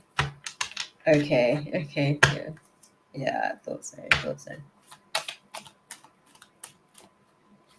Sorry, I'm trying to understand where and why he probably felt donations are being accepted, but they're actually sticking it.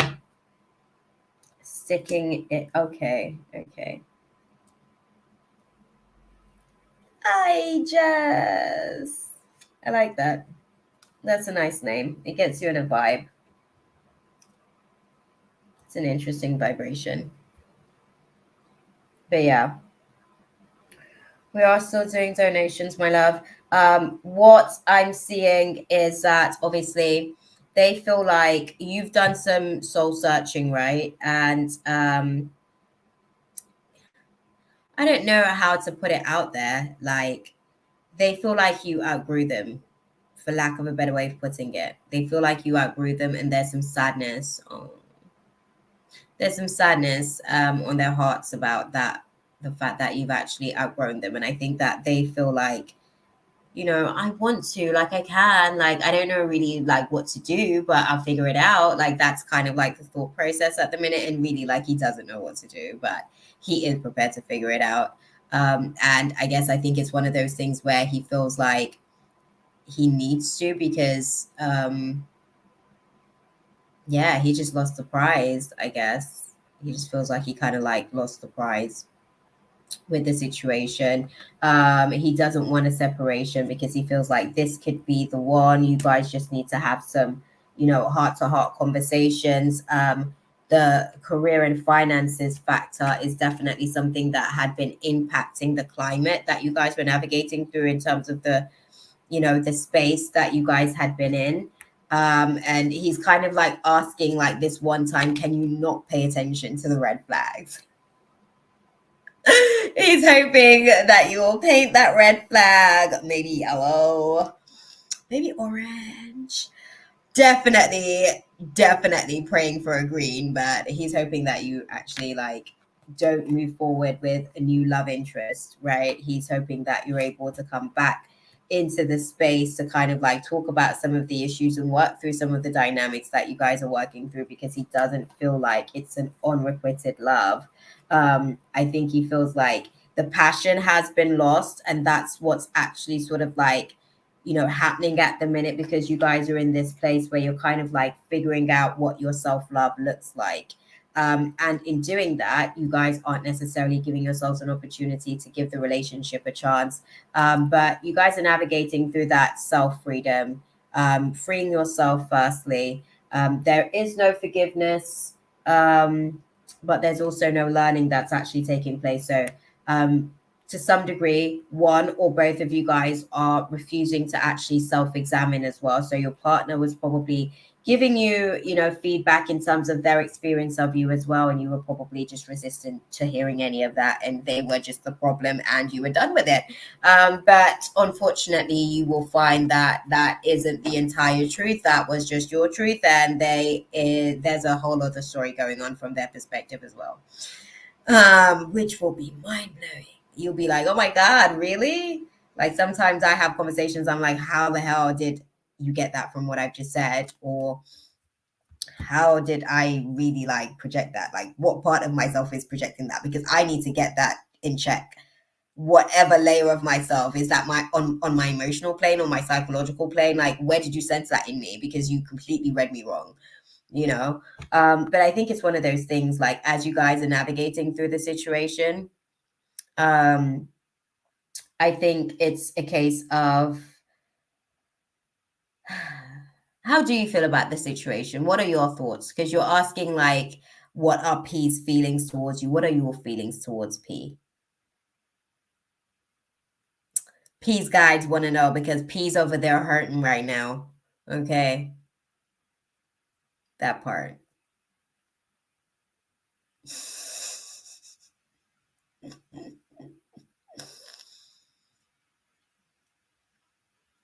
Oh,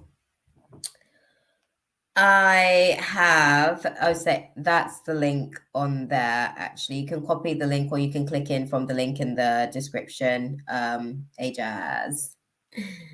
I really like him and want to be with him. So why did you disconnect and lock the space? What was the thing that caused that disruption, if you don't mind me asking? Like, I know that he messed up. I know that he messed up because I can tell by the guilt that he's carrying that it was like something dumb that he did. But like, where are you with it? Is it forgivable or no? Because yeah, like at this moment, is it forgivable? Because there are things that I've thought at some points. We're friends with benefits, and he told me he didn't want a relationship with me, and there was another person. Got it. Noted. Noted. Noted. Hence why he thinks that there's miscommunication with the situation or a breakdown in the communication in the situation. Well, technically Kayla too. I can't say Kayla too, but you get what I mean, beautiful. Like technically, it's not necessarily all on him. He only had 50% in the decision making with the situation as far as the friends with benefits. I think it's more a case of with the situation as well with Kayla, she went into it and developed feelings um when it wasn't necessarily anticipated that those would just come. It's like, catching a cold. Like how you were saying earlier in the chat about you think that you might have, COVID now. It's like catching what's it called? I wouldn't say a COVID, but it's like catching one of those types of situation, like something that's contagious. So I think it's just one of those things when it comes down to the situation, because she had a 50% in the decision making as well. Unfortunately, I understand why you did sort of cut it off, but I think he does regret that decision. Yeah, I think he does regret that decision. I think obviously he likes the fact that you guys were friends as well, but I think because you guys had the dynamic of friends with benefits, it was easier for him to be able to get comfortable in that environment with you. And then anything else would then naturally seem a little bit alien. It would feel like doing more than what he already has. So why would he? You know what I mean? So yeah. It's unfortunate. It's unfortunate, my love. But yeah, what I'd say as well, let's kind of like close it out and see. Before we became friends with benefits, he was telling me he wanted to be in a relationship with me. Okay, then he is an F boy. We don't like them around here. We don't like those around here. I mean, we don't judge, but we don't have to like everything, right? We're utilizing our spirit of discernment, right? So yeah, it is one of those things.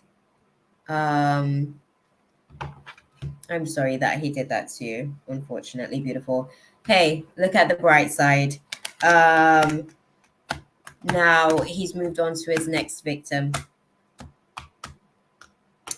And it's at this minute, because of the way that the laws work, there has to be a villain, there has to be a victim, right? That's how other layers are going to be able to activate, like the hero and all of the other dynamics with the situation.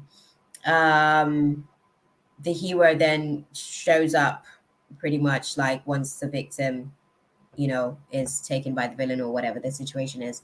You're going to navigate through this process and see that you actually got what I'm hearing, it's giving Beyonce "Best Thing I Never Had" vibes. That's literally how they just gave it to me as well. Oh my god, they're so ratchet. But yeah, it is giving what's it called? It is giving Beyonce "Best Thing I Never Had" vibes. Bear with me, Ajaz, because I was like trying to do two things at once, but I want to keep the channel going before I get distracted. So let me just close out this space with some guidance for homegirl Kayla. Right. What do you guys advise Kayla to do about this situation? Yeah. What do you guys advise Kayla to do about the situation? Oh, yeah. Interesting. Yeah. They said you can let it go.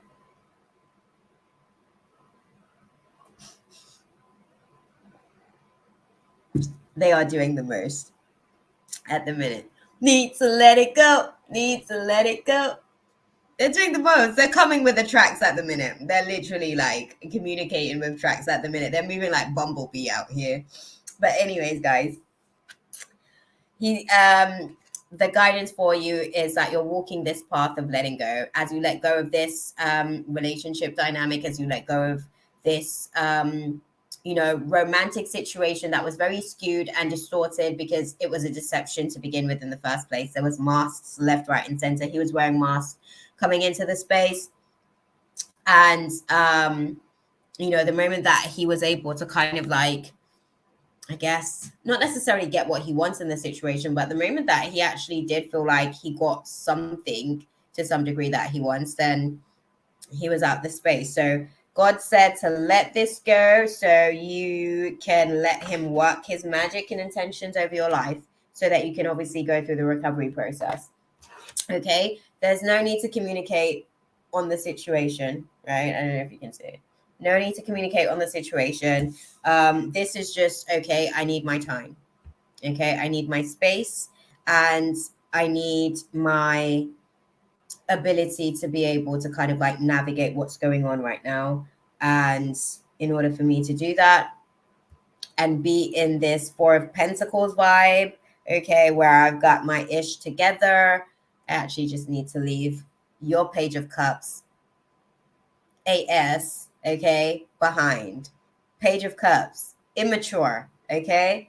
Need to leave that behind because you on this Seven of Cups energy. You on this wishy-washy options, picking, choosing.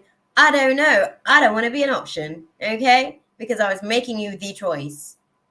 And with that, I must take all my swords, like the Six of Swords, and regretfully move on, even though I'm carrying some baggage.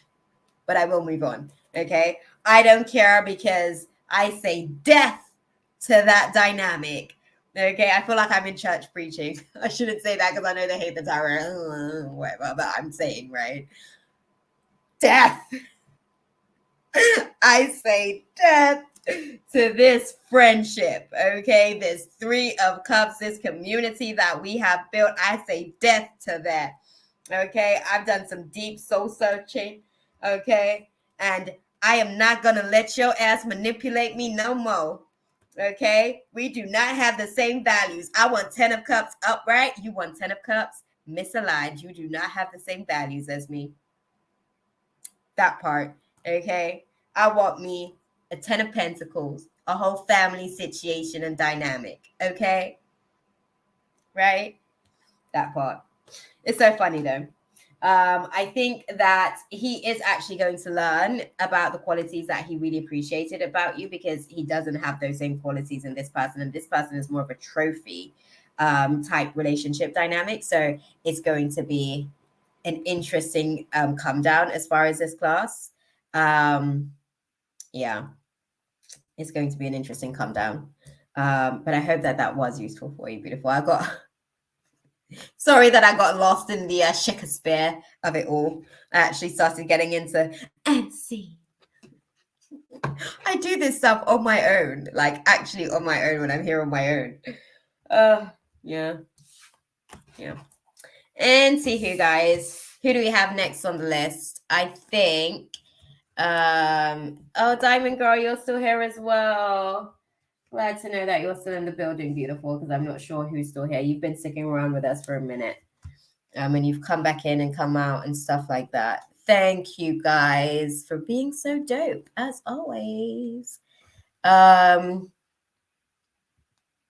who do we have next? Do we have Jazz next on the list then? We've got Jazz next, right? Because Shaylee says she's going to let the ladies go. Is that right? Thank you, Shaylee.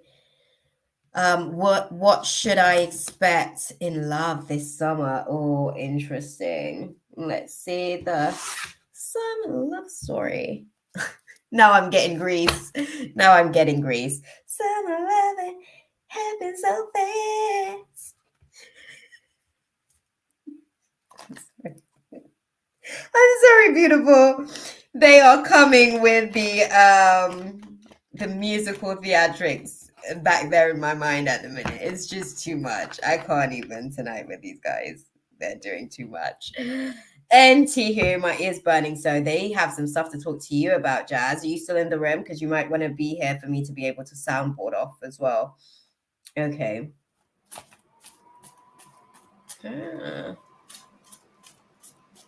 What do you see coming for Jazz? Yeah. There we go. What do you see coming for Jazz?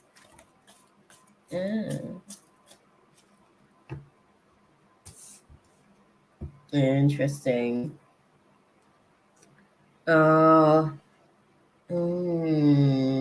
What they're showing me with the dynamics is that you are going to be a little bit indecisive in terms of the lovers situation. It's so funny because I'm being so serial. You have the Hanged Man. So this is obviously a major arcana for you. It's a major turning point. Oh, I love Greece as well, Chaley. Sorry, I just saw. So I get sidetracked, by the way. Jazz, if you're new to the space, that will happen. I'll go off on many tangents, but I'll get you your reading, girl. Don't worry, I got you. So yeah, you're navigating through definitely a major arcana of a lot of indecision when it comes to situations around lovers. So potentially the options that you have. Don't be scarred. Don't be scarred. You're good. You're good. So yeah, the options that you have, it's like you aren't really too sure whether or not you're weighing up your options, man. You're like, I mean, there's like talks of like, I feel like, oh, if I actually do this situation, it's more of a settle, or you're definitely going to be sort of like navigating through a process of really figuring out if how aligned you are with your boundaries. I'm not going to say if you are aligned with your boundaries, because yes, you are to some degree, but how aligned are you with your boundaries? Because I think that's going to be the thing. That comes. Oh, I'm sorry you're not feeling well, Kayla. I'm sorry about, you even said as well about the COVID situation. I'm sorry to hear that you're feeling unwell, by the way. We're definitely gonna be sort of like sending you some energy. Yeah. We're definitely gonna be sending you some energy.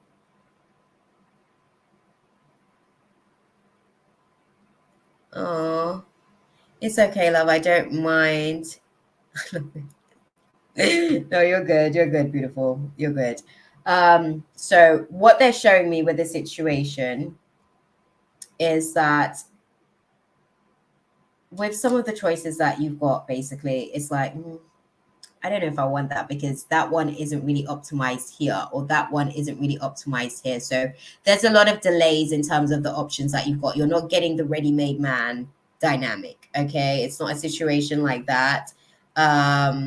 It's really just more or less a case of you being able to kind of like weigh up your options. And I think that you are trying to be able to prioritize, but there's a little bit of not necessarily being too organized in that sense. And I think that that's what I mean when I speak about the boundaries. You're going to find, what's a hard boundary for you, and what's a are you dating at the minute?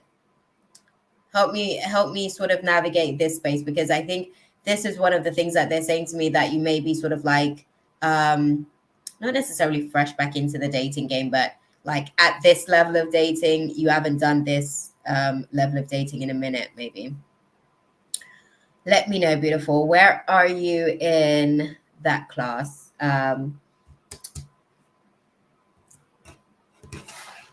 Give me some insight into these, hanged man energies. Thank you.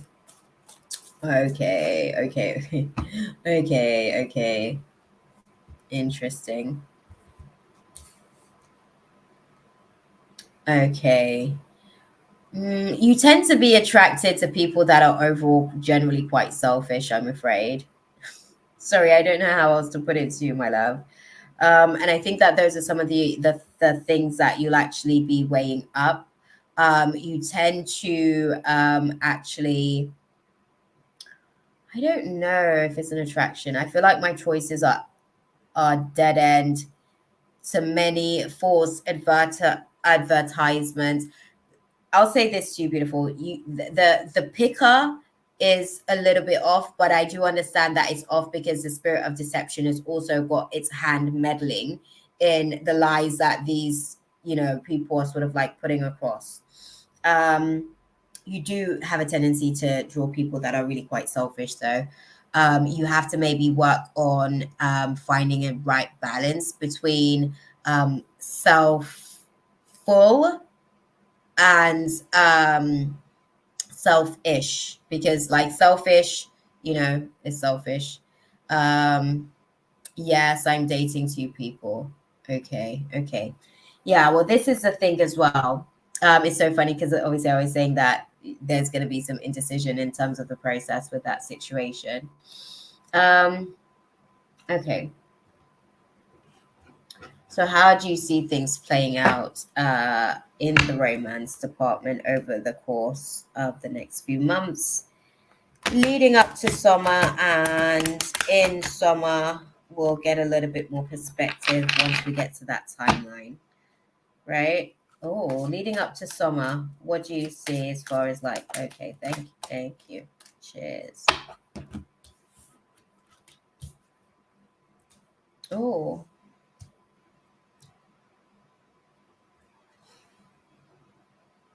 you're gonna lose one of them. My dating life is complicated. One is still in love with her boyfriend. We got naughty, and the other can't handle me at my worst. Well, there you go. There you go. You're gonna actually you're gonna lose one throughout the process leading up to summer, basically. Um, and it's going to be something that's going to kind of like bruise your ego a little bit. Um, Interesting. Option number one or option number two is going to be getting removed from the space. Option number one. Option number one. Oh no, that's okay. It's fine. You're doing all right. I hope that I'm actually on time for you to some degree. But option number one is going to come out of the picture leading up to summer. So yeah, from the yeah from the basis of it, I can see. Yeah.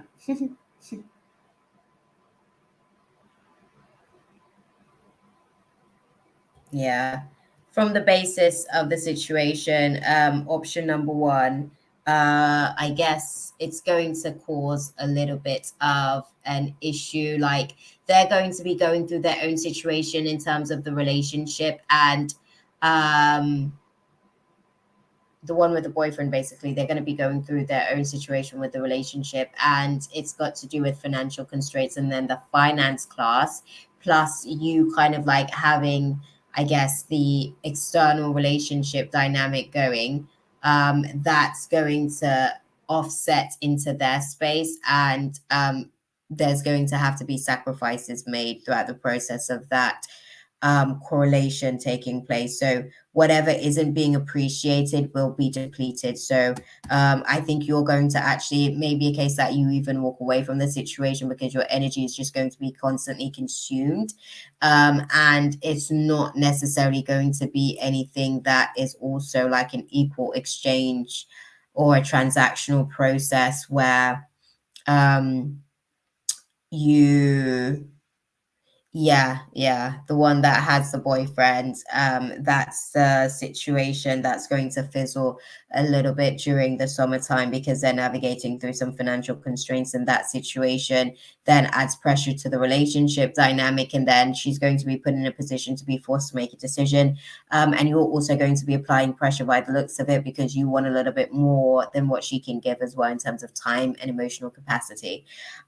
So that process is going to play out leading up to summer. And she may be the one that is lost during that season, basically. She may be the sacrifice relationship wise that is lost for that shedding season, right? Right, guys. So what do you guys advise about what's coming moving into summer? We're going to start there first. What do you guys advise about what's coming moving into summer? Okay, perfect time. You guys are on perfect time. That's like the third time that this card has come out now. We get it, right? Our time and God's time, right? But come on, man. Snap. Just saying. Put a good word in for us.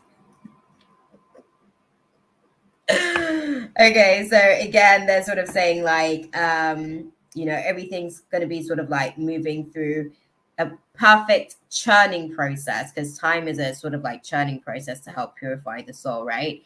And they're saying that, you're going to navigate through unlikely air dynamics. So it's like you're meeting just a bunch of resistances when you're in that kind of climate. It's just like stress after stress after stress. It's just literally just a minefield of just stresses to constantly keep you triggered so that your physiology can shift, I guess, vibrationally speaking. But there's potentially like no recovery with that situation. So it may not even be something that is recovered from time. I don't know how badly things may actually unfold in that space.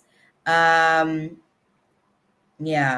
How long have you guys sort of like been sort of, I guess, together? What about the other situation as well then? Just to sort of clarify, how do you see that playing out in summertime once everything kind of like, unfolds?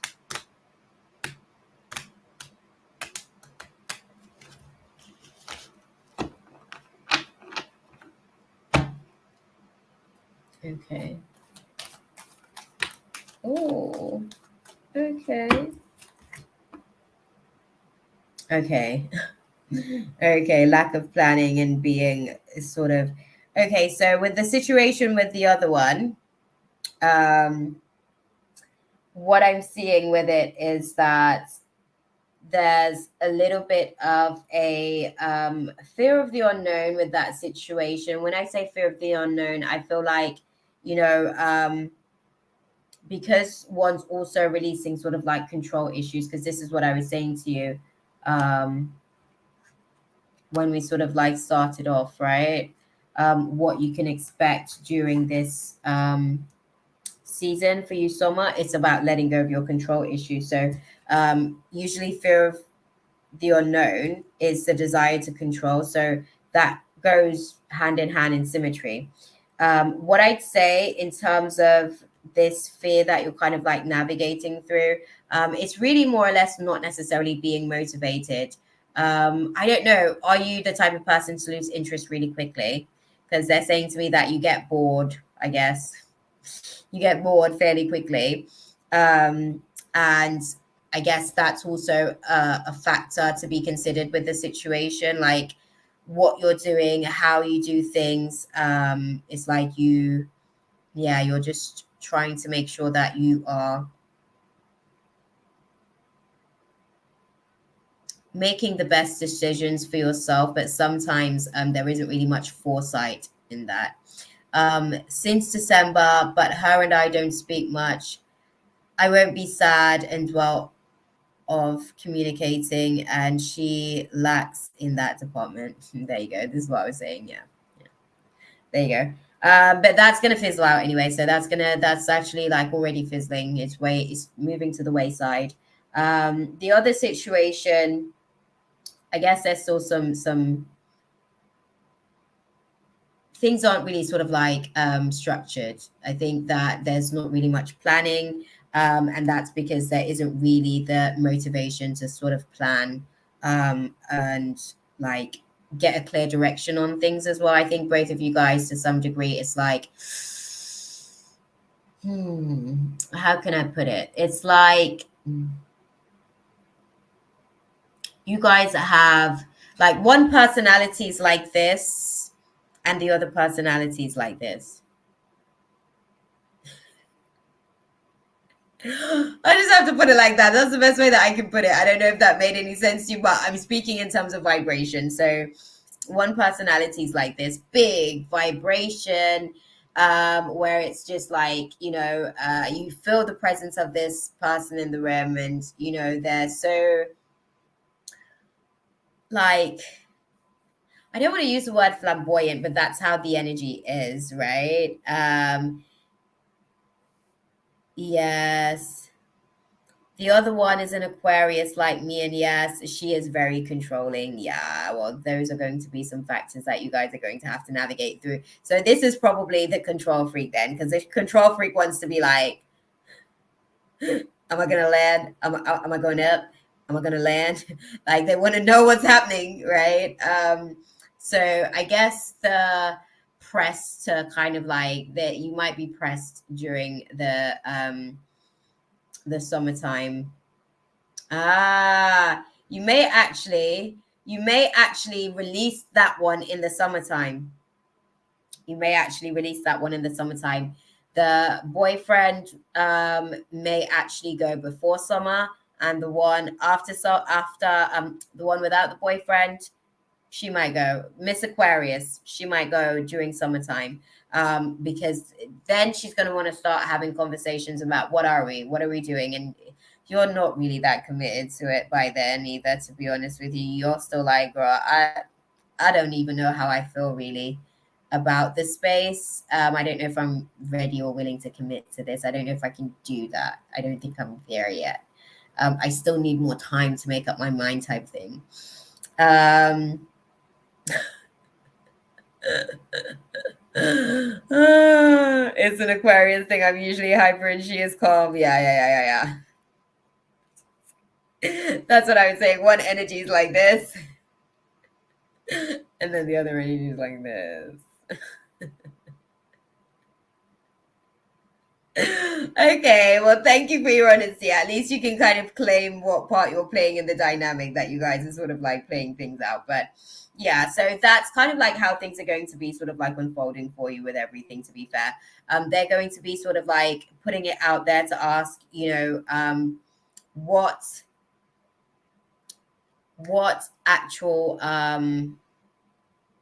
sorry, I was getting an incoming channel as I was receiving that download as well. And I lost the channel. Sorry, my bad, guys, because something else started to sort of like put another perspective across. But yeah, you'll be able to kind of like free yourself from the dynamics that you're navigating through in this space, because they will be like really wanting to know, okay, what is it? What is it that you're wanting to know and do with the situation? Sorry.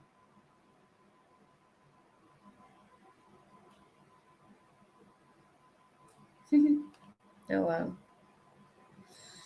Okay, so what to do? I guess figure out where you are by then. Hopefully, you're a little bit clearer by then, by summertime, when she's really like, pressing you for a like label, like what are we? What are we doing? Where are we going? Are we doing this?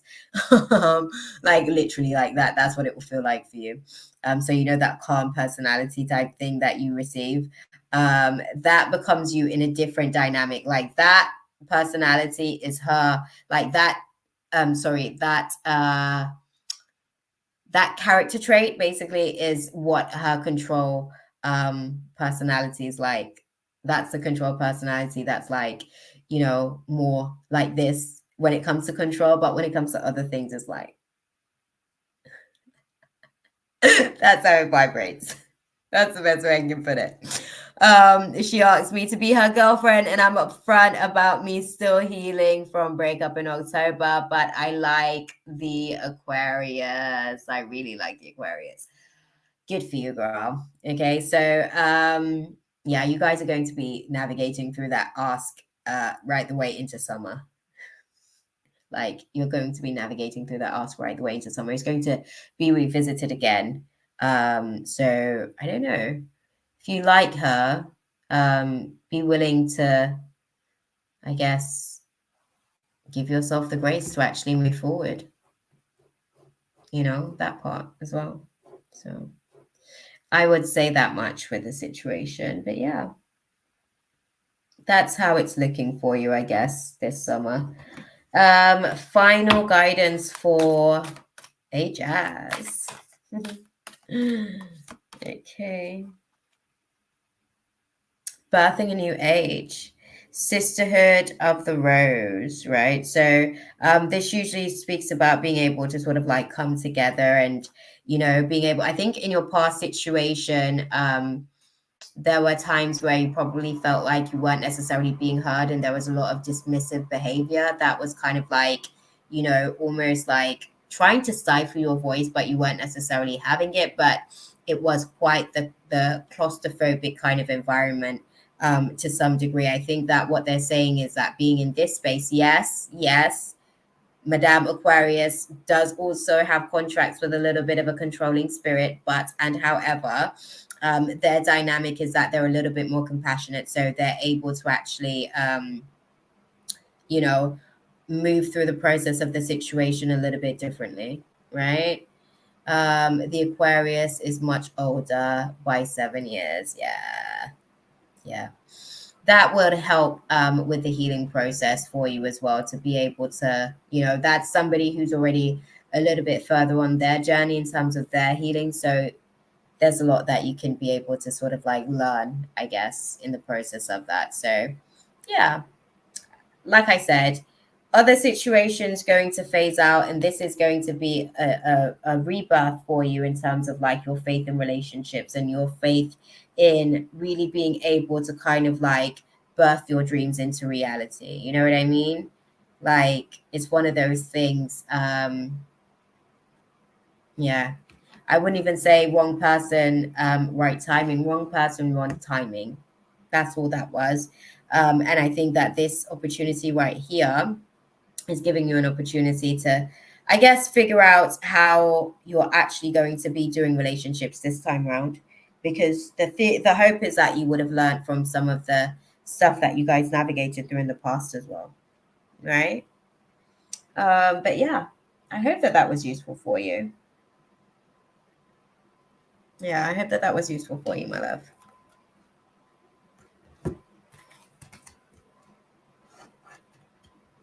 Oh, that's what's up. I'm glad. I'm glad that it resonates. Beautiful. I'm glad that you can sort of see where it's at in terms of, identifying with the feedback. Right. Who else do we have on the list? I think we've got Kayla next, don't we? We've got Kayla, and then we have, I think I saw Chaley put, okay.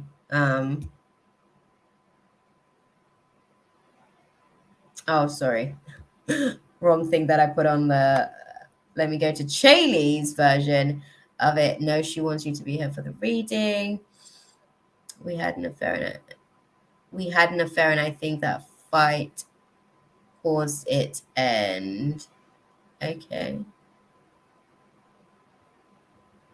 Where is the actual question then? Am I being blonde? Did I miss it? I'm sure I saw it. Okay, so I'm going to start that one firstly, and then I'm going to start the other one that I saw from Chaley.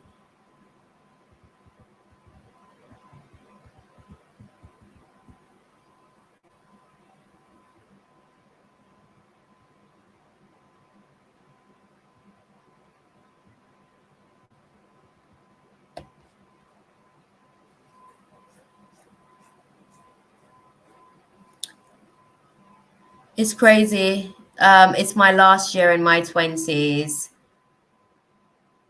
Oh, that's what's up. I'm seeing Jazz. Jazz is like, she's a little bit delayed. You're probably dealing with the backlog, I guess, in terms of like everything.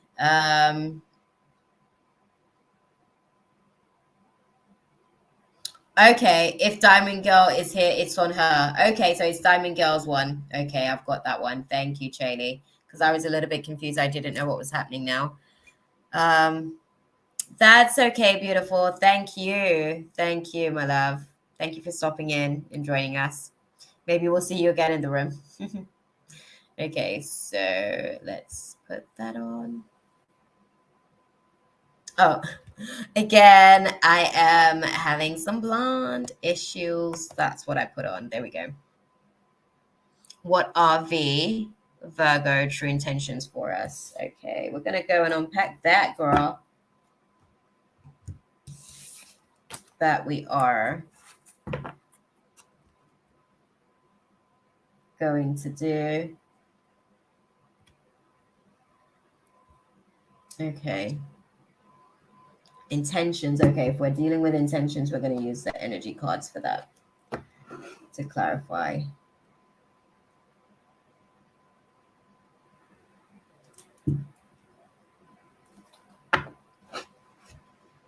Okay. So, interesting. What are these true intentions for us? And this is Diamond Girl. Oh, you're in the chat, Diamond Girl. Is that your question, right? Okay. Okay. What are these true intentions for you guys, for Diamond Girl? Firstly, they want to be able to release any financial constraints that you guys have. Obviously, they feel like that's something that applies pressure to the relationship. And they want to be able to like relinquish, again, look, it's still at the bottom of the deck. Like that's one of their main concerns, being able to like relinquish any financial constraints that you guys are navigating through. And thank you, beautiful, for confirming that you're still in the room. And I think this is something where he feels like, his intentions is to really be able to, like, he feels like life hasn't necessarily been the kindest to him. And he feels like being in the space with you kind of bring balance to his ways of being, because sometimes he can be a little bit irrational. He can be a little bit short sometimes, just snappy, because of this, I guess, the financial pressure can sometimes cause him to like distort his good character, basically. But yeah, what would you say his actual intentions are? Okay.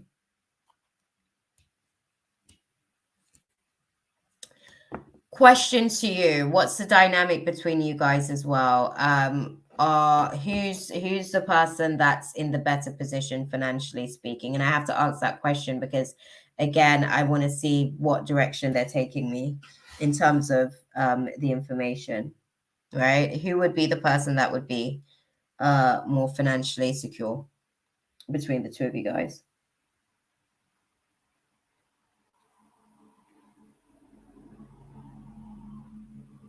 Not speaking? Okay, okay. He would be the person that would be more, yeah, because, okay, this is what I've got with the card releasing your ex, right? Because that's where he's at with the situation. He's definitely not necessarily optimistic about the situation. Okay, I think that he also perceives this dynamic as oh wow. Okay, elaborate on this for me. Put this into perspective.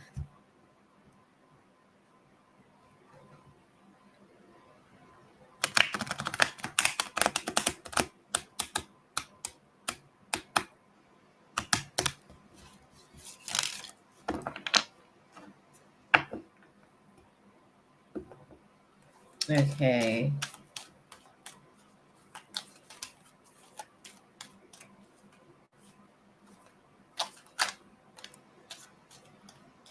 Okay. Uh,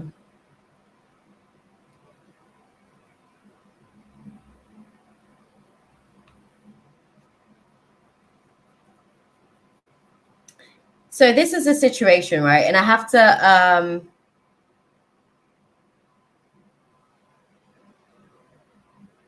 it's not about money. He's in another relationship where losing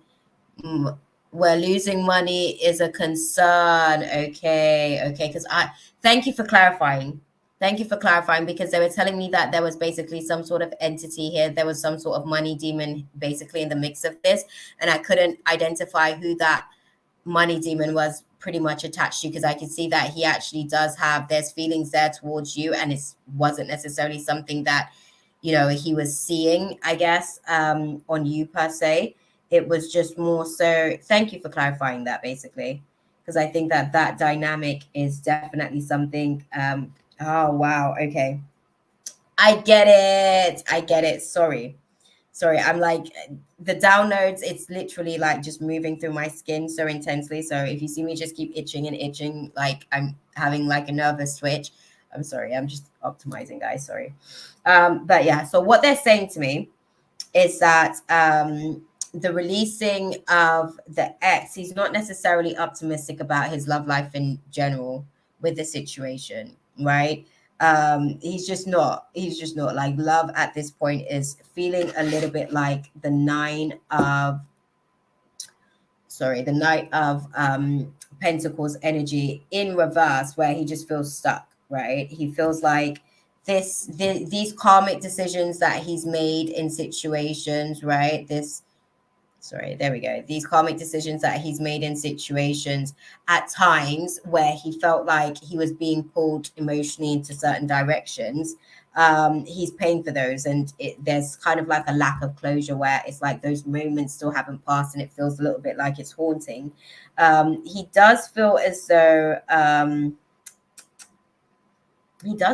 that this is his safe place, as far as like just, being able to bring things into balance a little bit, because I think he pours a lot into that situation, and then he comes into this situation to be poured into. Just in terms of like somebody actually sort of like giving him a second thought, or actually being bothered about him, because I don't think that there's much care actually for him in the other space. Like, not like, oh, how are you doing today? How's your day? What have you been up to? Like actual care. Like, I want to hear your feedback. I want to get your response. It's like, oh, we're just having a generic conversation. And I don't actually care what you have to say. To be fair, not you, in the other space, with the other person, in terms of the dynamic a little bit. Yeah. Where are you with the situation? How do you feel? Have you sort of cut ties emotionally with this situation yourself? Where are you with it?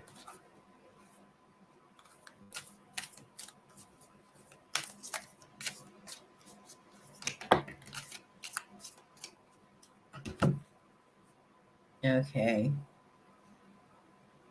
Okay. Are you ready to kind of walk away and like actually move forward? Because what they're showing me is that you're sort of like going into a little bit of a initiation. I'm trying, because I don't want to be a third party. Yeah, and I hear you on that. Not necessarily navigating through that dynamic. I have strong feelings for him. I think that he likes you too. I guess he has some admiration for you too. I think that the situation's like really just complicated, as far as him feeling stuck, like actually just feeling stuck. Um, what is the advice then for Diamond? I'm in love with him, but he shows me no actions for us. Yeah, that's because he can't really, to be fair. The dynamics that you guys got together in and under is just kind of set the precedent for what the situation actually is. So it's unfortunate, but yeah. What do you guys advise? What do you guys advise? Okay.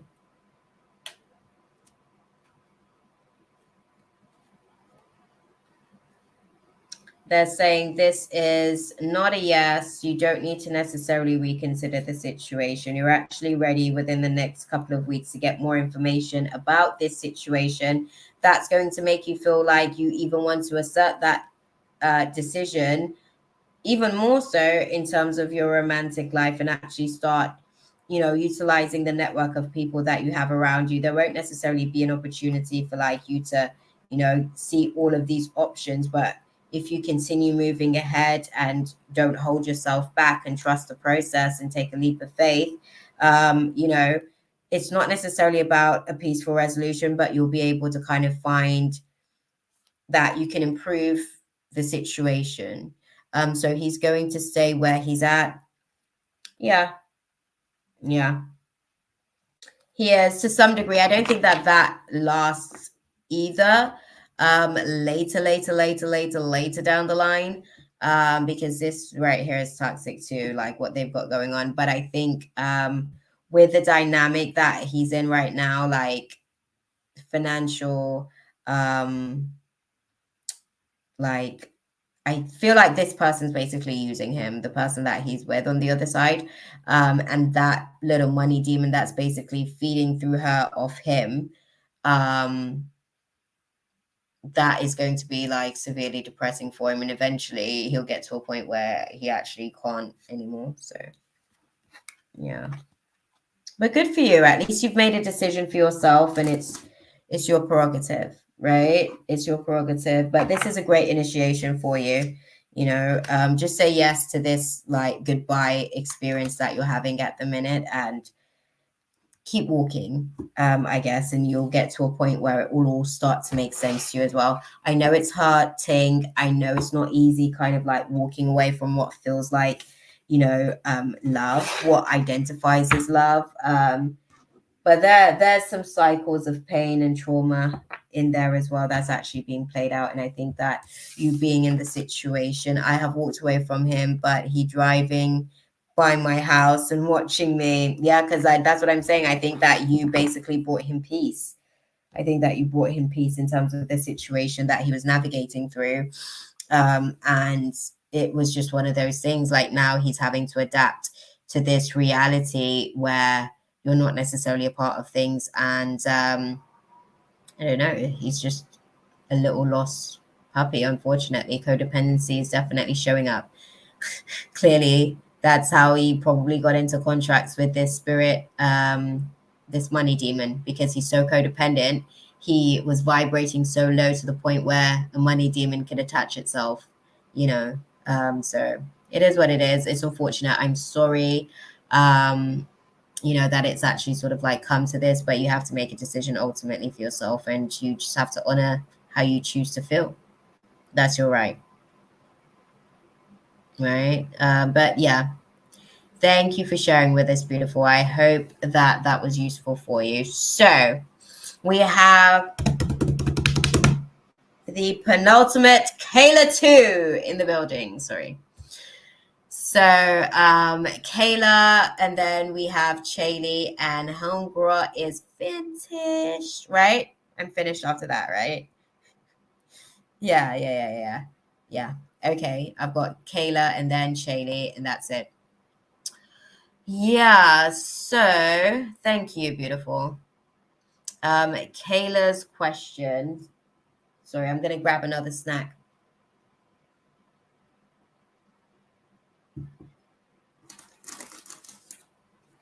Got it right here. I'm prepared. To some degree. I'm getting better.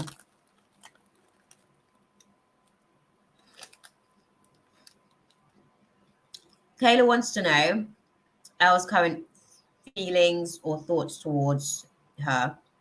No contact, but I did reach out to him after that huge fight we had. Oh, okay.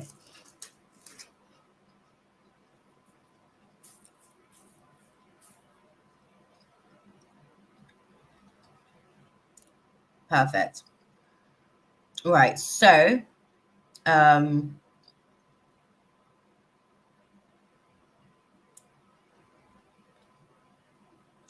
right. Let's go and start with the feelings first. Yes, Shaylee. I'm ready this time. Oh. What are Elle's current feelings towards Kayla?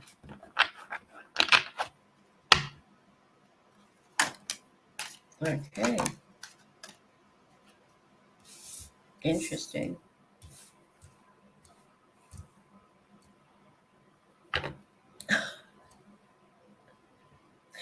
What did Elle do? Okay. Okay. Okay. they're actually their feelings towards you on the situation is that I don't know, control seems to be a factor in this case as well. They're saying it's a case of like needing to let go of control issues. Were you being controlling or were they being controlling? What was the dynamics in this space?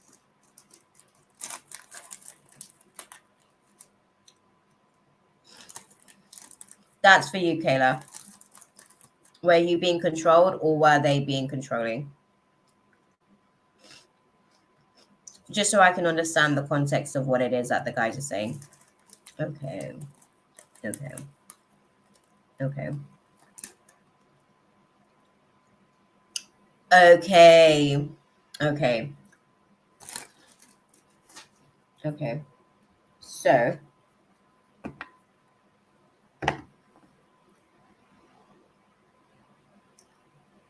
feelings. Oh, okay. Well, what's his thought process then? If that's his feelings, what's his thought process?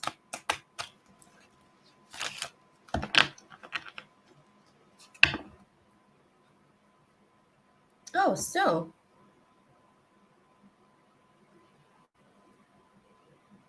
Avoiding responsibility, are we? Avoiding responsibility. Okay. What's his thoughts? His thoughts towards our girl Kayla. Yeah. Crossing the path of being domineering, controlling, manipulative, borderline abusive mentally, actually, and verbally speaking, just a smidge. Like they'd be very short, and they would like wanna. If you do something, it's like if you do something wrong once, it's like you've never done anything right ever. He told me he didn't want to do anything sexual to feed his feelings for me.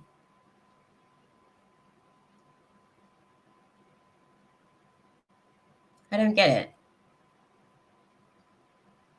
So that was why he was distant.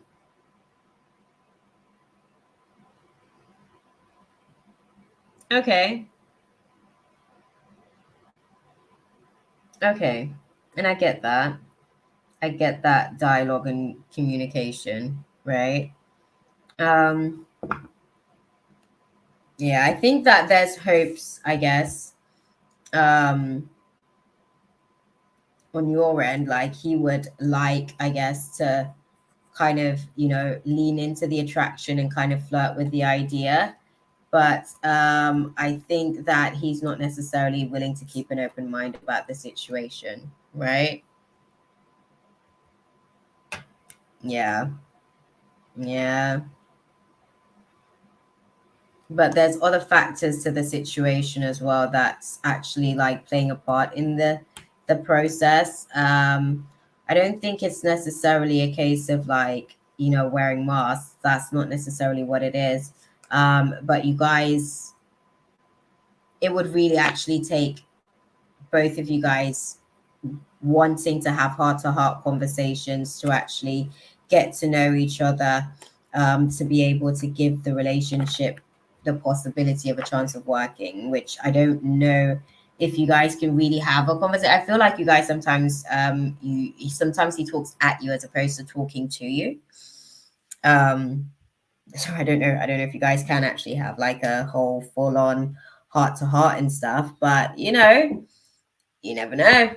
You never know. So I don't know. I think with the situation, sorry, I think with the situation as is, yeah, he's just kind of feeling how he can, trying to figure out how he can kind of like get back to grips with you and kind of like draw you back in, basically, for lack of a better way of putting it. That's just what it is. He wants to basically be able to have control again, and the best way for him to do that is pretend that he's relinquished control long enough for him to draw you back in so that he can be controlling again, basically. Yeah, that's it. That's basically it. Um, I said that because that was the reason for the fight. Oh, you caught the nail on the head with that one. In person, we can, but not over the phone because we usually argue. Yeah, yeah. That part, right, Kayla? That part, like, really just gonna try and pretend like, oh, I've rested down my spirit of like control. I don't even care though, but I don't even care. But really, it's right there. It's completely right there. So, yeah. No. Sorry, Alec. Thank you for stopping into the space, but we're actually wrapping up shop for tonight. We've got another live scheduled on Sunday, so maybe you can join us then for the free list. If not, the donation list will be open then too. Okay. But thank you for stopping into the space. Maybe subscribe and hit the notification bell. That way you can be kept in the know of Sunday's session as well. But yeah, Kayla. Let's see. What's the advice for our girl? What is the advice for homegirl navigating this space with her little control freak? That part. All right. Let's see. What's the advice for Kayla navigating this space? Okay.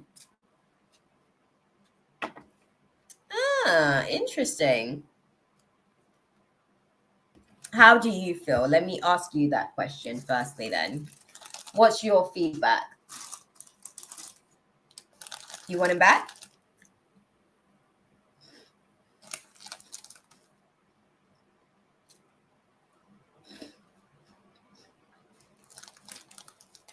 Show me the questions for Kayla.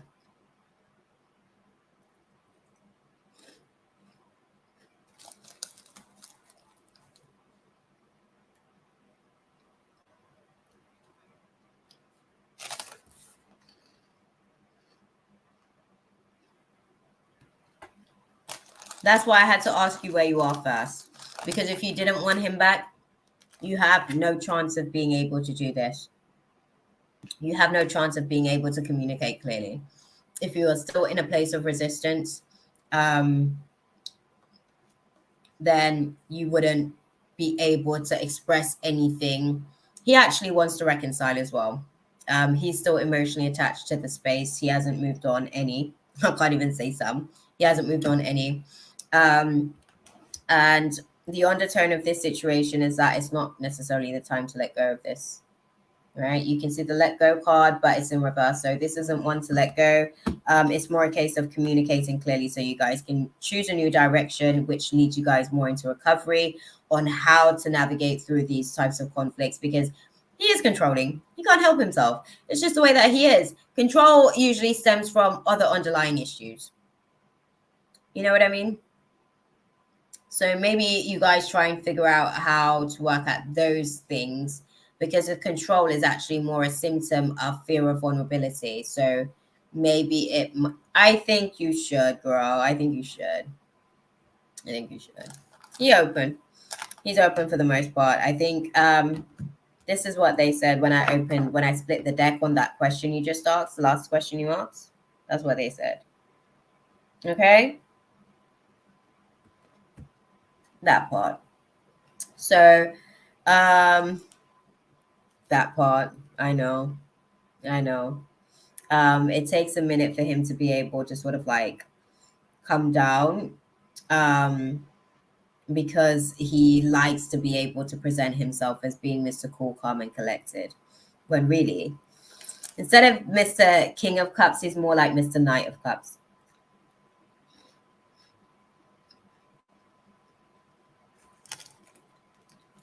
You know what I mean? A little smooth around the edges. I do it when I recover and tell you how it goes. Yes, girl. Yes, please. Yeah, and yeah, you might want to do it when you recover because being in this purging state that you're in the minute is probably not going to help the space for you guys to navigate through this space. So I wouldn't advise it in your current state. But yeah, keep us posted, girl, and enjoy. Okay, that part. All right, guys. We are down to the nitty gritty. We're on the last person. Shaylee, you are the finale of the night, my love. The finale of the night. Thank you, beautiful. Thank you for stopping in and checking in and coming back in. And yeah, I know it's been a bit of a episode for you these 5 hours. But no, I appreciate you, beautiful. Shaylee, what are we doing, beautiful?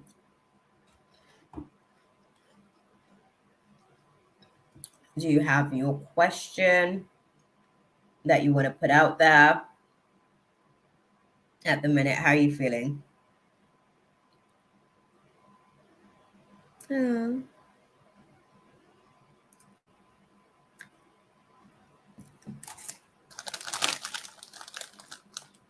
I know, right? I was just about to say, Shaylee, where are you at, love?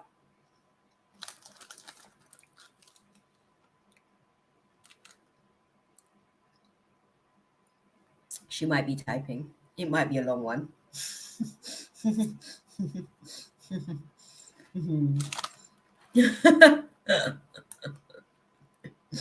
Oh, she's in the back. Oh, God. I didn't even see her. My bad.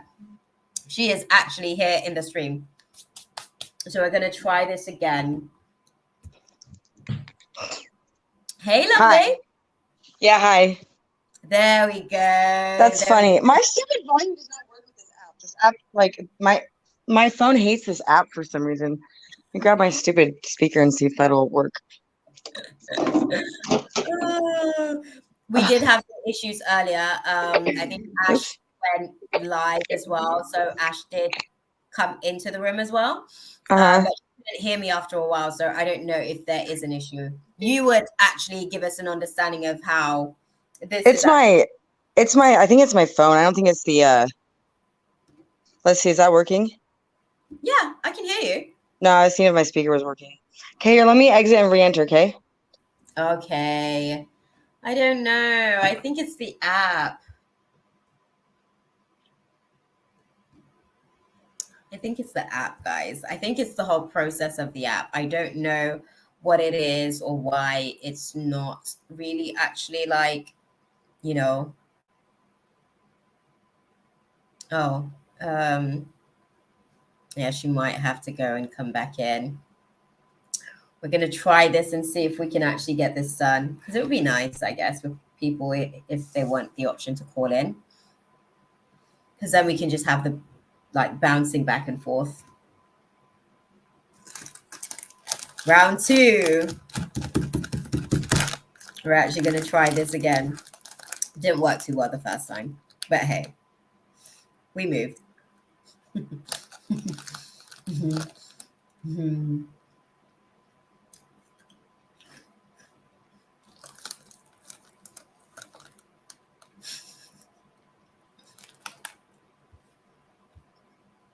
We're gonna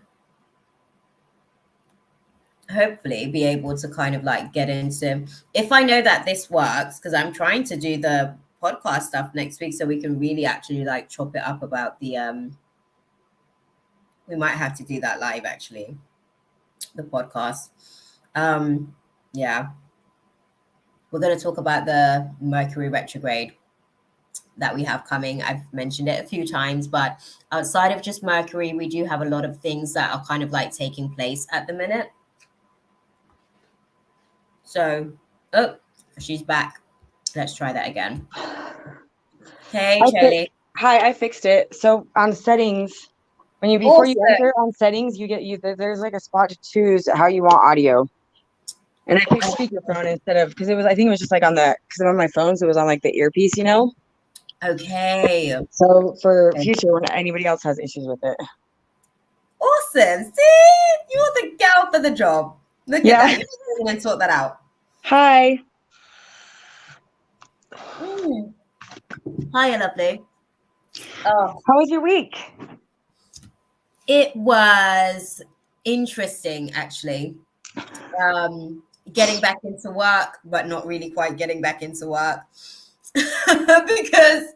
because I'm navigating through Jupiter and the transit that it's going through at the minute to like really put me in position for the stuff that Jupiter's doing the most at the minute this week. So I'm like, okay, it's been intense as far as like letting go of certain things, but now it feels like coming down today. I was like manifesting something like during the week. At some point I had to wake up out of my dream to start doing some automatic writing because I was like channeling so intensely. I couldn't sleep, really. I was like in a stage 1 sleep, pretending to sleep, when you try and trick yourself you're sleeping.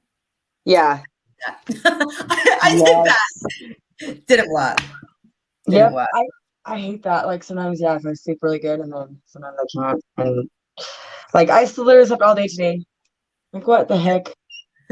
I know. And How's it been for you? It's good. The Taurus is only 23 though. Okay. And he messaged me last night on Snapchat and I didn't respond until I woke up today, so I think he's irritated with that, but I don't really care. He would have just been fun anyways. Yeah. Yeah. What's the energy like at the minute? Then you mentioned the Taurus and what was the other one? Virgo? Yeah. How do you mesh Well, with the Taurus would have just been for fun, probably a fling, and obviously he's 23. yeah. And the Virgo is 35, but he has some hardcore issues, so I don't know. We'll see. Okay. But see, at least I'm seeing these things and like admitting it before I go into it. That part. Okay. Listen, life is I like always see what's going on. I just make dumb choices. so do I. So do I. I feel like it gives you the opportunity to kind of like plead the fifth when things go tits up. You can just be like, the spirit of ignorance was here. But I don't care. I still want Daniel. I know you do. I was actually going to ask about like how you're navigating through the processing of like that wound. Yeah, I wanted to ask about him. That's what I want to ask about. I don't care about the other two people. Yeah. I was actually going to ask. Okay. So what are we doing tonight then? What are we looking at with the Daniel situation? Where are you guys with everything? Are you guys still like completely at odds or where are you? Yeah, we're still completely at odds. Okay. He told me he met someone else. It's been like a week. No, he told me that last weekend. Okay. So yeah. Okay. So what's the question that we've got then? Shoot, I suck at questions. Maybe I guess like where his head's at. Yeah. Because my pendulum, but I don't know about my pendulum. I don't know about that thing. My pendulum tells me to text him. Okay. But I don't, because I don't know what to say. Okay. And my pendulum also said that he's not even really dating someone else, but I don't know if that's true either. I don't think that there's like, it's not anything that's serious. It's more of like a curiosity, more like, I'd probably call it a crush more than an actual like even dating, because I think it's more curiosity leading into something else. I wouldn't say it's like a date. I think there's an attraction and he's hopeful. I'll put it like that. They're saying there's an attraction and he's hopeful, but yeah. Okay, so he doesn't have anything for me anymore then. I think he's actually utilizing this as a distraction to be able to move away from this space with you. I think that this space with you actually, it's too intense. It scares him a lot. I think that he himself questions a lot of his decisions. Basically, he has to be too stealthy being around you. He wants to be bitter and broken. Sorry, I don't even want to put it like that, but that's how they like literally just put it across to me. He wants to basically be bitter and broken, and you may have the tendency to kind of like, I don't know, I wouldn't even say like force him to grow, basically force him to grow. That's what he's running away from. He's running away from growth, not necessarily you. It's not personal. That's probably the best way that I can put it, because that is personal though. I know it's personal to you because you're like, I'm not doing that for him to stick around. Yeah. Yeah. Yeah. What do you want to know then? Let me see what I can pull with the cards, because I think that he's kind of trying to get away from the situation because he doesn't want to do the work. Basically, he doesn't want to do the work, for lack of a better way of putting it.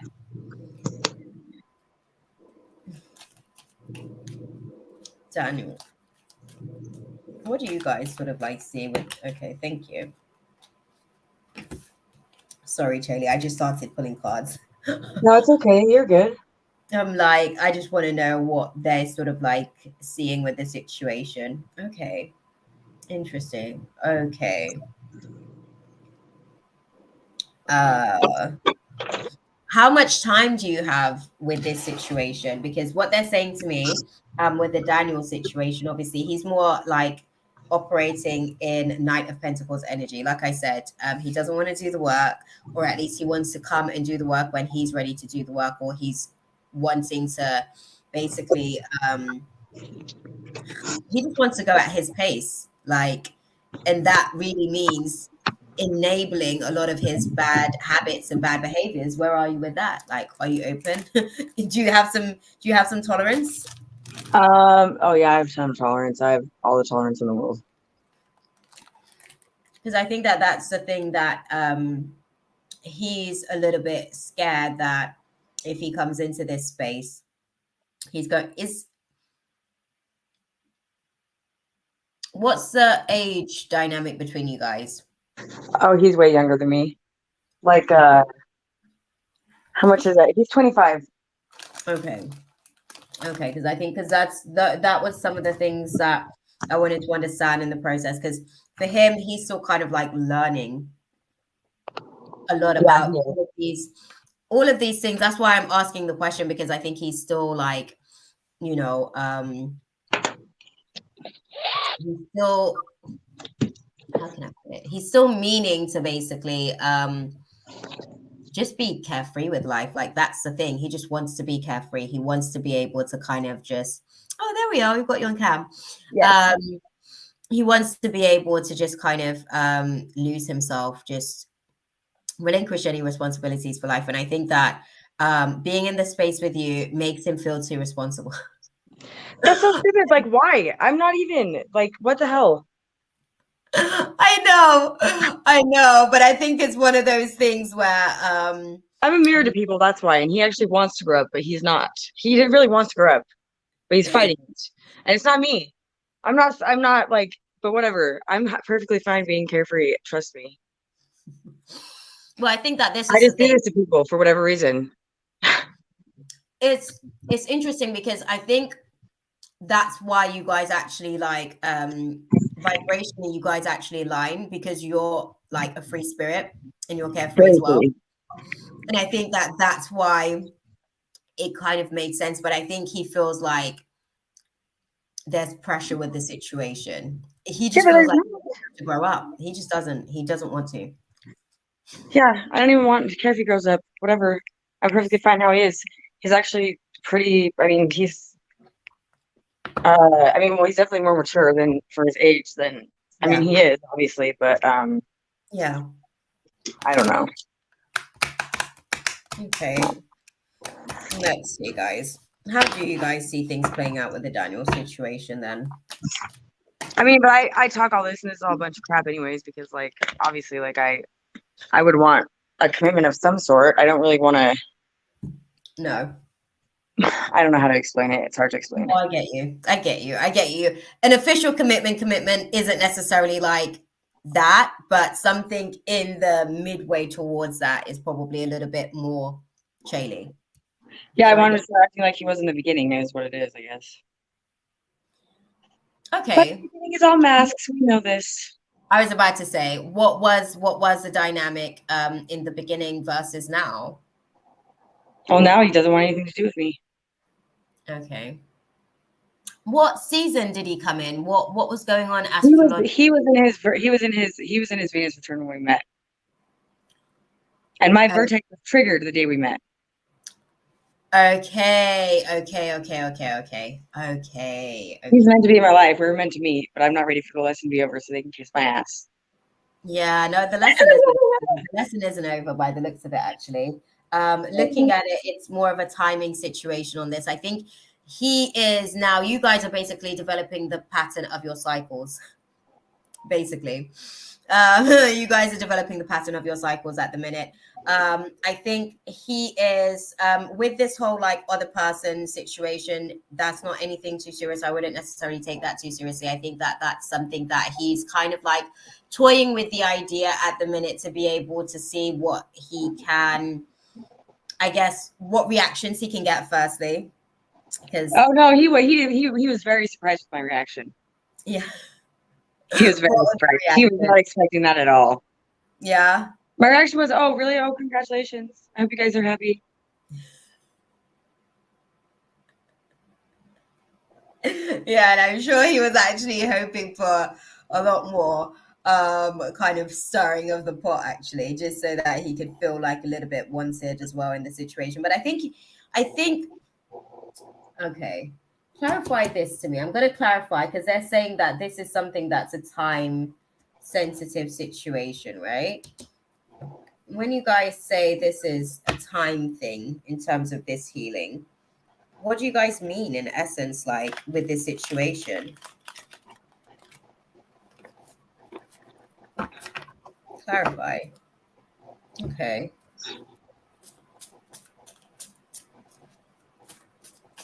And where are you emotionally at the minute, beautiful? Are you still sort of like emotionally anchored and connected to the space? Yeah. Oh yeah, Yeah. Ooh. I miss him a lot. Yeah. I know.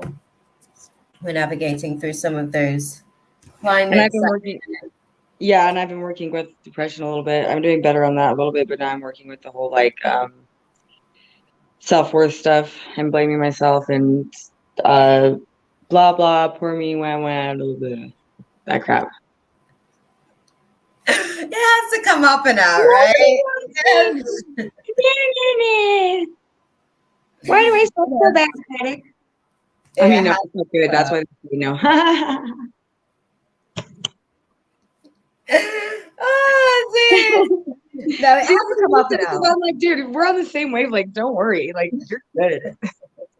You have no idea how my brain works. Like, trust me. No, Pisces. I get you. I get you, beautiful. Honestly, I completely understand. We go where the wind blows. That's just what it is. It's nothing personal, you know? Most of the time. And then this crap happens. Yeah. Then it's a little bit tricky.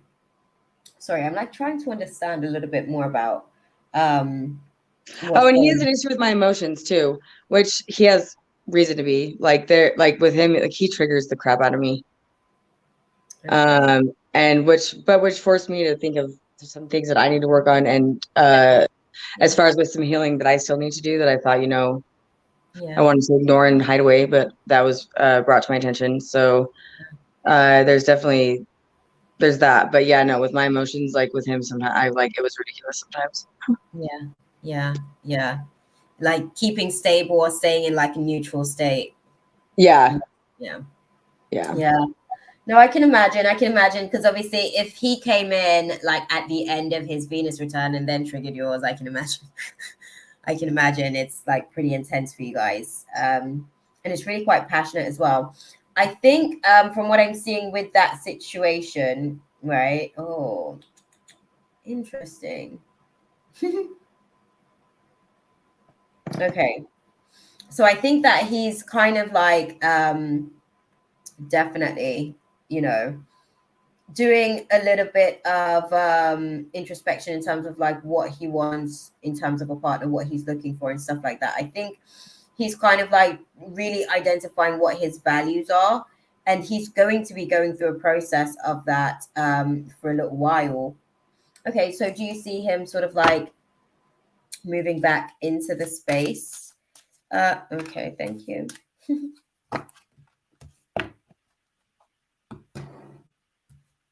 What does that mean? in relation to my question, I'm sure you guys had, you heard what I said. What is, okay. So there is going to be a peaceful resolution with you guys. Hey, Queen of Sheba. There is going to be a peaceful resolution with you guys. It is going to be a time sensitive situation. I think he has to get a little bit of this, like, you trigger him as well, because this is like the coming down into settling down, and he's like, oh my god, I want to fly, so that is really quite unnerving a lot of the times as well. So I think that the situation of the course of the next couple of weeks, again, like I said, you guys are basically developing the cycles of your runner chaser methods. Definitely that's one thing that's being activated in this space. Also another pattern that's also kind of like showing itself and revealing itself in the space for him is actually self-worth. You spoke about self-worth on your part, right? He's also navigating through it as well. How worthy is he? How worthy does he feel of the things that he says that he wants? Because this is really what's the ultimate sort of like judgment call, basically. That's a judgment call. You say you want this, but are you ready for it? You say you want it, but are you willing to do what it takes to achieve it? You know what I mean? So those are the things that are really going to be like really quite intense, I guess, for him to navigate through. And these are some of the things that you guys are going to have to like 5 of Wands energy, big time. Like, big time. Yeah, big time. Like there's a lot of, clashing and coming to, just work out the odds. I do think that there's a peaceful resolution for you guys navigating through the process, but it's going to take you guys a good few weeks to get to that place. He needs some time to come down from the tomfoolery. Up here, he's just moving a little bit erratic. Yeah, he's been going through it with his own life too. Yeah. And he doesn't like to, obviously he doesn't like to let other people in. Well, he doesn't trust people. He doesn't like to let other people in, but he already has trusted me, has already let him in, so I think that scares him as well. Yeah. Because he can't really he can. We don't talk about his issues or whatever if we're together, but those that I know. Yeah. And I think that that's what actually ultimately makes him feel uncomfortable, because I think he's got like this thing built up, like, oh, she's going to force me to grow. Like that's how I'm hearing it. That's how I'm sensing it. But it's not even necessarily anything that you've done. It's just that you can see it. It's there. It's like a arm that's just hanging. That's just like there. It's like been attached back on. It's like, dude, are you going to fix that? And you were right about the money. Yeah. Yeah. Yeah. Because he's like, I'll get you on my next paycheck. I already spent it. Yeah. And then of course he messaged me again. He lost his job. Yeah. Again. Yeah. So which is irritating me, because if I just want to forget about him and move on, well, I still can, but not really, because now I need my money. That part too, that makes it a little bit tricky. But again, this is the thing that's going to keep your learning, again, like I said, the pattern, because this is the thing that gets to keep him in the space, right? So at least this keeps him in the space. That takes you guys over to the next communication, and then at that point it's like, okay, cool. By then the energies would have kind of died down a little bit, the intensity of everything would have died down a little bit, and I guess it's kind of like figuring out what to do from there, or what discussions to have from there, really. How do you still feel about the situation when it comes to Daniel? Like, I want him. Yeah. Period. Yeah. And I think he's got some bad habits, but he's kind of like, oh girl, I'm not gonna lie, Shirley, it's gonna take him some time to develop these. It's going to take him some time to develop these. I think he's at a place where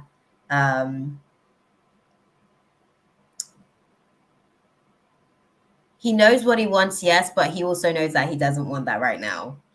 That's the best way that I can put it. He also knows that he doesn't want that right now. And I think that even for you as well, he found himself kind of like falling into feelings that he wasn't prepared to have or process You know what I mean? Like he started to be able to open up, and that was a little bit scary as well. Yeah, people do that with me.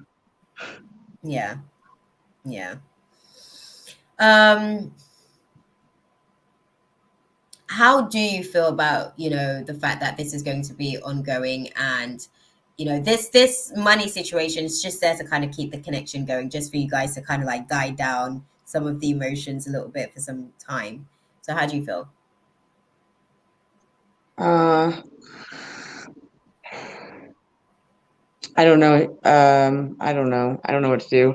Like I said, also with the whole like he triggers my insecurities, and I don't like that because I want to feel wanted to a certain degree, you know? Yeah. Yeah. So, um, I hear you on that. I hear you on that one, to be fair. I don't know. Does he have abandonment wounds himself? Oh yeah, huge abandonment issues with his mom, Okay. Okay. and starting from a young age, yeah, yeah. Okay. And his mom has passed away, so I mean, but there was stuff before that, but yeah, it's not. He has huge abandonment issues. Yeah. Yeah. Because I think that that's probably the thing that is kind of like, that's one of the things that scares him a little bit as well. Like the fact that he was getting so comfortable so quickly as well. I think it was one of those things where it was like, oh, and when I get attached, they leave. Like that's the belief system that's kind of playing out back there. When I get attached, they leave. Um, oh, this is tricky, beautiful, because you guys both actually share a lot of the same wounds. What do you We want me to do. upside? Because I'm trying to think to myself, like, what ultimately, what do you guys think that she can do? He's Like, just a soulmate, right? huh? He's just a soulmate, right? I think when you say just a soulmate, what do you mean by that? You know what I mean by it. You already got your answer. They don't want me to know, do they? But I already know. Whatever. No, I think it's one of those situations with him. You're actually probably there to be able to, I guess, trigger certain dynamics for him, and I think he's there to actually trigger certain dynamics for yourself as well, to be able to show you where you are in certain aspects when it comes to the good thing. Okay, so I'll say this much. With him, I think that it shows you that you can commit and you're open to commit and you have a willingness to commit, right? And I think that, and when I say commit, I mean, you can allow for yourself to be vulnerable enough to basically get into something with someone. Oh yeah, I always do. I never have an issue with that usually. Like maybe I do actually. Maybe the ones in the past have just been really good at dealing with my issues as far as in the beginning of I don't know. See, all this self-reflection is just great. Thanks for all the lessons, guys. Thanks. So That awesome. part is. Oh god. Honestly though, I think okay. This is interesting because obviously you guys are navigating through this process. We've got the Libra full moon, so that's kind of like clearing out the old cycles that are no longer serving both of you guys. So technically speaking, this is also a really great opportunity for you guys when the new cycle begins to decide if you guys just want to kind of like work through the situation as friends, like work through the situation as friends, and like figure out the labeling side of things, because I think that the labeling thing is. See, but there's another thing too. Like when I was talking to him after he told me he met someone, like I know he's not ready to have me out of his life because I said something along. I don't remember what exactly I said, but he's like, "Well, no, I don't want to like, I don't want like I still want to be friends or whatever the fuck he said." But and I just ignored that part because my response is gonna be, "No, fuck you. We're not just gonna be friends. You can kiss my ass. I'm not gonna sit here and hear about you dating other people and no, not happening, buddy." But I just ignored that for that time. I just ignored it for that time, and Yeah, yeah. No, I think it's just one of those things. He isn't necessarily ready to kind of like let the situation go. As far as like your relationship together, because he actually really appreciates your friendship.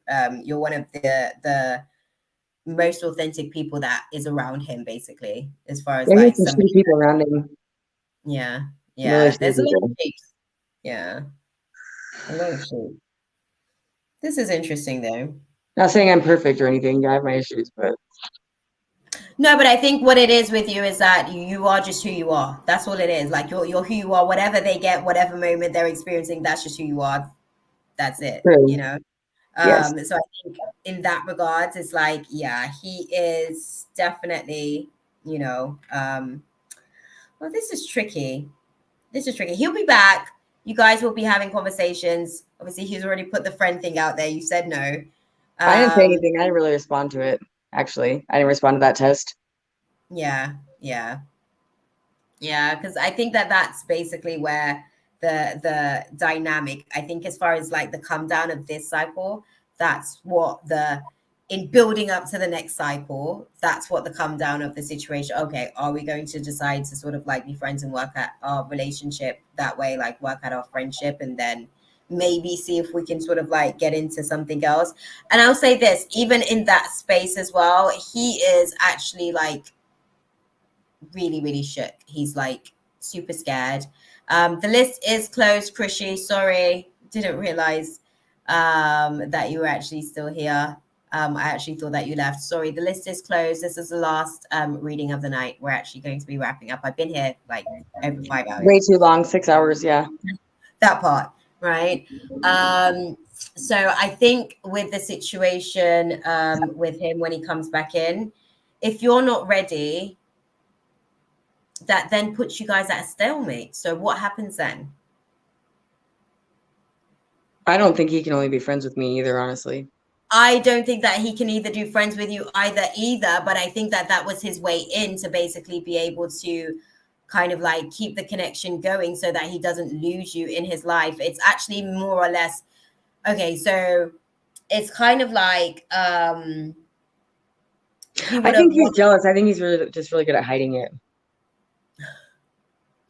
Why do you say that? What do you mean? Just some reactions from him, which just he didn't even just reactions I've seen. Yeah. Yeah. I think with him in this situation with you as well, um, when he comes back into the space, you guys have to. I think the whole "oh, let's be friends" thing was more or less a ploy for him to be able to continue to get closer to you, anyways. To be honest, but I think he didn't want to have the label of actually like trying to figure out where you guys go from there, because I think he feels comfortable with the identification of, oh, if we're just friends, then it's less pressure because we're just figuring things out type thing. But he actually really wants to be able to kind of like allow things to organically develop type thing, because going into it and having to step into it is actually a lot more scary for him rather than being thrown into it, because I guess he's used to that type of environment as opposed to stepping forward into a bit of a tense space. So all of that into consideration, like where would you be with it? Because this cycle is coming back anyways. He's going to be coming back into the space. So what do you do then when he's back? I don't know. Well, I had to ask a question. I guess a lot of that depends on the dynamics of how and when he's back. It's gonna be a good couple of weeks, at least, as far as like things really being able to start to develop. Oh, then he's screwed because I'll be meeting somebody else by then. Because I'll choose to. I have options. Yeah. Yeah. Well, see, this is the thing as well then, right? How can you be mad at him to carry out Seven of Cups energy, right? If you're okay to carry out some Seven of Cups energy. I'm not okay to, but I will be getting there because, yeah. Yeah, no, I had to ask a question, right? I had to ask a question because that's what they put across out there into the space. Obviously, as you guys are getting triggered, if you guys can actually clean up some of these behaviors as they show up, that might actually sort of like assist you guys in actually being able to kind of like, I guess, come together. This little person here, Daniel, he's around for a while. The cycles are erratic and it's weird, but he's around for a while. Okay. It's that kind of dynamic. I just want to put my heart in the grinder a few more times, I suppose.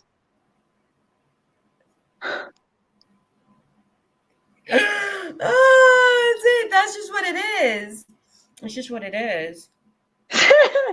Oh, they suck. God. Right? Well, I mean, I chose it, so I guess I suck. Well, I was about to say, it's interesting because I think for you, coming into the space with this type of situation as well, there's so many variables to it. There's just so many variables to it that is just so many odds. There's so many odds, Shaylee. I don't know how else to put it to you. I think just looking at the situation, like the whole synopsis of it, right? Okay, age being a factor on his end in terms of like his development, he's like a couple of laps behind. Oh yeah, right? yeah. In terms of Which I try to remind myself of that. Right. So it takes him some time. It takes him some time to be able to develop in those areas. Another aspect of the situation as well is that even though he is mature, that's because obviously he's been forced to. Life has forced his maturity. Like he's had to grow up really quickly. But that also means that there's layers of his development that hasn't actually been optimized. It hasn't like come along with his maturity. You know what I mean? He's just been kind of like pushed into certain situations and he's learned to swim, right? Yeah. And that's really what's kind of like happened in the process. So I think the stuff, as much as he is mature to the point where he's ready to do certain things, he's also like still figuring out from where he's at in life right now as well. You know what I Why mean? I can't they think just give me what I want for once? what is it No, that you that's want? garbage. No, that's garbage. They give me what I want all the time. I'm just kidding.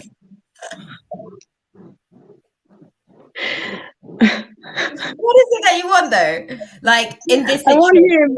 him. Okay.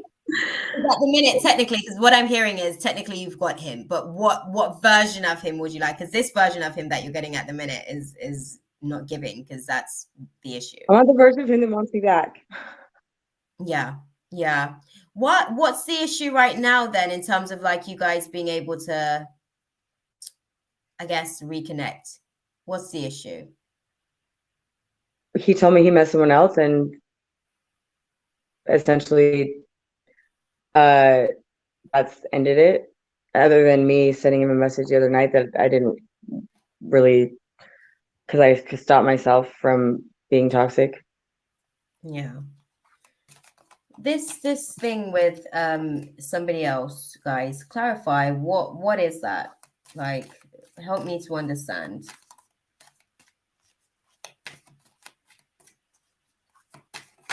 Well, I was trying to figure out if that response from him was like, did he really meet someone else, or was that a self-defense mechanism to just to just like stop, like just get me to back up? That's what I was trying. That's exactly what you just said as well. That's what I was trying to clarify, because even for myself, it's like it's kind of resting, not necessarily the woman with the heart, not necessarily resting and walking away, right? And wanting her to be a part of the community, but not necessarily like be the actual situation, right? It's one of those things. Like he wanted to be able to kind of like have this situation. That's why he was like hoping to see like the reaction, and you gave the reaction that you gave. So it was like, oh, okay, maybe I don't necessarily have as much power in the situation over her, or maybe I don't have as much, you know, it's leniency, because I think he's learning as well. I think what that taught him about you is that he has as much leniency as you give him. And I think that's also something that he's kind of going back to the drawing board as well. You guys are both still learning each other as well, I think, in this space. I think I keep calling it friendship. And I know you don't want the friendship or just a friendship. But I think that that's the thing. Hey, love, Nikki. We are finished up for the night. We're actually finishing up Shaylee's reading. That's the last person for us for tonight. I'm back on Sunday. But yeah, with the situation with him, I think the friend thing is just a label that he feels comfortable with. It's not actually what you guys would be doing. You guys would, in theory, be moving in towards like an actual relationship. I think that situation, there isn't necessarily any meeting anyone. I think that there's a thought process where there's like a crush, like I said, but I don't think that there's anything that has really developed in that type of situation or dynamic, right? Yeah. Yeah. And when I say crush, it's more of an attraction. It's like a physical attraction. Yeah. Mm. What would you be? Oh, this is so complicated, to be fair, because this is like a sitting game. I can't lie. This is a sitting game. It's a sitting game. Oh, I know. I don't know what to do. I don't I know. know. I know that you know, because I can see it on your face. Like, you know that that's the reality that you're actually sort of like navigating through. Um, mm, oh, sorry. They said that you just have to do your time, beautiful. They said that you just have to do your time. It does all work out for us all, like in the end, like as far as like you guys, it does actually work out in the sense that I think that he gets back to a place, like give it the next couple of weeks for him to be able to navigate through this space that he's navigating through at the minute as well, right? Because what's going on beneath the tone is that he's kind of like started to develop these feelings and he doesn't know what to do with those feelings. And he's kind of running from those feelings at the same time at the minute as well. I think he might need some time to be able to kind of like, you know, let some of that feelings start to marinate a little bit before he's able to kind of like make any definitive reactions or responses to the situation, to be fair.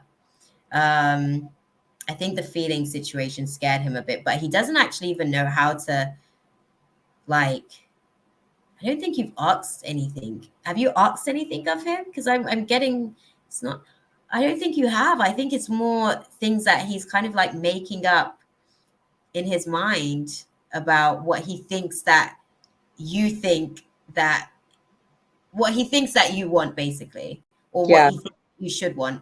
And he's kind of like making judgment calls from that place. He's self-sabotaged like a mother in this situation. Yeah. Or maybe Yeah. or maybe I'm not as hard on him as he thinks I should be, probably too. Yeah.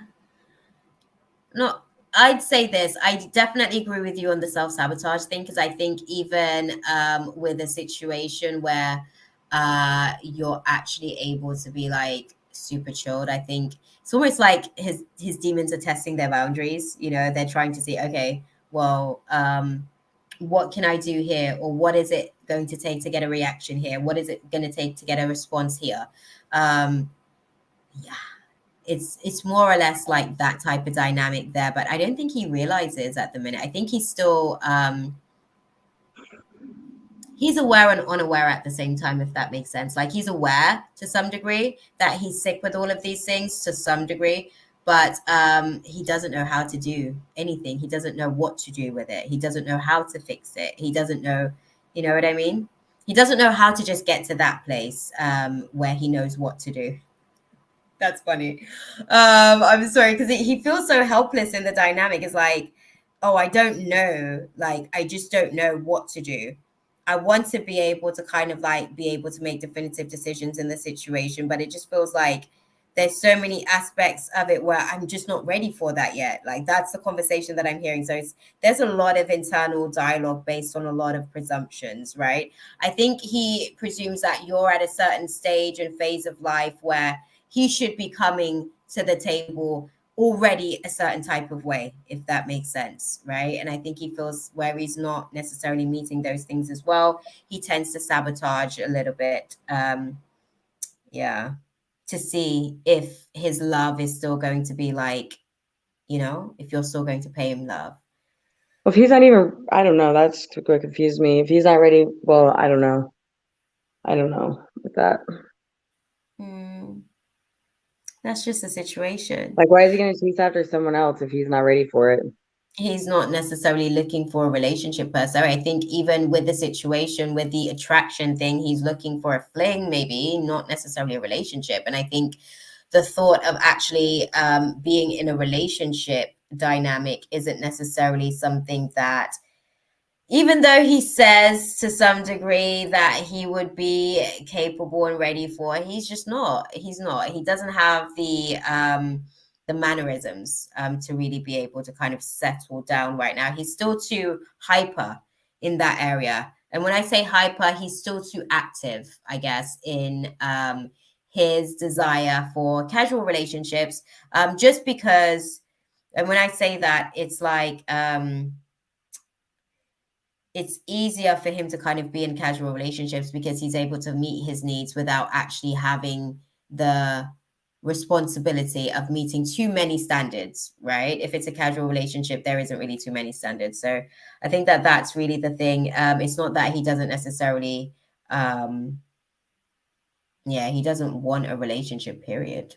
Like, he just doesn't. Has he given you the impression that he wants a relationship? In the beginning, he did, yeah.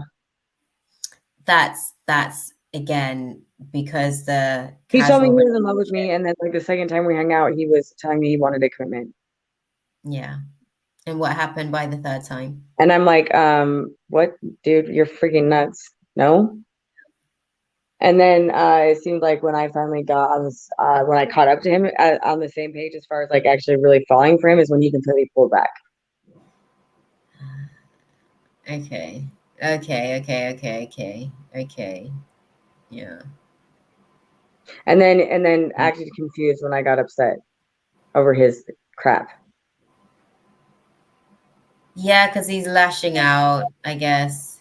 He's lashing out from that place of rejection. But I Why didn't weren't you reject him. I open at never the rejected him. Huh? No, I don't think that you were rejecting him, but I think it was more a case of that's how it feels, right? It feels like I rejection if see how he you're can feel that way, yeah. yeah. Do you why were you at that place at the time? Too What much to what? Huh? like when you weren't necessarily ready to lean into the Oh, I was in the spot he's in right now, I guess. I was in the spot of I just want casual fling. yeah. Okay. Mm. Okay, runner chaser dynamic. Okay. Yeah, that's what I keep saying is why do you keep saying runner chaser? Like is because my I've never gone the twin flame card like hardly ever, but with like 4 times with him I have him with my cards. So I'm like, what is this shit? What are you talking about? No, Alex is my twin flame. What is this shit? What are you guys doing to me? What are you doing to me right now? The runner chaser dynamic, it doesn't necessarily like it's not, how can I put it? That's not exclusive to the twin flame dynamic. That's actually the runner chaser dynamic is actually a symptom of the abandonment wound. It's actually when we know that the abandonment wound's actually flaring up. So it's not just the dynamic for the twin flames really sort of like having that experience. It's more or less, okay, we share that same demon, basically. That makes sense. Your demon's activated, my demon's dormant. When my demon's activated, your demon's dormant. So we go into this cycle of runner chaser. That makes sense. No, I've had that cycle with pretty much a lot of my relationships. Yeah. It's more of a symptom of the abandonment wound. When that's triggered, that's just kind of how that kind of flares up. So naturally, if a person is scared that, you know, they're going to get like rejected or they're going to get shut down, they do that anyways because they now want to preserve themselves, right? So that's what I'm saying. When you explained a little bit and gave me like some insight where he was there, you were sort of like catching up there. By the time you caught up there, he was like, oh, well, I don't know if I'm ready. Now I'm scared basically to kind of like make that commitment. I don't know if my abandonment wound can actually survive it type thing. Yeah. Okay. Oh yeah. He opened up to me last week on like Thursday or something and also let me know about how and he is vulnerable. He is vulnerable with me, but then he yanks it all back, which is frustrating. But he did open up to me about how his heart was in a place right now where he can't like he just pretty much said, yeah, he's scared as fuck. Yeah, I think obviously. But then to me, I'm like, if you're like, then how are you going to completely like push someone away then what are you doing? I don't know. But I also need to look at my own actions, I guess, and how I come off with people because, yeah, in my mind it's a certain way, but I think sometimes I can react in ways that, I guess maybe confuse people. I don't know, because I just expect them to know how I feel. I get you, beautiful. I get you. Definitely. I get you because it seems like, okay, this is obvious. You know what would come up with this situation. No, I understand why as well. I think obviously this is just a time sensitive situation. Give him some time. I think the talks about someone else in the space, that's not necessarily true. I think that was a kind of like stroke his ego a little bit in the space to make him feel like, he's kind of moving. Like I said, I think that there was, okay, I find this person attractive. So he kind of went from that place. Oh, she's an attractive lady, but just because you find someone attractive, it doesn't necessarily mean you want to be with them. You see what I'm saying? So I think he utilized that in the heat of the moment to be able to see what kind of reaction he would be able to get. Because I think he wants to basically know, like, that you care. Well, yeah, because on Friday before he told me that we got into an argument of some sorts, and I said some not nice things. Yeah, yeah. Oh, we're guilty of that. Yeah, we're guilty of that. I think it's a given. Nobody should play that fight with the Pisces. I think it should just be said somewhere. Just don't put yourself out there like that. Okay.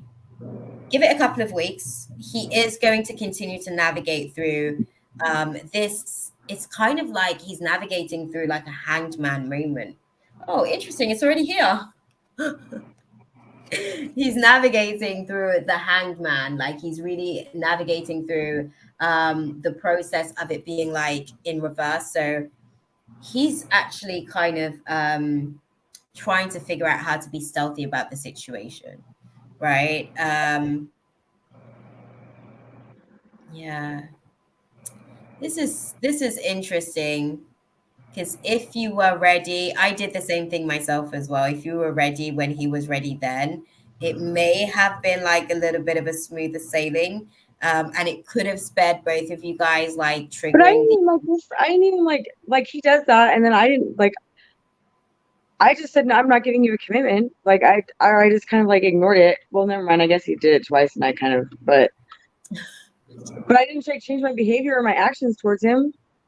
Exactly. I think it was just the thought process that maybe like he wanted to just kind of go into something deeper, really, really. I don't think he was even ready for it when he was saying it then as well. Like, let me put that across to you.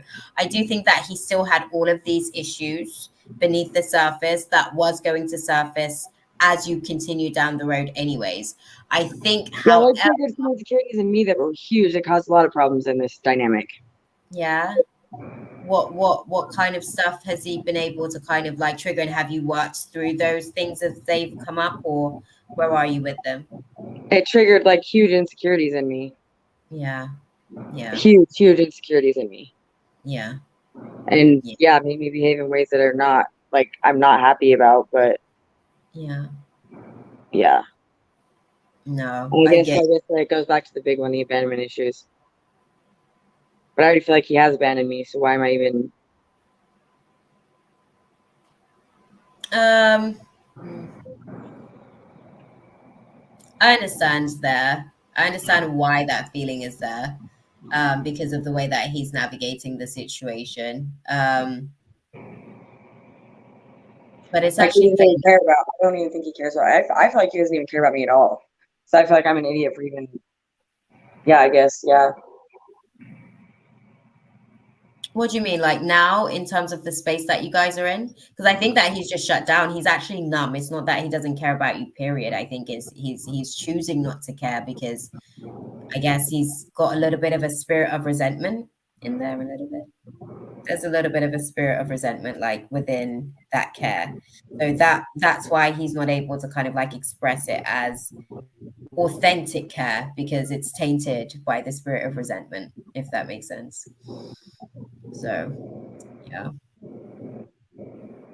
Give it a couple Okay. of weeks. 2 to 3 weeks, you guys will start moving past it because there's a forgiveness process that's actually going to be taking place, and you guys are actually navigating through coming to a peaceful resolution on the situation. But I think it's just a case of figuring out what is it that's being forgiven and what is the resolution moving forward, and how, if we decide to be able to kind of like move forward, because I think what I'm seeing is that there's still some blocked emotions at the minute, like My heavily. response to him telling me he wasn't gonna be able to pay me right away was because his about my emotions and that being an issue. My response was, "Oh damn!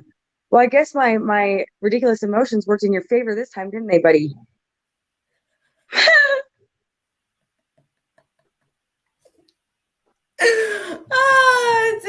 Oh, dude, no. And I get it. I get it. I get it. I think he was probably caught off guard by all of the emotional Queen of Cups in her upright motion energy, Oh yeah, right? 'cause I didn't tell you this. He did send me my money. I did tell you that, right? Yeah, no, you knew that. Yeah. And then He did. my ridiculous emotions sending it back to him. But yeah, It's so funny because I did that a week before you did. It was funny when you were saying that. I was like, oh, I sat that class last week. I did the same thing, but then I like went back. and we are a week behind each other, and you're doing much better this week, so that makes me feel better. Because I'm doing better this week than I was last week, like you were. And then yes, okay, good. That part. It's getting better. Like It's I can see getting that you're still a little tired, but you're very much like getting back. Like yeah, that makes me happy. Okay, good. Thanks. Yeah, no, I am. I'm actually like getting back into life. I feel like before life was just like, oh my God, this is how it felt. It was just like mind blown. Now Yes. it's like, oh, I'm getting pieces of my mind back in. Yeah, and it's funny how we can go through those mind blowing moments, but then we just kind of like move on past it. Like, okay, da da da. It's just trauma, like huge major trauma that's like should like blow somebody else's life completely up. But we're just like, yeah, okay, and then okay.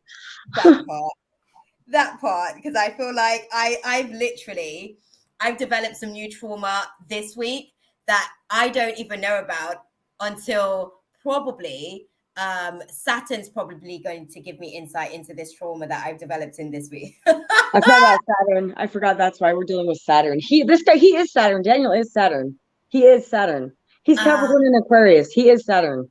He's Saturn. That would be intense. That's Saturn. why he triggers so much, so intensely then. He's Saturn and I'm Pluto, and he has no Pluto in his chart. And I am all Pluto and Neptune, and he's all Saturn and yeah. Wow. Wow. Because I'm Pisces and Scorpio, and he's Aquarius and Capricorn.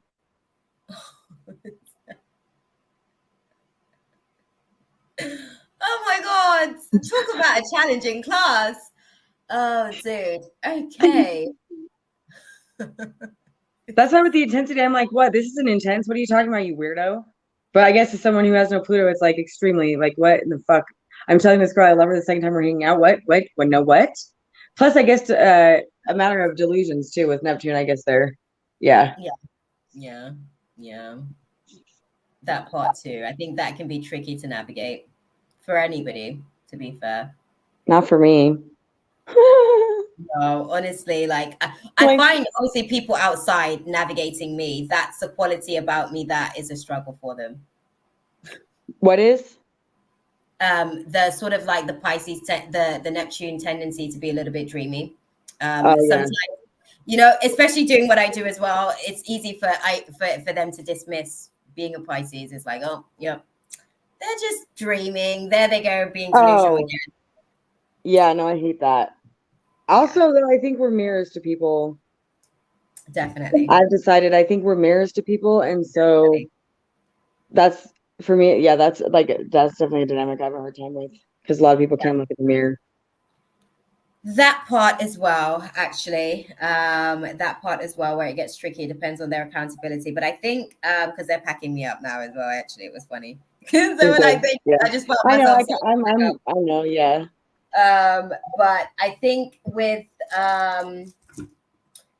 those types of dynamic, where people don't necessarily know themselves, I think that's what it is. Like, I think that's what I'm learning. People actually don't know themselves. So when the mirror's up, No, go for it. What were you going to say? I was just thinking and agreeing with you in my head. I'm like, I'm seeing people say to me, oh, but that's not me, or I didn't necessarily sort of like do that. And when I say that, I mean like I I see people, for instance, I've seen people ask for money and tell me that they're not actually asking for money when they've basically kind of indirectly asked for money, but they didn't directly ask for money. So it's like, no, I'm going to gaslight you. That's not what was happening here. Oh, the gaslighting, yeah. But I think that people as well, they think that that's normal behavior, because I think that that's what I learned from one person who I had that experience. That's just normal behavior. They thought that it was just normal behavior to basically do the gaslighting thing. There's a lot of people with a lot of normal behaviors that I'm just like, but I think you're right. That's a good way to look at it. Yeah. It's not normal, people. It's not normal. This might feel It's not. I actually, gaslighting cuts so deep traumatically. I'm still navigating through trauma that I've experienced from gaslighting, actually, which is still like flaring up a lot of the times in situations where I'm having to check myself before I just go all the way into the shadow side. And I know you get what that's like. Oh, yeah, I do. But no, people are lucky with me because I've never even gone all the way into the shadow side. They're lucky I haven't. They're like, no, if I ever go all the way into the shadow side, there's no bringing me back. So, I mean, and people will tell me sometimes, I've had people in my past tell me, like, if they tell me I'm mean or whatever, and I'm just looking at them and I'm thinking in my head, you don't even know. I'm not mean. This is not mean. Yeah. You don't want to see mean. You do not want to see mean. I'm getting this narrative that honesty is mean. Like, that's been coming up quite a lot in classes as well. Obviously, I'm learning other people's sensitivity, but I love honesty. Do you know what I mean? They need to take more mindful. I know, I love honesty too. Honesty is the best thing. They need to take more mindful and stop being so sensitive. Our world today also, that's a thing that's huge. People become so sensitive. Like, no, this is unacceptable. Yeah. Like there is a thing called respect. And yes, people, I was just thinking about this the other day, like expectations of people. I'm like, I shouldn't have expectations of people, but you should, but only to a certain degree of, as far as being treated appropriately. But then it's going way past the line of people are being way too sensitive with that. Yes, they are. And it's not, I'm sorry, I'm not as sensitive to certain things, and my sensitivity levels are different. So I'm actually really learning a lot about people's boundaries when it comes to transparency, because I don't know what's an overshare. Oh, I don't care about oversharing, whatever. They tried to teach me that. They tried to take me through that class, and I told them to F off, and I'm like, I don't care. I will do what I want to do. I'm still learning. And if people don't like it and they have an issue with it, then screw them. They don't need to be around me then. Bye. Walk away. Why are you still here listening then? I'm still learning that class. Like, honestly, I don't have much, not to say, I don't have many barriers. I've got boundaries. Don't get me wrong. I have boundaries. So I'm selective, I guess, but I don't really have any barriers. So nothing is really off limits for me to discuss personally. Same. I don't know. I'm finding that not that many people actually have those conversations. And just so you know, Shakima, what we're talking about right here, that's not an issue with us. That's not our issue. This is their issue. It's their problem, because it's a matter of them and them saying what they want, and then when they're getting it and they can't handle it. And it goes, I think it also goes back to the thing of like us being mirrors to people. Yes, exactly that. Literally, so don't be hard on yourself for that when you're not an oversharer. And you actually, because in my opinion, I'll tell you my opinion of what I see with what you just told me. So you do have boundaries, and because you're very good at reading people, you know. But if you give people what they want, and then they're going to turn around and they're going to make you feel bad for it because they can't deal with their own issues inside of themselves. It has nothing to do with you. You're in the wrong. That's not you. That part, definitely. Because I have a tendency to trigger people quite a bit. I don't mean to, but honestly, with like my fellow, brothers and sisters, I guess, I don't necessarily want to upset anybody. I don't want to hurt anybody. I understand that there's a part of the process where I'm going to be a villain, and I'm okay to play that role. I mean, no, you're not a villain though, and I'm going to come smack some people around that are in your life for making you feel this way because it's pissing me off. No, honestly, You're not a villain and you're not a bad person. And I know, I think we're similar, okay? And I know you would never want to hurt somebody intentionally. They're like lucky them, because trust me, if they think you want to hurt them, same thing goes. No, they're lucky, because no, if you really want to hurt, like, no, it's not even that. No. Like, yeah.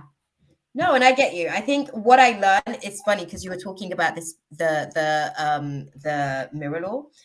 What I learned a lot of the times when people actually do get triggered with situations, it's things that go like a lot deeper. So when I start speaking about certain things, or if I basically like I'm summoning a demon by speaking about something, and that person hasn't like they haven't tempered themselves, so they weren't basically able to kind of like navigate mastering that demon when it got triggered, right? that's what I just was thinking about when you said this. Yeah, so a lot of demons we're very comfortable with. We're like, what? They're not demons. Like, what? Whatever. They're whatever. Okay, that's a good way to think of it, actually. To us, but to them, it's an actual like really scary. Okay, demon. Exactly. And I'm like, Interesting. because that's they're expecting when I'm saying, oh, but this demon's like literally here, and if you kind of like keep engaging with that demon, I wouldn't advise you to engage, because I've experienced like what it's like with that demon. It's lying, when you try and put certain things across, then it becomes they shut down, the demon starts to retract, the demon pulls them away, now their guards go up, and the demon's now like on defense, fighting you through them, and it's like, oh my God. That's what I Can say to I? the demons, and I'm like, laugh at them, and I'm like, what are you doing? You're stupid. You already know. Like, what are you doing? Just take it as like, get whatever.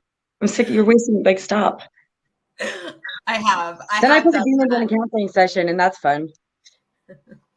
I have done that to a demon, actually. I have done that to a demon before. And I think what happened, so what it did, it teamed up with a whole bunch of other demons and caught me off guard when I wasn't like on a day where I just wasn't ready. I think I was probably having like one of my like Wednesdays usually like a transitional day for me, because it's the day that I arrived here. So they usually try and catch me on my low. That's what I said to you guys last time. I need to stop taunting my demons, because that's when they start to fight me back. Oh yeah, see, I don't taunt mine. Like me and my demons, we have a level of respect we've built a rapport of with, like, so they respect me on a lot of things, and I respect them on a lot of things. Like I take them as they are. I know who they are. I know what they are, and then vice versa. And also, fear is a huge thing. I'm not scared of them, and they know I never will be. That part as well. I think that's the thing, I think that when they come and they have certain conversations with me, I think that's the thing that gets a little bit misconstrued, because I am so understanding. Sometimes they will come and I guess see if I would want to take on their case, you know what I mean, because that's what it is. It's really like trauma, okay, that still needs to be processed. But we're gonna, on Wednesday, we'll talk a little bit about like a lot of these demons that can be expected during this Mercury retrograde, actually, because Oh God, this one's gonna be rough, isn't it? it is. It's a Rough. Taurus. I can feel it. I can feel it. This is Warming gonna be up. rough. But normally, I guess when I feel like things are gonna be rough, they're actually really easy. So that's comforting, I suppose. It depends on how much work has been done. So because it's going to be in Taurus, right? A lot of the karmic work that we've done before is actually going to be paid off. It's in But Taurus. yeah. God damn, that's my freaking Chiron. Interesting. I think I'm comfortable with my Chiron though. We're fine.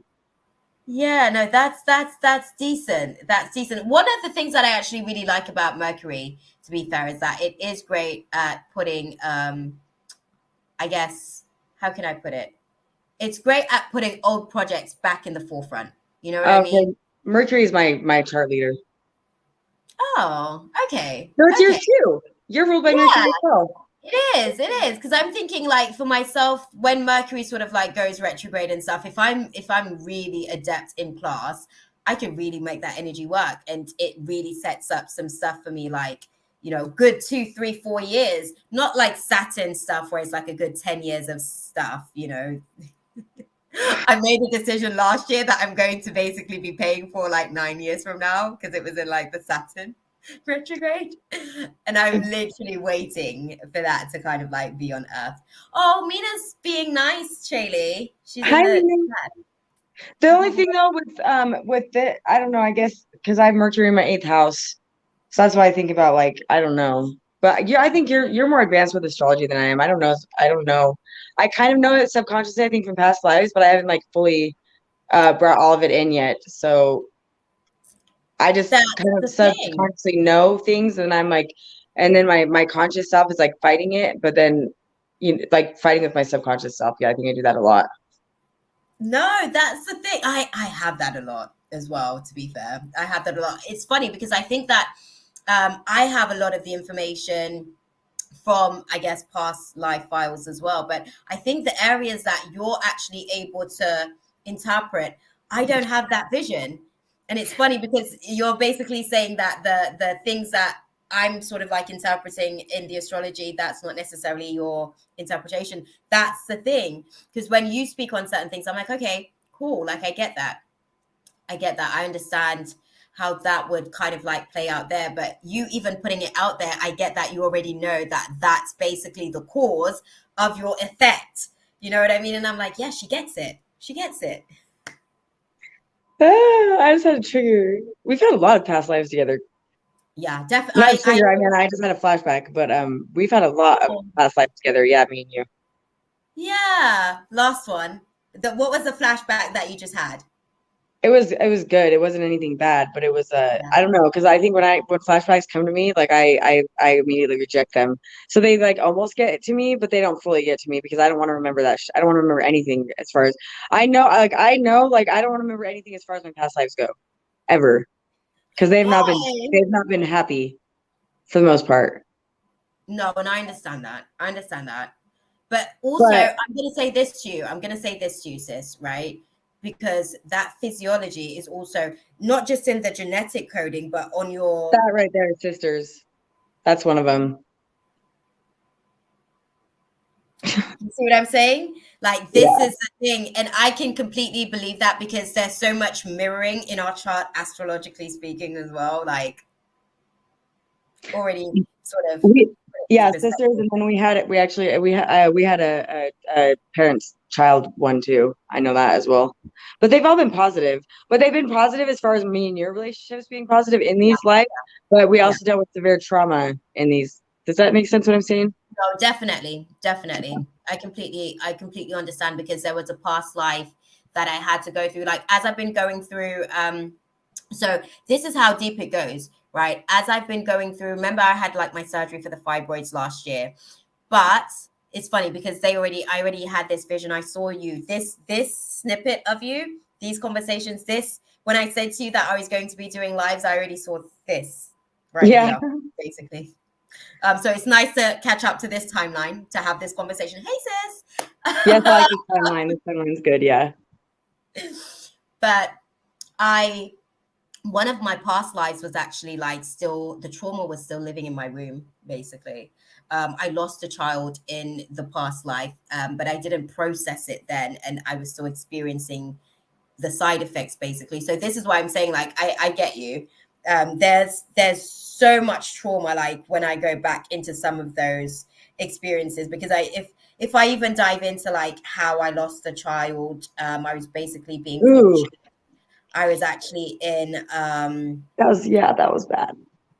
you see what I was like, I was being executed. I was literally being That's it. executed. Yeah, I know. I just started shaking like Yeah. because I can tell about that. Yeah, okay. Goddamn. Exactly. Exactly. Beautiful. So that one was like really intense. I didn't let that go. Even when my body, that body that I had then, even when that body transitioned, I still carried the trauma of that because it wasn't processed. So I hear you on, Ooh, and you know, abandonment issues. Wait. Huh, interesting. I think my brain is like disconnecting. It doesn't want to go there with this. Anyways, yeah, you left me in that life.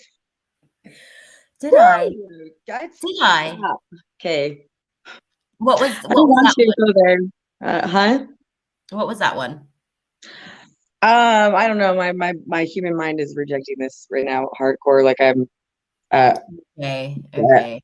I'm what Heavy is it trauma? called? Huh? Heavy trauma in there? Yeah. Was I your lover in that life? I'm not sure, actually. I'm not sure. I think I don't know. in I don't know why I just thought that either because it downloads. I don't forget I don't know. This is a lot to deal with. yeah. No, honestly, I think I'm still sort of processing a lot of the files as well, right? So this is again, this is why these conversations kind of like give insight and perspective. But yeah, Because if for I the was, and then you were pregnant with my child, and I wasn't able to save you, and then goddamn, okay, I don't want to go into this. This is a lot of, anyways.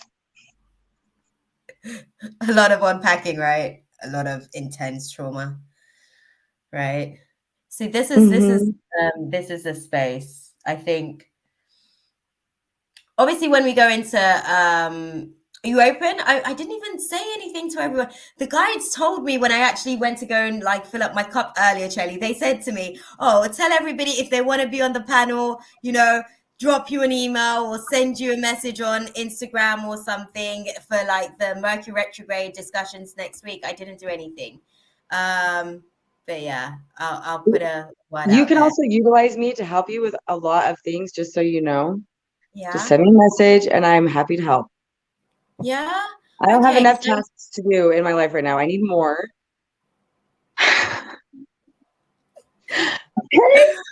oh no, definitely, definitely. Because I think yeah, I think that the assignment is actually like me, you, and Mina, interestingly enough. There's Mhm. others within the mix of it. But I think that it was funny, like I said, because myself and yourself I saw, and then I also saw something with Mina in the background as well. I don't know how this plays out. I guess obviously we'll remember as we live it out. Uh, Yeah. No, it plays out good. No, it plays out good. See, this is my subconscious just coming in again. I guess that's called the knowing, actually. yeah, yeah, One of the clairs. But no, I know it'll play out good. That's why I mean I always trust people anyways, but yeah, you're different as far as like, well, I've just always trusted you, period. And I've never even like, I don't know. It's hard to explain. I've always trusted you. I've never, yeah, I don't know. I just know.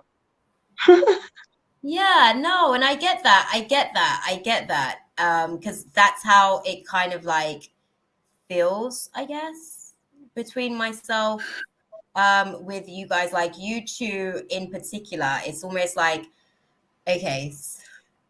Okay, so this is gonna be. I don't know how Mina. I don't. Okay, Mina's not in the room. I'm not sure how she feels about like verbiage, right?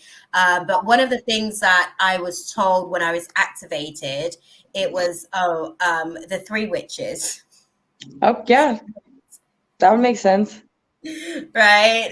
It was like okay, and in this assignment for this life, like now that you've been activated, find your sisters. You guys figure out how to be able to do all the stuff that needs to be done so that you guys can actually set yourselves up for those that we've got coming in, for their arrival and also for their awakening process and stuff like that. And I'm like, where do I find them? Yeah, because you woke me up. Like, I mean, well, I think I was born awake. I was, Yeah, yeah, that makes sense. You know what I'm saying when I say that. definitely. No, definitely, definitely. I'm the same. I get We you. still wake up, but it's hard to explain. I guess it's different. But no, and then I met you, and you very much accelerated my timeline, I guess is the way to say it. Yeah, Or yeah, yeah, yeah, you pulled me in from the edge when I met you. yeah. And that's what I'm saying. I feel like that's what you guys also actually do for me because my human sometimes wanders off. Yeah, like we're going on vacation. Bye. We don't care. I don't care what you say. No, bye. But yeah, no, yeah. Okay, so yeah, when I say you pulled me back, because lots of people, I guess, could probably pull me back, but I don't care. Yeah. Yeah. That's precisely it. Like being in the like space and environment, it's like, okay, cool. That's why you got like since I've been able to come into the space with you guys and have this, because I've gone through this YouTube class a couple of cycles, right? This cycle, however, I found that I'm actually optimizing. I found that I'm actually doing things and it's you guys. And I say Yep. this all the time. Same. They're sneaky. They've been trying to get me on YouTube for like a year and a half now. They're sneaky. They're sneaky, sneaky. Yep. I'm telling you, because there's a brewing of something here. It's brewing. Basically, I feel like it's so funny that we're literally just randomly here at, like, for me, it's like 4:30 in the morning. It's 4:30 there. Oh, honey, I'm sorry. No, I'm not sorry because you're here because you want to be. But anyways, yeah. It's fine. I'm up anyways, to be fair. But it's interesting to me because we're literally just here, like, casually having a conversation about, oh yeah, we're gonna, like, get everything ready for those of you guys who are coming in, your arrival dates. Those of I you know if we guys, get off track, they yank us back really quick. That is one thing they do.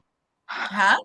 If we get off track, they yank us back really quick. That is one thing they That do. part, that part. And I am. They're like, no, this is serious, you guys. You need to focus. No getting off track. This is serious. But then they also need to understand and realize they can only, as much as they want to fight, it's just going to make them tired because we're going to do what we want to do as well. That part.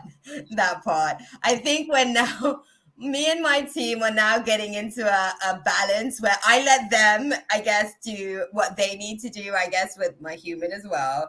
And I also do what my human needs as well, because we just can't agree, right? We're never going to agree on everything. And I don't get their perspective entirely all the time anyways as well. I'm human. I don't vibrate all the way up there constantly all the time. Yeah. No, human.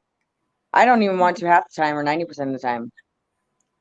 But I think I just do anyways. So maybe I don't know. That's another thing as well. That's why we've been chosen to be able to obviously execute the plan. We were relentless. It took a few cycles to even get aligned. But we've been aligned the whole time, I guess. It's a matter of when we want to. Maybe. I don't know. That part as well, because I think that I haven't wanted to before. I think I have, maybe it wasn't a want, it was maybe a lust. It was maybe a lust, not really a want. Because when I want something, I feel like it's a completely different desire in comparison to a lust. It's like it's outside. When I want something, it's like, oh, let me grab that. You know what I mean? Whereas if it's a lust, I have to, like, do my Michael Jordan arm. Yes. But I'm excited for this phase. How are you feeling about it? I'm very excited. Yes. Yeah. I am. I mean, I was just gonna say, like, well, yeah, no, I guess I don't know what it is. Well, I do. I'm just stubborn. Or I'm just like, I needed your motivation, I guess, or inspiration, or I guess they had to give me a reason, even though, because, like, it's a matter of, like, I kind of want to, but I kind of, And as far as that goes way deeper, because that's my life purpose is what I'm talking about right now. Exactly. Which actually should be way more important to me than it is, I guess. But yeah. Because I've always known what it is. I don't know. Or maybe I just really don't care about time, or I just don't understand. Maybe time is more important than I think it is. Honestly, all of the above, because I feel like my human, and I'm still trying to sort of, like, do an integration process with my human. I don't think my human's fully on board with the assignment. I'm kind of Is that what it is? Yeah, because my human's, like, literally kicking and screaming. She's just like, oh my God, I don't want to do this. I don't want to do that. I don't want to do this. I don't want to do that. And my soul's just like, I'm on assignment. I've got things to do. If I don't get this done, I'm just like, well, that's your problem. That sounds like a you problem. Okay. Oh, that makes sense. I love looking at it like that. That's okay. Because like, yeah, and another thought I just had during this one is this brings me back to also having to look outside of myself. Yeah. Because I'm not a selfish person, but I guess that really is selfish. So this goes back to having to look outside of myself. And okay, if time's not an issue to me, and I don't give a crap about time, and I understand how that is. Yeah. It goes back to knowing. I just know. I need to remember that for other people, time is completely, I guess, a huge thing. So I need to bring that into the space. Okay, fine. Jeez. Gosh. You know what I mean? Because if we're healers and we're supposed to help people, then I guess okay, fine. I guess time is a thing. Oh my God. I just got schooled as well. I can feel the updating happening because I Yeah. have an issue with time as well. Like, apparently, like, I don't respect time. No, we don't respect time at all. Like, who cares? It's like whatever. I'm just like, I'll get there when I get there. Like, what's the big deal? Yes. Yeah. But we're already there. We've already been there, and it's not about us. It's about them. And they can't just get there when they want to get there. They need to get there now, or they're gonna not be there. That's what you've just said, actually put it into perspective for me. Like, how does a doctor show up late for a patient's, appointment, basically? Yeah. So I get that now. Okay, I'm gonna work on that. I really actually didn't care about time. It got to a point where I actually started to normalize because I started to deal with like time wasn't a really an issue for me. It was more like my mom's demon, this urgency demon that was like, oh my God, you need to do it now. And I'm like, well, I'm busy. I don't feel They're like just doing it. demons. We don't care. Like they don't have a chance. No, no. You know what I mean?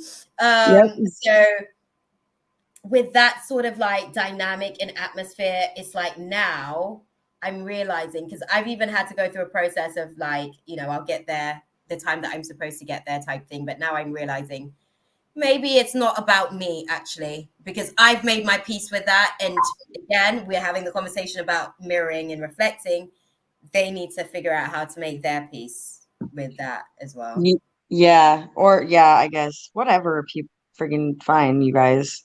Mm, Because yeah, yeah, also because then that just brought the suicide demon back up too. Is like yeah, if we're thinking of it in a way of us being doctors, which yeah, so I guess yeah, because okay, that's a good way to think of it because neither of us are selfish people. So and so yeah. I think it was funny because the suicide demon like came the other day, and I was like, "Dude, really for that? You want me to say like really? Come on, like I can navigate that. I can navigate that. Let's not do that."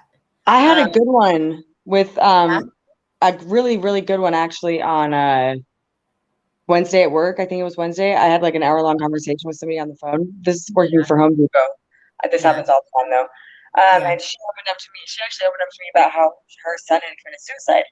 yeah, Because what brought that up was she talked about losing her son. yeah, You know how it is. It's normal for yeah, people to open up to things yeah, yeah, with us about these things, which I guess whatever. But yeah. she brought up losing her son, and then I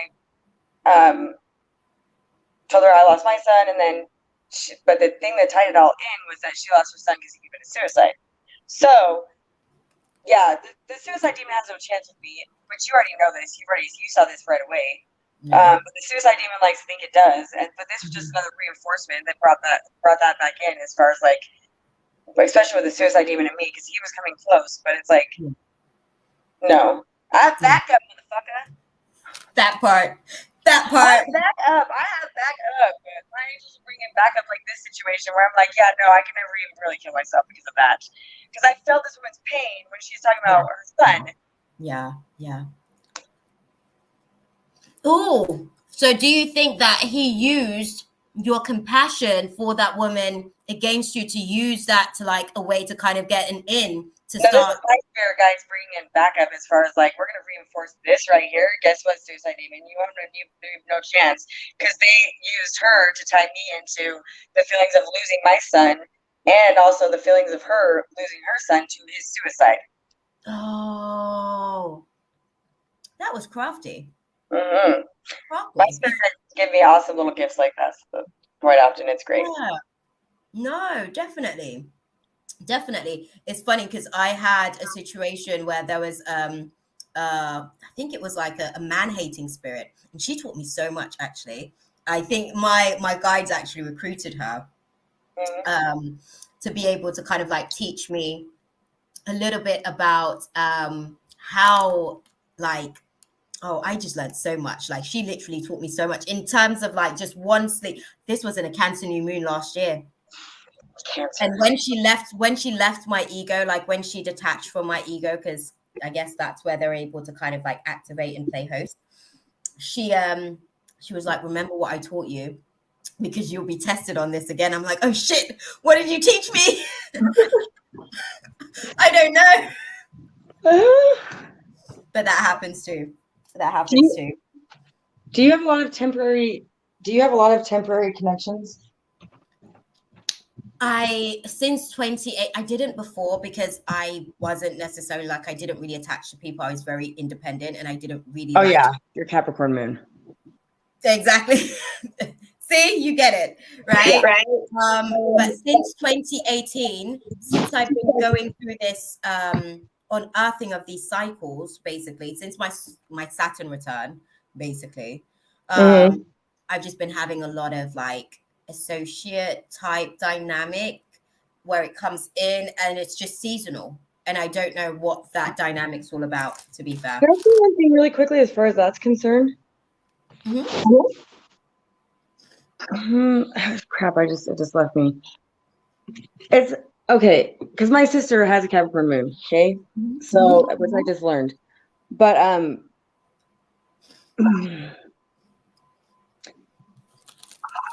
so what you just said, it triggered something in me. Okay, what did you say? You said something about how you do attach to people, and you have. I think it's just something. It's like that was a self-defense mechanism. Yeah. Because of pain that's been caused to you by people. But does that make sense where I'm going with that? That was weird. Anyways, because you are very, like, I hate that people say this about Capricorns, and I have a hard time with it, but I don't know if I'm delusional or if it's the truth. Capricorns do attach to people, and they do have a lot of emotions and a lot of feelings, a lot. They're just very good at hiding them. So maybe that's the thing is, like, you're good at hiding them, but then it's a whole,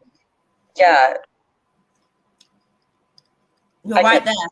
No, you're right. Because now that was like a coping mechanism that I learned.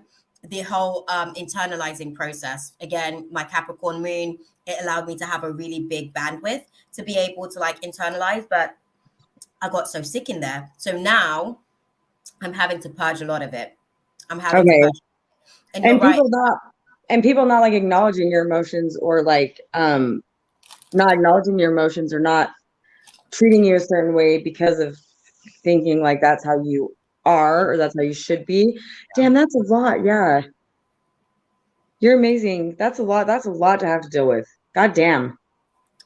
I deal with a lot of entitled spirits. People. I deal with entitled spirits because of my Capricorn moon a lot of the time. Okay. I hate people for that. That's a situation where I then almost, obviously, when they throw me off balance, again, Capricorn moon, okay, get back into balance. Let's get moving again. You know what I mean? There's no room or space to really be able to like unravel completely here. You know, you unravel a little bit, but you can't do that entirely here. Maybe save some for later. So that's a part of like a major factor. You hit the nail on the head as far as like, a coping mechanism. Because before I was actually really open. I was like, I gave trust. Nobody had to earn trust. And then I learned. I learned. Yeah. No. See, I'm at that place, but I'm always like that. I've never completely shut down as far as like I still give people trust right away, but for me, that's a lesson as far as like I need to not trust people as much, but I'll never learn that lesson because I don't care. I will always just trust them. This is my thing. I'm like, I'm going to do whatever you want anyways. You know, now I am selective of who I give my trust to. I think that's the thing. I'm selective of who I give my trust to and how much trust. So if I can see that you have certain spirits that are really just like outright manipulative and deceptive, then you maybe get like a 20% trust. I'll give you a 20% trust. If I can see that you have a compass and you're a person of integrity, then I might give you like a good, maybe like 50 to 60% trust, and you earn more along the way. But I literally, it was a 2-decade friendship that actually ended, that caused this withdrawal. Yeah. Oh, yeah. So it's intense. And How it was long ago did that something friendship end? when my awakening happened. So basically, she was never going to be a part of this phase, and God told me about it before because I did Reiki, and then I saw the spirit basically sort of like manifesting in her energy grid, and I tried to have a conversation after the fact, but it was denied, as you know, as they do. And then the spirit basically manifested in the space anyways, and it was a spirit of competition that was, because she The loved me, she couldn't competition see. spirit. Okay. She loved me, so she couldn't identify where she was actually competing with me, and she thought that she was me in the dynamic, which was I wasn't in competition with her. So she was looking in my reflection, basically, thinking that she was me, and then And she projected her spirit of competition. It was a narcissist, actually. oh yeah, and that goes also with what I'm thinking is huge self insecurities within her, unfortunately, to where she couldn't accept your love and she can't accept your love because she doesn't feel like she deserves it. And I don't think she will ever get to the place where she does feel like she deserves it, unfortunately, which is Yeah. really sad for other people when it comes to that. Yeah. No, and I 'Cause that appreciate. hurts. That hurts so much for Yeah, you. it did. It did. It's still hurting. I'm not gonna lie. That's Yeah. still a demon I that. know I can feel it. Like it's like almost taking my breath away. Yeah, that's how it feels sometimes. That's on it. The love that I had for her was so big, and you are Mm. right. She couldn't she couldn't withstand that level of love, basically, because it really was unconditional. There was nothing that she could have done Yep. to actually take me out of the space from her. It was God telling me that I had to leave and that it Yeah. wasn't safe for me that actually removed me from that space. That's why I just don't go back into the space now, period. But I'm still dealing with the trauma. Oh yeah. No, that was I've never felt that's crazy how connected we are because I've never felt that like that. Like Yeah. I literally empathize with you so much in that situation where I felt it so much. Like I said, it took my breath away and then my whole body went numb and then I'm starting to feel a little more right now. But that's yeah. That's how her demon moves through me. It literally like it takes my whole breath away, and then I have to go back down to neutral to actually like get back to a place where I can come back to myself, because then it just wants to take over my whole vessel and host, and I don't have time because it's just going to get me into a bunch of shit. Yeah, you know what's even better? I was just thinking about that's even more crazy is that like me, like we're freaking strong enough and amazing enough and whatever enough to love somebody that much and go through that what I just fucking felt and still love them and they're people are stupid. I'm gonna slap them around. I mean,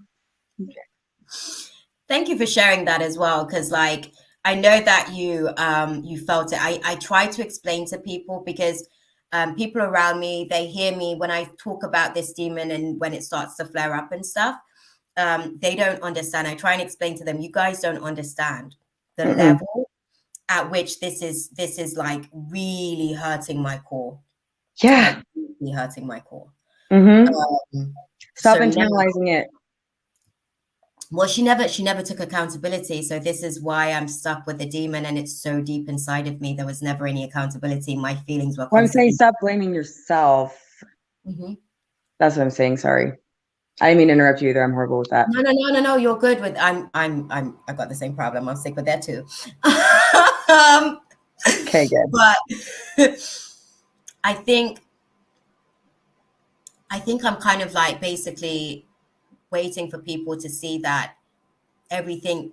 Okay, I'm not blaming myself. She blames me, and it feels like basically now that's the story, that the perception of me is from anybody that knows her. Do you see what I'm saying? So Yes. it's a projection. It's not, again, this is what I was trying to say. That demon was so good that it actually fragmented itself and projected pieces of itself at me. And now it's reflecting when people look at me.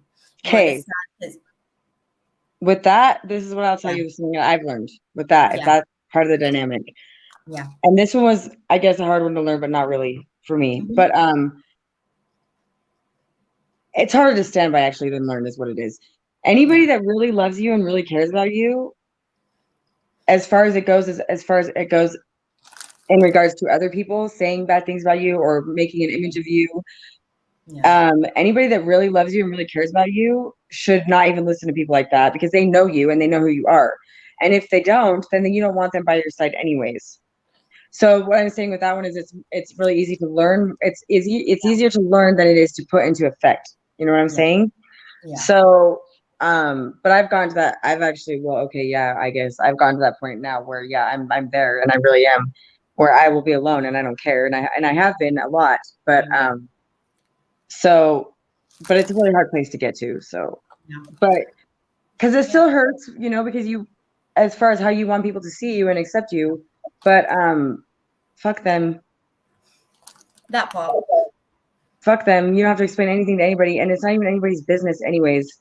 It's not anybody's business anyways. It's yeah.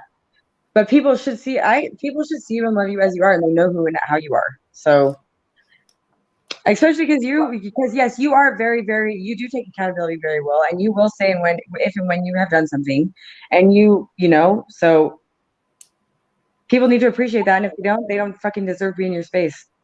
Well, she's not, thankfully, because that was like really, it was I making know me. she's not, but the other people that are, if they are like, and that's even really sad too, because she's still trying to hurt you in that way, and that's very sad.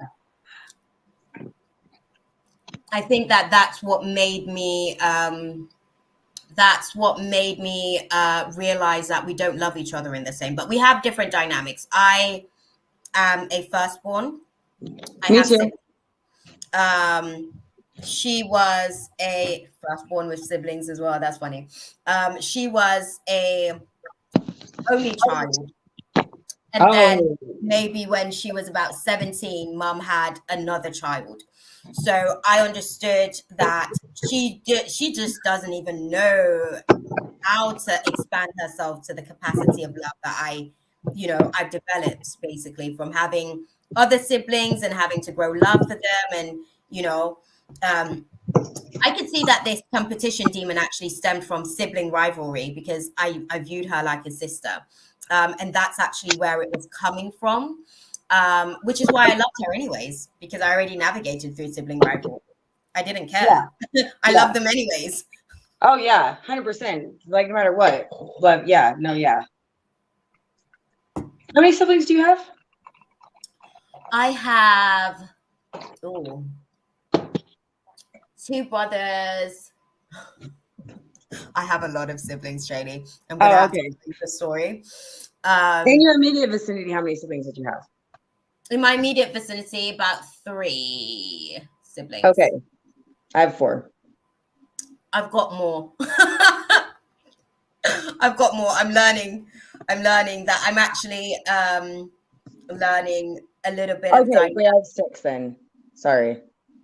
Oh, do you have 6? Are you like, did you forget a couple? I don't know. I don't really know them. So okay. Yeah.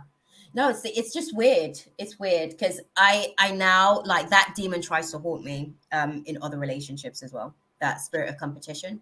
So when you're saying to me that you like not just her, but just like in other relationships and stuff like that, I see that spirit and how it tries to move. Okay. See, I never really luckily that one didn't have an effect with me and my siblings as far as the competition goes. Yeah. Oh no, I didn't. I didn't have competition, but I did experience competition from the youngers. No, okay, them trying to compete with you. Huh? Do you mean them trying to compete with you? Yeah. Okay. I didn't feel any type of way towards my siblings, but they did feel like, I'm gonna test her. Just kidding, yeah. That's fair. I said never mind, just kidding, that's fair. I just didn't, yeah. No. I don't know. With me, that was there too. No, yeah, but it affected them, not me. I was just saying, I was agreeing with you. Yeah. Exactly. I think, do you think it's because we're the oldest? So we're like, oh no, I actually, no. I've got a cousin who actually, there's the same dynamic where he's an older sibling, but he didn't necessarily grow up with the younger siblings. And that's well, for me to get really deep into it, as far as it goes, that I've thought about their perspective, especially my middle sister, who me and her are actually the only 2 that are close in my family now. Yeah. She's the one I've had the most issues with, but I never had issues with her necessarily. It was her having issues with me. And I think that goes really, really deep. If you want to get really deep into it, into a part of, or a point of the trauma that we dealt with as when we were younger, and the pain that she endured, that that like in her head I didn't save her from, or didn't do more to help her like get out of, if that makes sense. You know what I'm saying? Like, so you know what I'm saying? Because I couldn't like rescue her, or that one's a huge, I'm not ready to face that one yet, guys. No. Yeah, I see that. I see that one. And I see that. This is what I'm saying. Like, I would love to really be able to sit and do this type of space where we really just talk about the stuff that's actually sort of like going on, man. I'm so sick and tired of like not having. With siblings, it's really sad because siblings do have each other and they should, you know. But I think that's a dynamic a lot of people face, unfortunately, that they don't realize or they can't think about, is that it's not that you guys don't like each other, or it has nothing to do with that. It's the fact of all those feelings and things behind it that are unfortunately being used to separate you guys apart, when it has nothing to do with each other. Which actually Daniel and his sibling have that same issue. Yeah. So. Yeah. No, it's really, really things to deal with when you're navigating through certain things. But I'm learning. I feel like I'm learning a little bit more, and every single time, you know, like having these discussions, it's going to be a thing. Like, I was getting, I think it was in 2019, before the 2020 window, I was getting downloads about having a space like that. Spirit was giving me the assignment. You know how it goes. They were giving me assignment. Yeah, go and sit into the space. Let's everybody talk about our stuff. Let's all get it off our chests, you know? No, actually, I just thought about that. Yeah, cool. No, because you say that you overshare and whatever. No, yeah, because no, we're the best to have conversations with each other, because. And I love that you communicate the same way with me too, as far as like we'll bounce here and here and here and here, and then bounce back to that one, and then come back to this, and then we're like right there with each other, and we're just like, because those are the kind of conversations I'm comfortable with, that kind of conversation. So like people that aren't comfortable with it, that like can't follow up with me or keep up with me, I'm just like, what are you talking about? This is normal. Where are you? Why are you lost? Go back here. That part, I'm like, okay, where did I lose you? What tangent did I lose you on? Because I need to come back and catch you up. Like, seriously. Because that happens. It's all the tangents. And when you speak, I get it, because I'm the same. So when you go off and stuff, I'm like, okay, yeah. And I like to be distracted anyways. Yeah, exactly. It's good. Distractions are great. They're fun little, they're like the gas stop breaks to go to the bathroom. Basically. On the adventure. That's normal. Yeah, you have to stop to go to the bathroom. That's normal. What are you talking about? That's not normal. You know what I mean? That part with the situation. But I'm super stoked, because I feel like things are actually really, really going to be moving into a little bit. How do you feel about the YouTube space? I have to ask that question again, because they're like, oh, you know that this means that the space is about to be thing. Oh, I'm fine with it. I'm fine and comfortable with it. It's just, it was just a matter of motivation for me, I guess. Yeah. A matter of motivation, I guess. Well, I mean, there was a little bit of self-doubt there, but not really. The only self-doubt there was to a point of just very briefly being like, well, you won't know what to talk about. You won't know what to say. And then my other one came in and was like, get the F out of here. That you're dumb. Like, obviously, no, because it just happens, because I just channel, and it is what it is. So we're not even going to try to bring that into the space. You know what I mean? Like, all of the above. I have the same thing. That's what I was saying to the guys. It was funny, because Anxiety today decided that she wanted to be anxious because I was coming back into the space on StreamYard. I'm like, I come and chill and hang out with my family all the time. Like, chill. That's not a thing, girl. We're not going to make that a thing. Stop trying to convince me it's a thing. But that has to do with control too. Definitely. But you will always be in control, and you are always in control, and you know this. So tell that one to get the F out of here. I had to be like, so when I listened to it, it was like, it was actually, so it was funny, because that demon it's not me today. it's an entity. I'm actually going to release that entity. I'm going to be doing some cellular optimization to detach that entity, because that's not Shakima today. That's actually Shakima from 2017, who actually had stage fright, I guess, fear of public speaking. That's not who I am today. Like I've gone through so many cycles. I've seen that. Yeah, you've kicked that one's ass. That one can bye. Honestly, it was funny today because I was like, but I realized it was actually, I was excited about coming into the space, because I knew that this is basically like a new, how can I put it? A new wave's about to be developed, like with this whole dynamic, right? Where people are actually going to be comfortable talking about their feelings. I mean, like live on YouTube, like it's not a thing. So I was like super excited about that. But then in the excitement, there was some anxiety. Yeah, no, I get that. But yeah, no, and that's true what you just said. That one just hit me. Because we do that to people. And that's good because they can, and they, so. Exactly. Because I think, obviously, with all the levels of demons that we've got going on at the minute, and the melting pot of demons that we've got, and the breeding ground of demons, I think that God is like really pushing us to that place. And when I say God, you know what I mean. Is really pushing us to that place, to really be able to kind of like purge some of these illnesses, like really purge, because some people don't even know that like they're sick with certain things, unfortunately. Oh yeah, 100%. Yeah.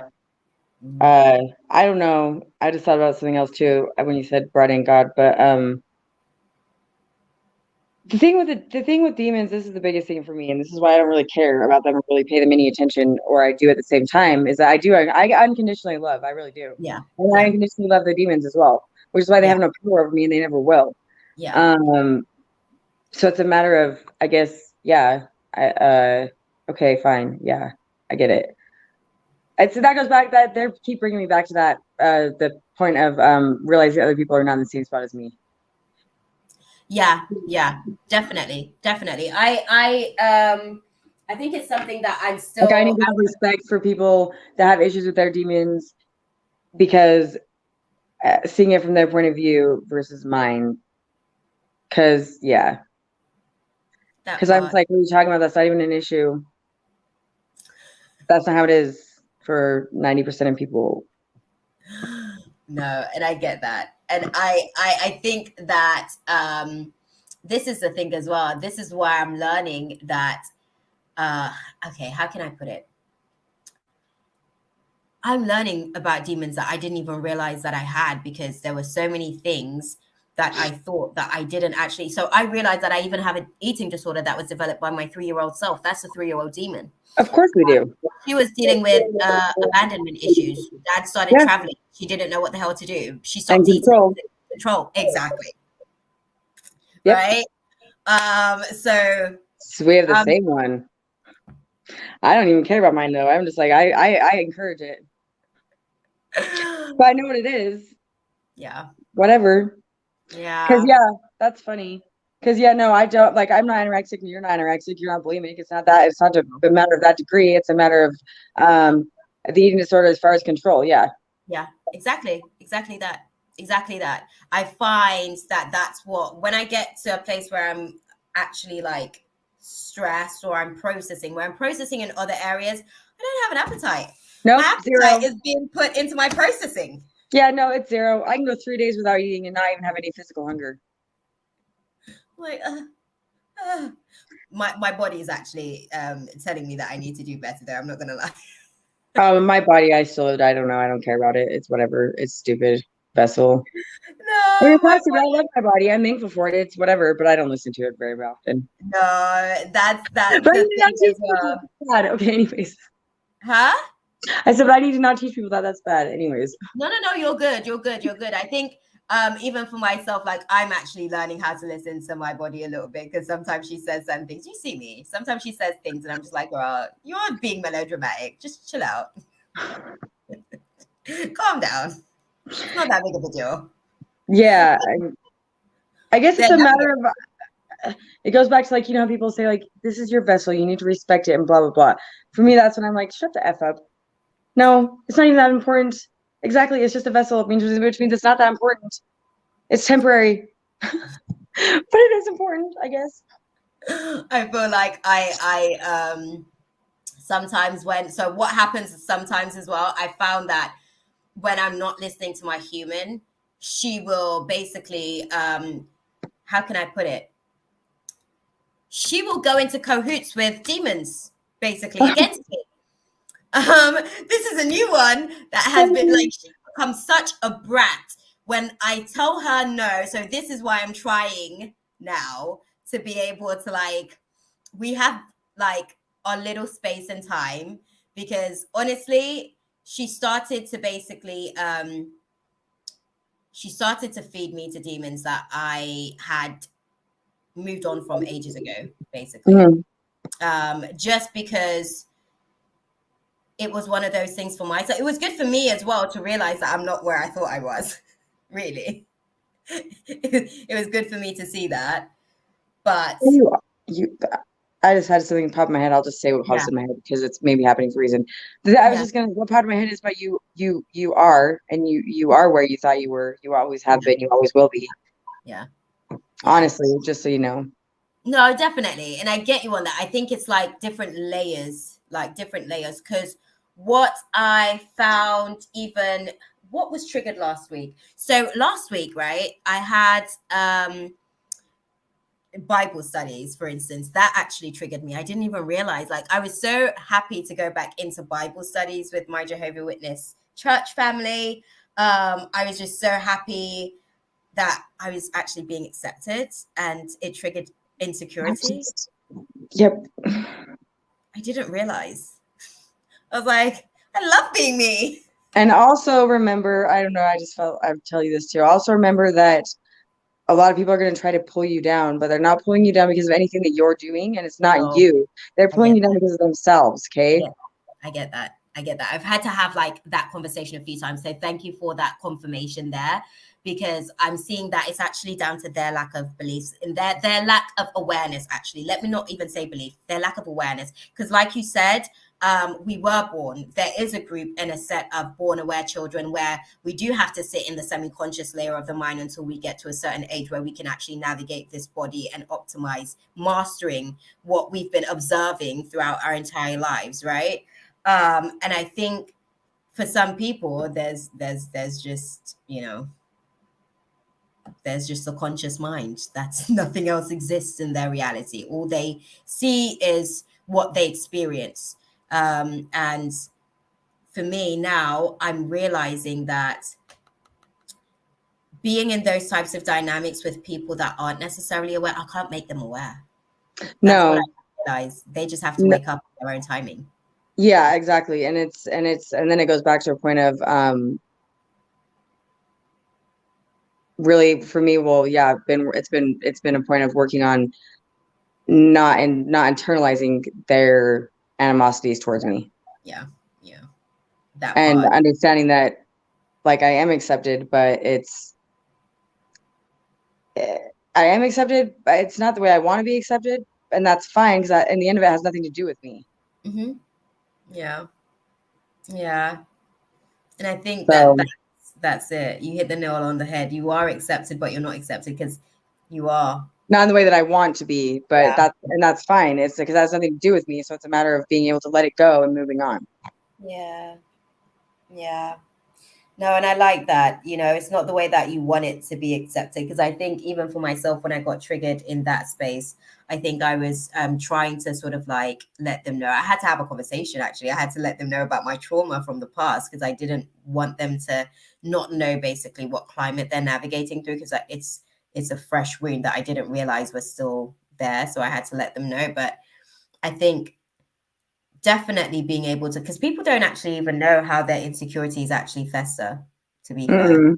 Definitely having these types of conversations will help people to understand, because if I was still carrying that insecurity, a lot of the things that I'm trying to manifest moving forward, I wouldn't have the capacity. My human wouldn't be optimized on the emotional plane, and she also wouldn't, I'm optimized mentally to some degree, but she wouldn't be optimized physiologically speaking, because emotionally, my chemically induced state based on my emotional vibration, it would just throw everything off whack. So it's just, yeah, I get you. It's intense at the minute though.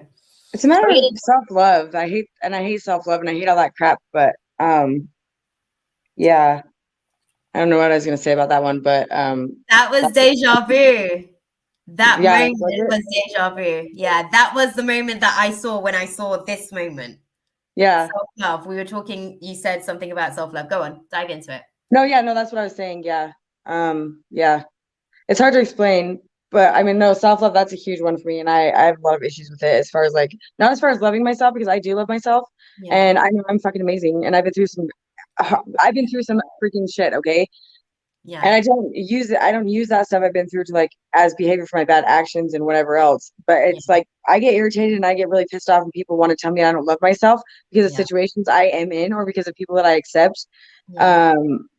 That's I see, and this is all coming out really fast because it's a lot that's like fragmented, but because it's a matter of like I don't even have to explain anything to you. Who the fuck are you to tell me that I don't love myself?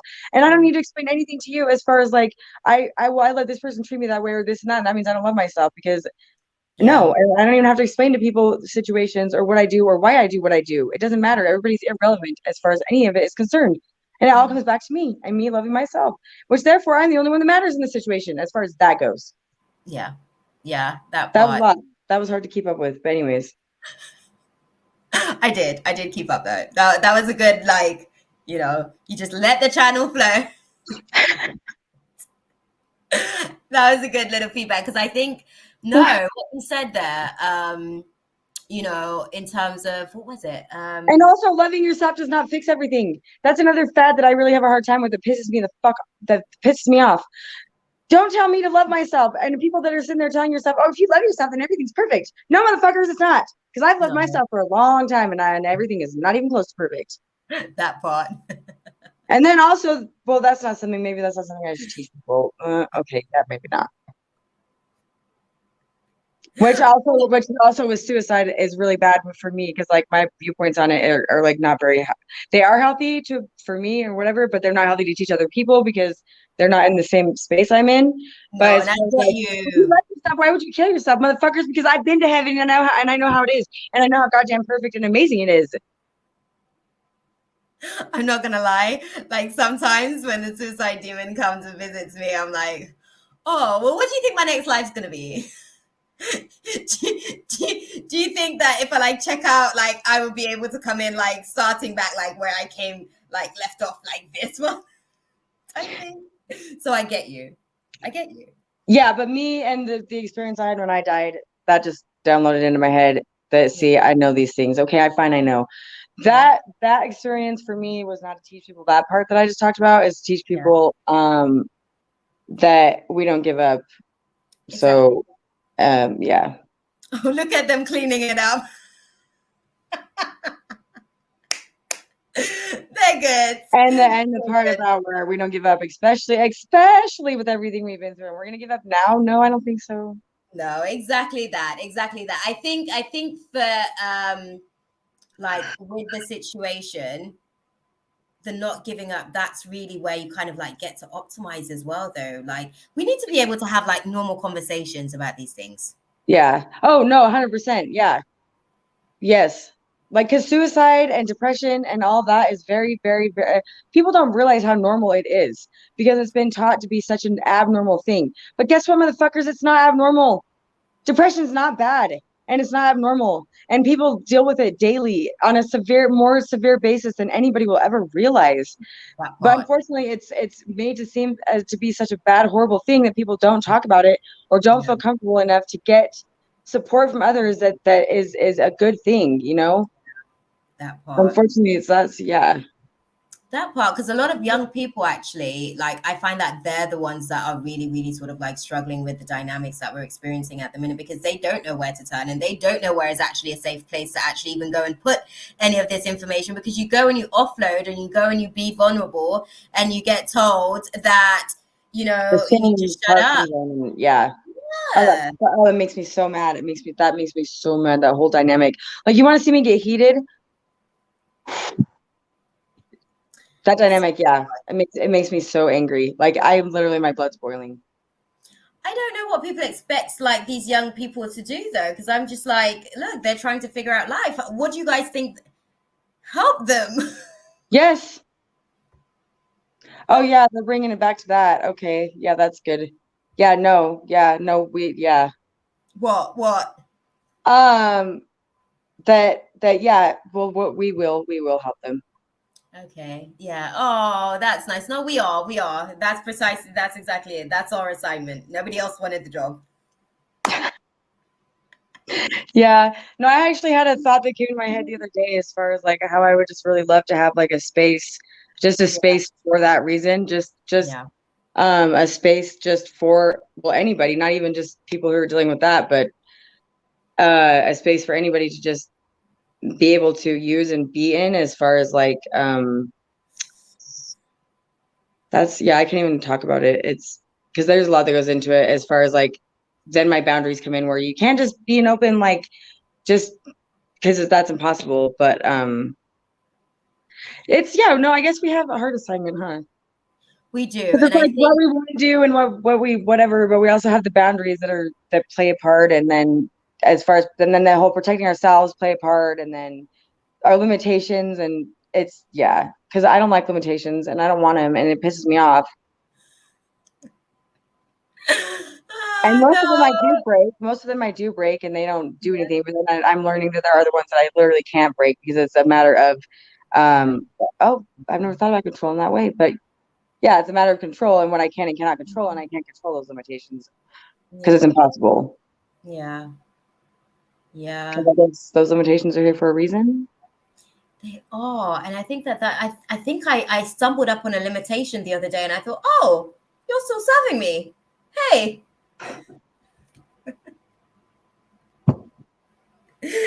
So I agree with you on that. Actually. I think sometimes we take out some of our limiting beliefs and that actually creates more issues, because we might be rewiring something that we're not ready to let that shit go yet. But we're like, oh, I should, because that's how society sees it, or that's what this person said, or you know what I mean? You let it go. Yeah. Yeah. Well, yeah. I mean, well, okay. Well, oh, okay. Thank you. That's a good way to see it. Okay. So it's as far as like loving people, but as much as you love someone, it doesn't matter. They can still hurt you, which is why you have to learn to love from a distance, or learn to maybe be what would be considered mean to someone else, to someone, but it's not being mean. It's just a matter of, Yeah. it's what you have to do. Yes. And I was thinking, God, because God does love us all. Okay, so for me, when I died, this was the experience that is so huge that is hard to comprehend. Yeah.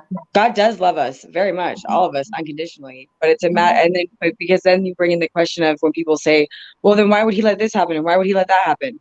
And it's a matter of free will. What I was told was, Shaylee, you make your own choices. I cannot make your choices for you, but please go back. And because of my free will. So yes, we do have free will, and yes, he does love us so much, but he can't control us. Yeah. And so that's a hard one to comprehend for a lot of people, I believe, because of that matter. It's like, well, if you love me, then why aren't you going to control that other person to not hurt me? If only. And then Why that's would a we whole, see, say that it? was a hard one to comprehend, because that one is like, it's, yeah. Yeah.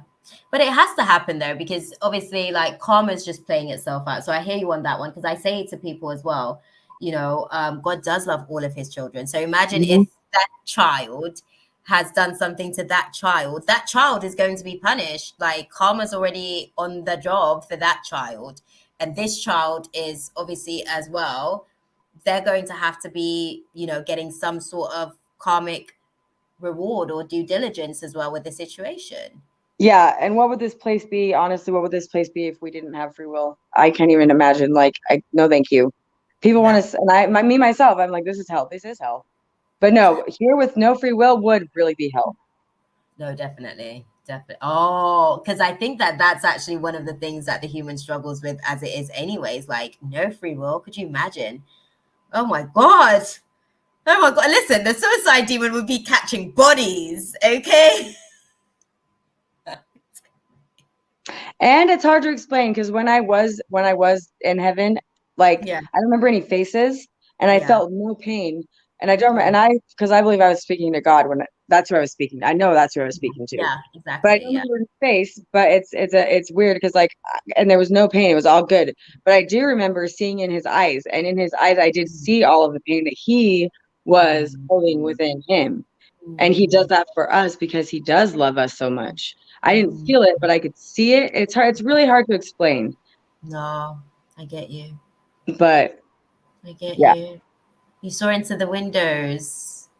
Yeah, man. it's hard to explain because I don't remember seeing it, but No, I I guess know. that goes back to like feeling and all that, which is so big as like, and what we see is a lot of times an illusion because it is. I'm not ready to break this one yet, guys. No, it's too much.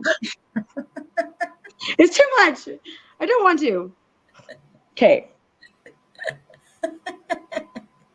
It's so funny, like watching you do like just your normal stuff because that's what I do. Like I'm literally always there just talking to them out loud as well. So I like that. I like, oh, Paul's in the room. Hi. Hi, Paul. I am so live. It's like after 5 now. Yeah, I'm gonna go. Okay. I Damn. literally, I've got my I'm going to the art gallery with my nephews tomorrow, and it's a Fun. whole family situation at 3 o'clock. So I'm literally up in like, I guess 5-6 hours. You're Yeah. still live. I had to leave the lunch shift at the pub early because I got my period and it exploded all over my jeans. Oh, I'm sorry to hear, beautiful. Dang. Ooh. You home now? Did you manage to sort it out? Yeah? Oh, she's probably typing. No, but thank you for this chat. We should definitely, there needs to be like a space for this stuff. And I understand and I hear you when you say that, like, there needs to be a space. So embarrassing. No, I can only imagine, beautiful. I mean, Don't be embarrassed. I know you are, but it's okay. Like, don't be embarrassed. Nobody's gonna remember it. It's normal. It happens. I know that's hard. That's so hard though, but just you're okay, I promise. Yeah, it's so funny because I was like, I'm thinking to myself, embarrassment is probably like one of the I don't really have much of that one. I have zero. I get it. I still have some. I'm learning exactly what it takes to activate it.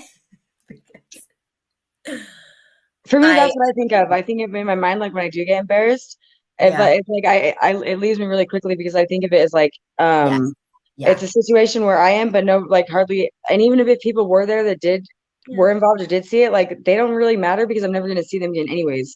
So therefore, why should I internalize the embarrassment, if that makes sense? Exactly. That's exactly how I get over mine as well. So Bluetooth high five to that. Okay. Yes.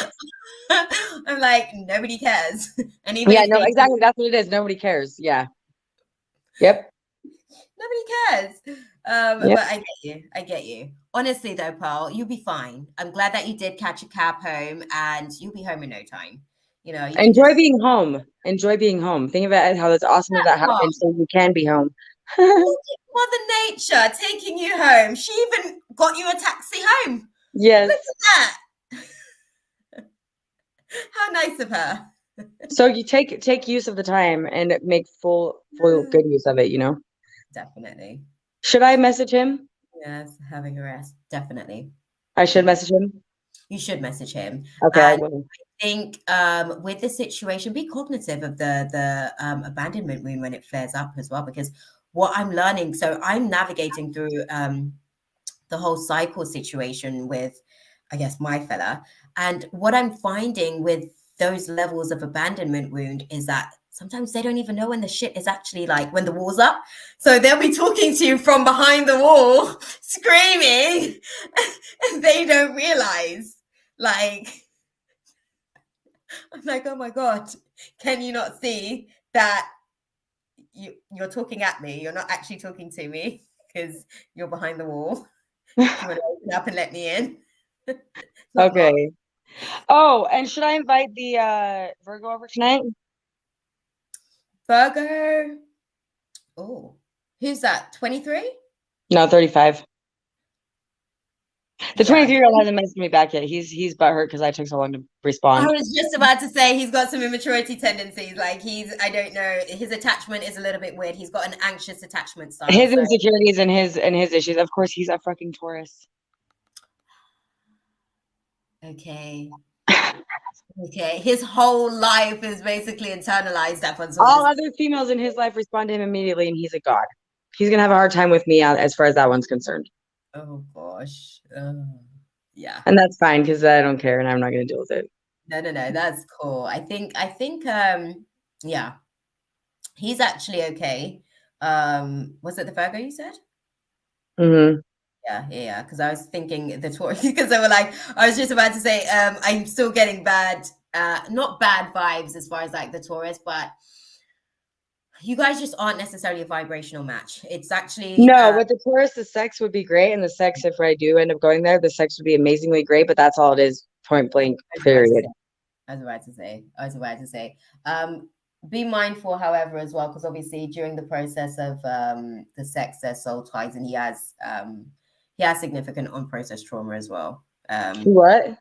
He has significant unprocessed trauma as well. So he's got lots and lots of demons that he's just in contracts with. So that's something to just take into consideration, because obviously soul ties are real.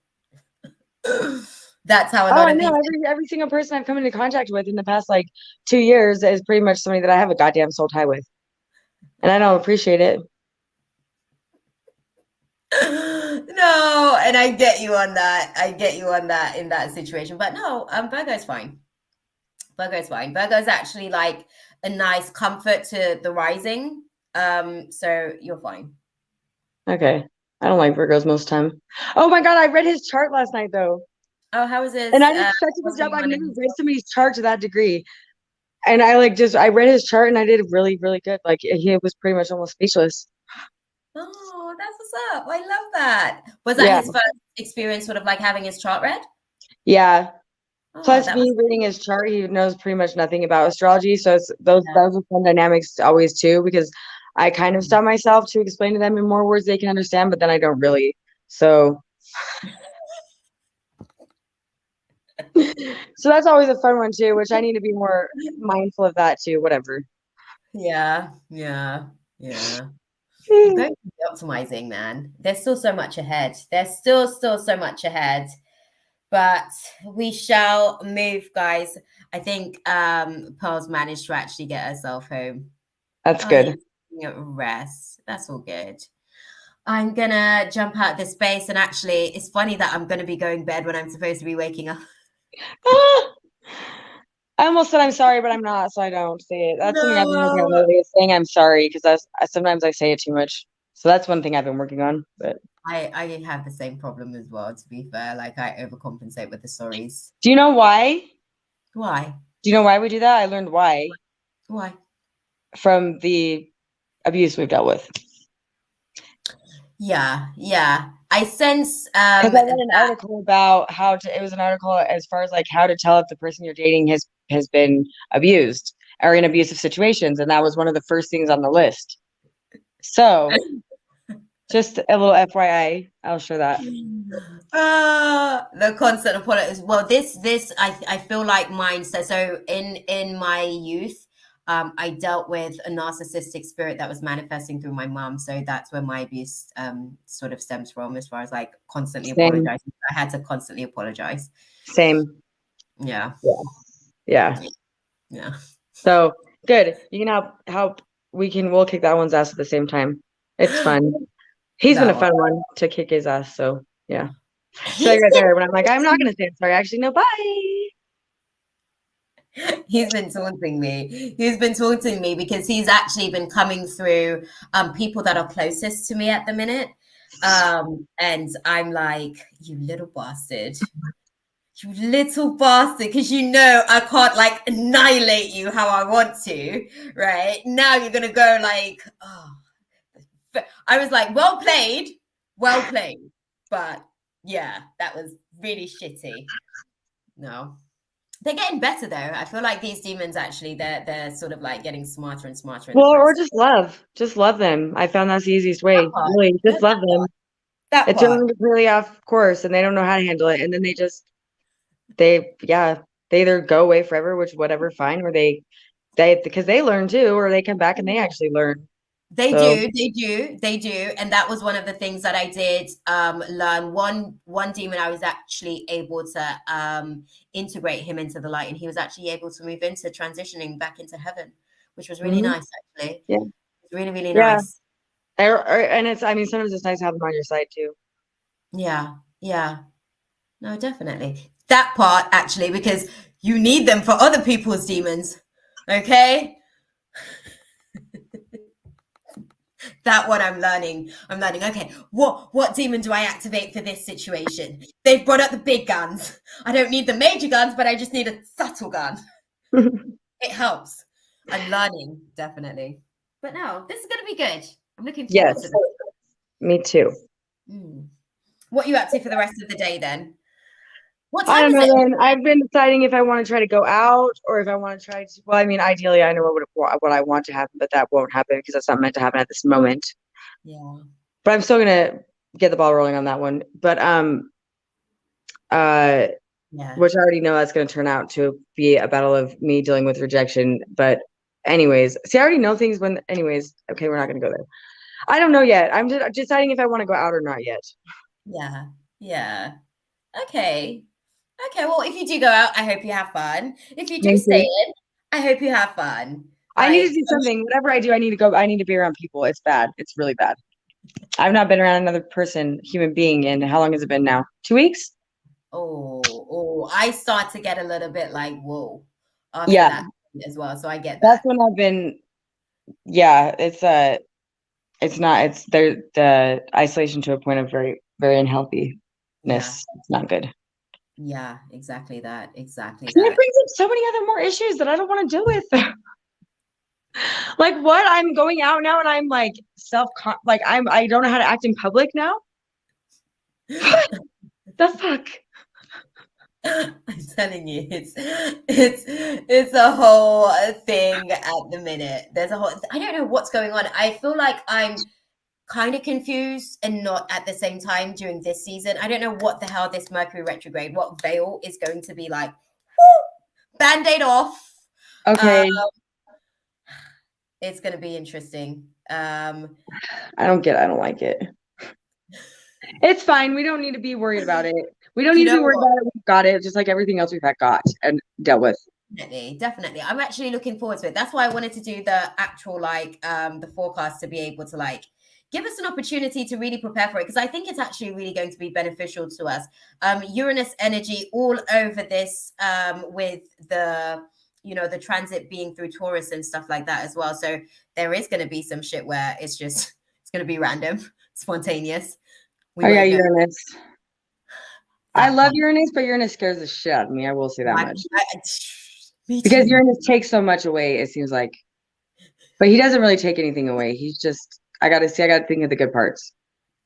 See, Uranus has had conversation and dialogue with me so many times about, okay, what am I going to do in the non-ideal situation? And I'm just like, well, why can't I just have the ideal? Okay, stop with this. Oh, I'm just gonna rip the rug from under your feet. just ask me to move. Okay, I might be inclined to just step to the side and you can take up your rug. Yes, thank you. That's good. That's actually in my birth chart. I don't remember where I read it, but that's actually in my birth chart. Several of the aspects I have is that every time I get comfortable, yes, Saturn or Uranus rips right out from under me, and I fall back on my ass and have to figure out how to start from the very beginning again. God, it's so irritating. Yes, it is. Oh, but that was fear. That's when I just thought about that part. That's why fear it plays a part in that one. Okay. Yeah. So we just gotta overcome the fear of it is what that one is about. Okay. Oh. Okay. Oh, but no, nobody wants to actually have the rug be ripped from underneath your feet and just leave life to do life. Life doesn't even care about you. Does it though? I'm having a whole internal It dialogue. does. Yes, does. that It one. does. It does, and I get that though. Thank you for that. Actually, I didn't realize we do actually have to get past the fear of, what they are going to do. These planets, I guess. Uh-huh. A bit. I joke around all the time and I say I play chicken with the universe constantly because I do. Yeah. Yeah. No, definitely. And then I think, well, do I really want to stop playing chicken? Like, and I never win, and I accept that and I know it, but it's still fun while I'm doing it. Because then I think, well, do I really want to stop playing chicken with the universe? No, probably not, because that sounds really boring. Right? That part, that part. I'm not gonna lie. Like, I think that's why I'm still like playing chicken, because everything else is actually really boring. Nothing else. Yes. Like, I'm not being funny. People, to some degree, I can play with as well. That's fine, but it's not the same as playing with the universe. Like, the universe has like levels, okay, Yes. to the games. Whereas people, it's easier to suss their levels, but the universe, you never know what you're gonna get. You're always like curious. Okay, what's gonna happen?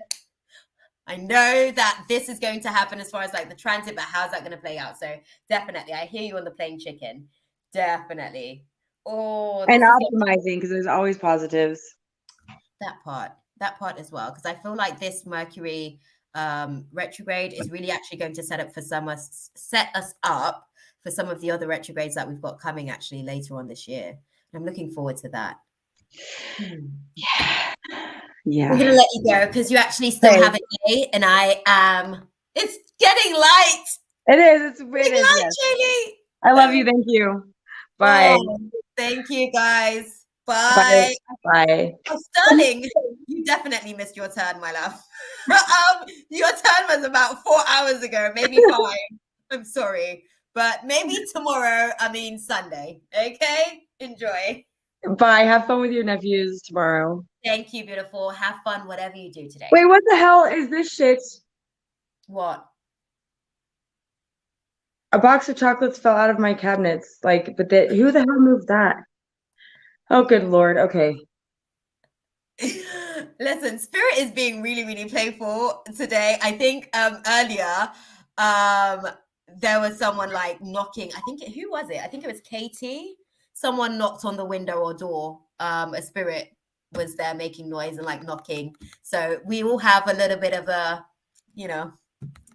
fun time at the minute. Okay. All right. Love you. Bye. At least they gave you chocolates. Yes, exactly. Chocolate's good. Yeah. That part. Okay. Bye. Right. Bye. Right, guys, I'm going to let you guys go because I've been here for almost 8 hours. This is a full-time shift. I don't know what you guys are going to get from me Sunday. Don't expect this type of behavior on Sunday because I've got work on Monday. Okay, I did this because it was a Friday night. Love you guys. Bye.